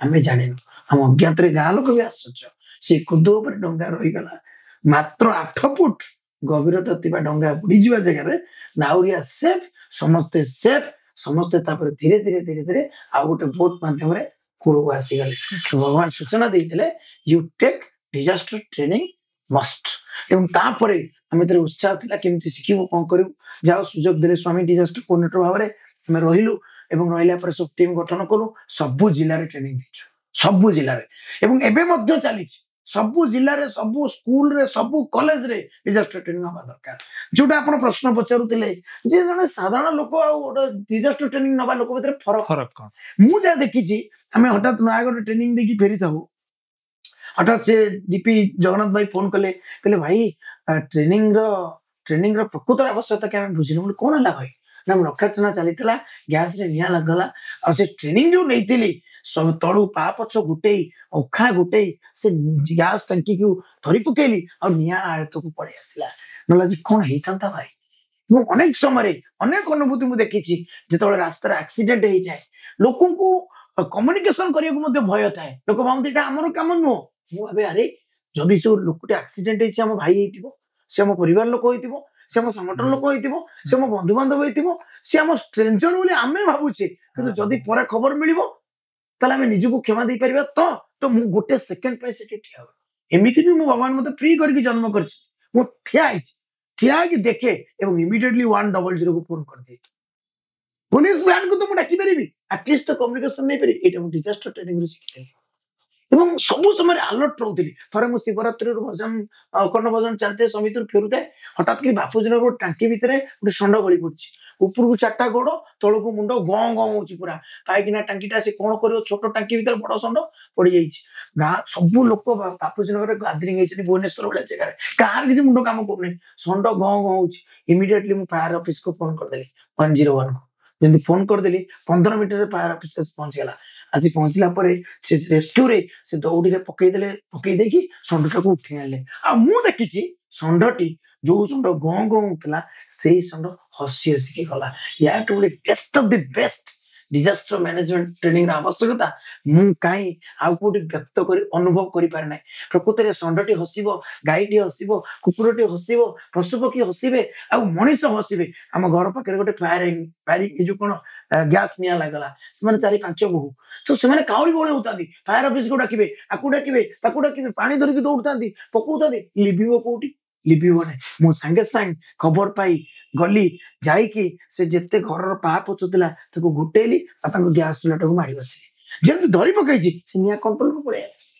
सो प्रत्येक जगह मु फील करिछि अपन वेरेवर मे बी अपन जदि अवेयरनेस आज देखो आमे सीपीआर ट्रेनिंग नौचे सीपीआर ट्रेनिंग आपण देखंतु आपणकर भगवान जेंति ओमनी प्रेजेंस सेंति डिजास्टर माने omnipresence anywhere disaster can happen मु हठात बसिछि घरे मो पुओ कहला बापा गोटे कोन फुटिला सो कहला बेला को शॉर्ट सर्किट हेछि सो मु जदि अलर्ट नथिबी कोन हबो ब्रह्मरास्ट कर दिबो सो इमीडिएटली मुझे मेन स्विच बंद कर दे राइट तो घरे आपण गैस रे रहउछंती घरे आपण शॉर्ट इलेक्ट्रिक भीतर रहउछंती आपण पाखरे मोबाइल चार्ज करके सोउछंती कोड जदि शॉर्ट सर्किट हेजिबो तनो गुटे लोक पाए जो सीपीआर ट्रेनिंग हमें दिया जाउची केते पंपिंग देबे केते ब्लोइंग करिवे केमिति पार्टी रे आपण निश्वास देबे केते थरो पंपिंग करिवे ये कथा आपण को ट्रेनिंग दबो केवल डिजास्टर मैनेजमेंट सो प्रत्येक लोक पाए डिजास्टर मैनेजमेंट ट्रेनिंग रा आवश्यकता रहिछि समस्त कोळे बोले कौशले निश्चित भाव रे समिति स्तर रे भजन मंडली स्तर रे जिला स्तर रे डिजास्टर मैनेजमेंट ट्रेनिंग नबा दरकार ताहले भगवान खुशी हेबे ये भगवान कर संगठन रो ये गोटे पार्ट एंड पार्सल निश्चित भाव रे आपण माने समस्ते दर्शक मान मोर अनुरोध डिजास्टर ट्रेनिंग विषय जानतु शिखंतु आउ कम खर्च रे अनेक गुडी लाइफ को आपण प्रोटेक्ट दवा पय हेले केवल डिजास्टर मैनेजमेंट समस्त को धन्यवाद थैंक यू सो मच बहुत सुंदर भाव अपन डिजास्टर ट्रेनिंग विषय बुझेले कारण आमे समस्त निसहाय और असहाय फील करू ए प्रकार परिस्थिति रे निसहाय असहाय हवा बदल रे मोर मन अछि कोविड समय रे जने भाई इनकर पूरा पल्स 7 को पळेला सॉरी सर पल्स 18 को पळेला तो मु डॉक्टर कमिशनर फोन कली से कहले 18 पल्स को पळेला तुम कोन सिटी जाई करछो सर कोन करबी ना इमीडिएट प्रॉन वेंटिलेटर दे दियो प्रॉन वेंटिलेटर कोन ତକିଆ ପକେଇଦେଲି 2ଟା ଆଉ ତାଙ୍କୁ ଶୋଇଦେଲି। ଶୋଇଲା ପରେ ଧୀରେ ଧୀରେ ଧୀରେ ଧୀରେ ତାଙ୍କ ପଲ୍ସ 38 କହିଲା। I M not a doctor, କିନ୍ତୁ always I am acquainted with the patient. I learned maximum 3 from Dr. P.K. Das, Dr. Akhil Mishra, Dr. Satish Patnaik, ଏମାନେ ଡକ୍ଟର ବିଷ୍ଣୁ ପ୍ରସାଦ ସର, ତାଙ୍କଠୁ ବହୁତ ଜିନିଷ ମୁଁ ଶିଖିଛି। ଅନେକ ସମୟରେ ପଚାରିକି ବୁଝେ ଭାଇ ହିମୋଗ୍ଲୋବିନ୍ କେତେ ହେଲେ ରହିବ, ପଲ୍ସ କେତେ ହବା ଦରକାର, କେତେ ରିଦିମ୍ ନବ, ଇଏ ସବୁ ଶିଖିବା ଆମ ସମସ୍ତଙ୍କ ପାଇଁ ଦରକାର। ଆମେ ଡକ୍ଟର ନୁହଁ, କିନ୍ତୁ ଅନେକ ସମୟରେ ଆମେ ମୋର ଦ୍ୟାନ୍ ଡକ୍ଟର ଆମକୁ ୟୁଜ୍ ମିଳିଯିବ। ଆମ ପରିବାର, ଆମ ଘର, ଆମ ନେବର୍ସ ତାଙ୍କୁ ପ୍ରୋଟେକ୍ଟ କରିବା ପାଇଁ। ଏବଂ ସେ ଲୋକ ଯେତେବେଳେ ହେଇଗଲା ଧୀରେ ଧୀରେ ଧୀରେ ଧୀରେ 38 ହେଇଗଲା ପଲ୍ସ, ତାକୁ ଆମ୍ବୁଲାନ୍ସ ଡକେଇକି ହସ୍ପିଟାଲ ପଠେଇଦେଲି। So I can save a life. ଯଦି ଏତିକି ମୁଁ ଶିଖିନଥାନ୍ତି, ମୋ ପାଖରେ ସଂଗଠନ ନଥାନ୍ତା, ମୋ ପାଖରେ ସୁଯୋଗ ନଥାନ୍ତା, ଡିଜାଷ୍ଟର ଟ୍ରେନିଂ ନଥାନ୍ତା, ଗୋଟେ ଲାଇଫ ଚାଲିଯିବ ଭାଇ। କାହାର ସ୍ୱାମୀ ଚାଲିଯିବ, କାହାର ପୁଅ ଚାଲିଯିବ, କାହାର ବାପା ଚାଲିଯିବ, ଠିକ ଜୀବନ। ତେଣୁ ଏ ଜୀବନକୁ ଯଦି ପ୍ରକୃତରେ ମନୁଷ୍ୟ ଦେହ ଦିବ୍ୟ ଜ୍ଞାନ ଦେଖି ସନ୍ତୋଷ ଭଗବାନ, ଯଦି ଆପଣ ପ୍ରକୃତରେ ନିଜକୁ ମାନବରୁ ମାଧବତ୍ୱକୁ ନେବାକୁ ଚାହୁଁଛନ୍ତି, ଡିଜାଷ୍ଟର ମ୍ୟାନେଜମେଣ୍ଟ ଟ୍ରେନିଂ 100% ମୁଁ ଶିଖିବି, ଏ ସଂକଳ୍ପ ନିଅନ୍ତୁ, ଭଗବାନଙ୍କୁ ପ୍ରେୟାର କରନ୍ତୁ, ଆଉ ଟ୍ରେନିଂ ନେଇ ସମସ୍ତ ଲୋକ ସୁଖୀନ ହୁଅନ୍ତୁ, ସର୍ବେ ଭବନ୍ତୁ ସୁଖୀନକୁ ସାକାର କରନ୍ତୁ। ଭାଇ 2018 ଆପଣ ଶ୍ରୀ ସତ୍ୟ ସାଇ ସେବା ସଂଗଠନ ଓଡ଼ିଶାର ହାଉସିଂ ପ୍ରୋଜେକ୍ଟ ଇନଚାର୍ଜ ଭାବରେ କାର୍ଯ୍ୟରତ ଥିଲେ। ଯଦି ବା ଅନେକ ସାଇ ଭକ୍ତ ଜାଣିଛନ୍ତି ଶ୍ରୀ ସତ୍ୟ ସାଇ ହାଉସିଂ ପ୍ରୋଜେକ୍ଟ କ'ଣ, ଅପରପକ୍ଷେ ନୂଆ ପିଢ଼ି ଜାଣିନାହାନ୍ତି ହାଉସିଂ ପ୍ରୋଜେକ୍ଟ କ'ଣ, ସେ ବିଷୟରେ ଟିକେ ସମ୍ୟକ ସୂଚନା ଦିଅନ୍ତୁ। ସାଇରାମ ଭାଇ, ଆକ୍ଚୁଆଲି ମୋର ମନେ ପଡିଲା ଏ ପ୍ରଶ୍ନ ଆପଣ କଲା ବେଳକୁ, ଯେ ସ୍ୱାମୀ କହନ୍ତି କହିବା ପରି କରୁଛ ତ ଇ ଆଚରଣ ପେଟି ବୋଲି ସ୍ୱାମୀ କହନ୍ତି। ଇ ପ୍ରେମ ସ୍ୱରୂପଲାରା ଇ ଆଚରଣ ପେଟି, ଅର୍ଥାତ୍ ଯାହା କହୁଛ ତାକୁ କର, ଆଚରଣ ଆଉ ଉଚ୍ଚାରଣ। ଏଇଟାକୁ ଅନୁଭବ କରିଥିଲି ହାଉସିଂ ପ୍ରୋଜେକ୍ଟରେ। ଯେତେବେଳେ ହାଉସିଂ ଇନଚାର୍ଜ ହେଲି, ମୁଁ ତାର ମାନେ 10 ବର୍ଷ ପୂର୍ବରୁ ହାଉସିଂ ସହିତ ଓତପ୍ରୋତ ଜଡ଼ିତ। କ'ଣ ପାଇଁ ନା ମୁଁ ଡିଓଏସି ଥିଲି, ଏଇଟା ଗୋଟେ ଗୋଲ୍ଡେନ ଚାନ୍ସ। ସେ ଗୋଲ୍ଡେନ ପିରିୟଡକୁ ଭୁଲି ହବନି। 2006ରୁ ମୁଁ ଡିଓଆଇସି ହେଲି, 13 ପର୍ଯ୍ୟନ୍ତ golden period of my life. ମୁଁ କହେ ଏଇଟା ହଉଛି ଜୀବନର ସବୁଠୁ ସ୍ୱର୍ଣ୍ଣିମ ଦିବସ। ଏବଂ ତ ସେଇ ସମୟରେ ଆମେ ତିରୁମଲା ତିରୁମଣ୍ଡପରେ ଗୋଟେ ପ୍ରୋଗ୍ରାମ ଚାଲିଥାଏ। ଶ୍ରୀନିବାସନ ସାର୍ ଆସିଥାନ୍ତି, ଅଙ୍କଲ ଆସିଥାନ୍ତି, ଅଲ ଇଣ୍ଡିଆ ପ୍ରେସିଡେଣ୍ଟ। ତ ସେ ପ୍ରୋଗ୍ରାମରେ ସମସ୍ତେ ଅଛୁ, ହଠାତ୍ କରି ଖବର ମିଳିଲା ଟିଭିର ନ୍ୟୁଜ ଯେ ବନ୍ୟାରେ ଭାଙ୍ଗି ଯାଇଛି ଫୁଲବାରୀ ଘାଇ, କୋଉଠି ଯେ ଆମର ପିପିଲ ପାଖରେ, ଚାରିଆଡେ ବନ୍ୟା। ସେପଟେ ଆପଣଙ୍କର ଚିତ୍ରୋତ୍ପଳା, ବୈତରଣୀ, ଆପଣଙ୍କର ଏପଟେ ବାଲେଶ୍ୱର ପଟେ ସୁବର୍ଣ୍ଣରେଖା, ଲୁଣା, କାଠଯୋଡି, ସବୁଆଡେ ବନ୍ୟା। ତ ଆମେ କ'ଣ କରିବୁ, ହଠାତ୍ କରି ଗାଡି ଧରିକି ଆମେ ବାହାରିଗଲୁ ପାଖ ବାଳକାଟି ପାଖ, ଉତ୍ତରା ପାଖ ହେଇକି ଆମେ ସଙ୍ଗଳେଇ ପାଖକୁ ପଳେଇଗଲୁ। ସଙ୍ଗଳେଇ ସେଠି ଭଜନ ମଣ୍ଡଳୀ ଅଛି, ସେଠି ଯାଇକି ଆମେ ଦେଖିଲା ବେଳକୁ ଉତ୍ତଳ ପାଣି, ସେ ମାନେ ପୁରା ଗାଁ ବୁଡି ଯାଇଛି। ତ ଆମେ ଇମିଡିଏଟଲି ପ୍ଲାନ୍ କଲୁ ଏଇଠିକି ଆମେ ରିଲିଫ ଦେବାକୁ କାଲି ଆସିବା। ତ ରାତିରେ ସବୁ ରେଡି କଲୁ। ଭୁବନେଶ୍ୱର ଗୋଟେ ଭଲ ମାନେ ଅରିଜିନାଲିଟି ଆପଣ ମାନେ ଜାଣିବେ, ହଠାତ୍ କରି ଗୋଟେ ମେସେଜ ଦିଆହେଲା, ସମସ୍ତେ ଏକଜୁଟ ହେଇଯିବେ। ଏକଜୁଟ ହେଇକି ସାଙ୍ଗେ ସାଙ୍ଗେ କୁଆଡୁ କ'ଣ ପଳେଇ ଆସେ ଆମେ ଯାଇପାରୁନା। ଆସି ଗଦା ହେଲା ଚୁଡା, ଚାଉଳ, ଚିନି, ପୁରା ପାଉରୁଟି, କଦଳୀ, ଫଳ, ପରିବା ସବୁ ଗଦା ହେଲା। ସାଙ୍ଗେ ସାଙ୍ଗେ ଖିଚୁଡି ରାତି ଆରମ୍ଭ ହେଇଗଲା। ଏବଂ ପୁରା ସେତେବେଳେ ଜିଲ୍ଲା ସଭାପତି ଥାନ୍ତି ରମାକାନ୍ତ ଭାଇ। ତ ପୁରା ସେଟିଂ ହେଇକି ପୁରା ରୋଷେଇ ହେଇକି ଚାଲିଲା, ବସରେ ଅଧା ହେଇକି ଚାଲିଲା। ଗଲୁ କୁଆଡେ ଯିବୁ, ସଙ୍ଗଳେଇ ପାଖରେ ପହଞ୍ଚିଲୁ। ଜଣେ ଭାଇ ସଙ୍ଗଳେଇ ଭଜନ ମଣ୍ଡଳୀର ଆମକୁ ବାଟ କଢେଇ ନେଲେ, ପୁରା ବୋଟ ଡଙ୍ଗା ରେଡି କରିଦେଲେ। ଲୋକାଲ ଲୋକ ଯେହେତୁ ପଳେଇଗଲୁ, ଆମେ ଜାଣିନୁ ସେ ଗାଁକୁ ପଡିବ। ଲକ୍ଷ୍ମୀନାରାୟଣପୁର କାକୁଡି କୋଷାଙ୍କ ନହଳା ସେପଟ ଭିତର ଦେଇ ବିନାୟକପୁର ଦେଇ ପଶିକି ଆମେ ବାଣ୍ଟି ଆସିଲା ଭିତରେ ଗୋଟେ ଗାଁକୁ ଆମେ ପହଞ୍ଚିଲୁ। ଯୋଉ ଗାଁଟା ଯେ ଦିନେ ଭବିଷ୍ୟତରେ ତୀର୍ଥକ୍ଷେତ୍ର ଆମେ ଜାଣିନଥିଲୁ। ତାପରେ ଆମେ ସେ ଗାଁରେ ବାଣ୍ଟିକି ପଳେଇ ଆସିଲୁ। କିଛି ଫଟୋ ଆଣିବା ପାଇଁ ଆମକୁ ସୂଚନା ମିଳିଥିଲା। ଦ୍ୱିତୀୟ ଦିନ ଯେତେବେଳେ ଆମେ ଗଲୁ, କ୍ୟାମେରା ନେଇକି ଗଲୁ, ଫଟୋ କିଛି ଆଣିଲୁ। ଏବଂ ତୃତୀୟ ଦିନ ମଧ୍ୟ କିଛି ଫଟୋ ଆଣିଲୁ। ସେଇ ଫଟୋ ସ୍ୱାମୀଙ୍କି ସଚି ମହାପାତ୍ର ପୂଜ୍ୟ ମଉସା, ଯିଏକି ଟ୍ରଷ୍ଟ କନଭେନର ଥିଲେ ସେତେବେଳେ, ସିଏ ଆଉ ହରିକୃଷ୍ଣ ମଉସା ଫ୍ଲାଇଟରେ ଯାଇକି ସ୍ୱାମୀଙ୍କି ଦେଖେଇଲେ। ତାଙ୍କର ଗୋଟେ ପ୍ରୋଗ୍ରାମ ଥିଲା ସେଇ ସମୟରେ। ତ ସେଇଟା ହଉଛି ସେପ୍ଟେମ୍ବର ମାସ ସମୟ। ତ ଦେଖିଲା ପରେ ସ୍ୱାମୀ କହିଲେ, ଆରେ ଏତେ ପାଣିରେ ଘର ବୁଡି ଯାଇଛି, ଛାତ ବୁଡି ଯାଇଛି, କ'ଣ ତୁ କହୁଛୁ? ବହୁତ କାନ୍ଦିଲା ପରେ ସ୍ୱାମୀଙ୍କର ପ୍ରେମ ଅବତାର ସିଏ, ପ୍ରୀତି ବାତ୍ସଲ୍ୟ ତାଙ୍କର ପ୍ରୀତି ବୁଝିବା ଅସମ୍ଭବ। ସେ ଏଣ୍ଡଲେସ୍ ମାନେ ସେଲ୍ଫଲେସ୍ ଲଭ୍, ସେଇଥିପାଇଁ ତ ଓସେନ୍ ଅଫ୍ ଲଭ୍। ପ୍ରକୃତରେ ରିଏଲି ଭାଇ ମାନେ ଭଗବାନ ପ୍ରେମ ଅବତାର। ଏଇଟା ମୁଁ ପ୍ରାକ୍ଟିକାଲ ଫିଲ୍ କରୁଥିଲି ଯେ ହାଉସିଂ ପ୍ରୋଜେକ୍ଟର ସିଚୁଏସନ ଭିତରେ।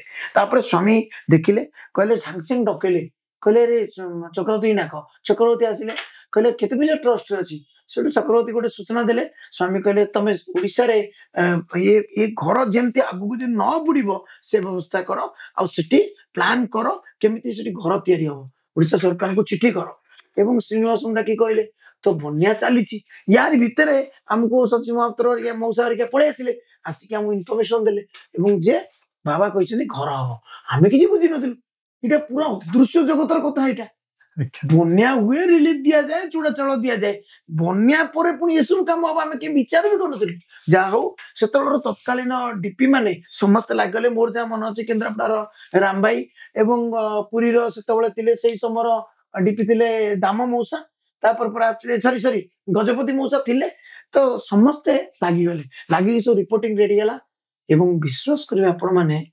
माने सब दर्शक मान को कहूची अवतार इज सो पर्टिकुलर एवं गोटे गोटे कथा से श्रीनिवासन को कहले you go to Odisha don't stay here पूरा ऑल इंडिया प्रेसिडेंट कर विजिट मैराथन विजिट मते लागुतिला जेमिति कि से साई जनन रु जेमिति आपण जाउचनी साई नंदन समिति जेमिति आपण जाउचनी खंडगिरी समिति जेमिति आपण जाउचनी बासंती दुर्गा जेमिति आपण जाउचनी लिंगराज जेमिति जाउचनी आपण हमर कोन Sai Shanti Niketan सेमिति all India president कर विजिट हला ओडिशा को आ मु डिवाइस थिली आ अंतर्जय मौसा को प्रणाम परशुराम मौसा को प्रणाम जो माने कि पूरा लागी की रहिले हरिकृष्ण मौसा परशुराम मौसा अंतर्जय मौसा कटक रवि महंती मौसा ये पूरा लागी की रहिले आ समस्ते पूरा घर द्वार सब छाड़ी देले मु तो देखिक आश्चर्य अंतिम मौसा पूरा माने मासे पर्यंत 2 मास पर्यंत से भुवनेश्वर रहिले पारादीप पोर्ट गेस्ट हाउस पूरा बुक हो गला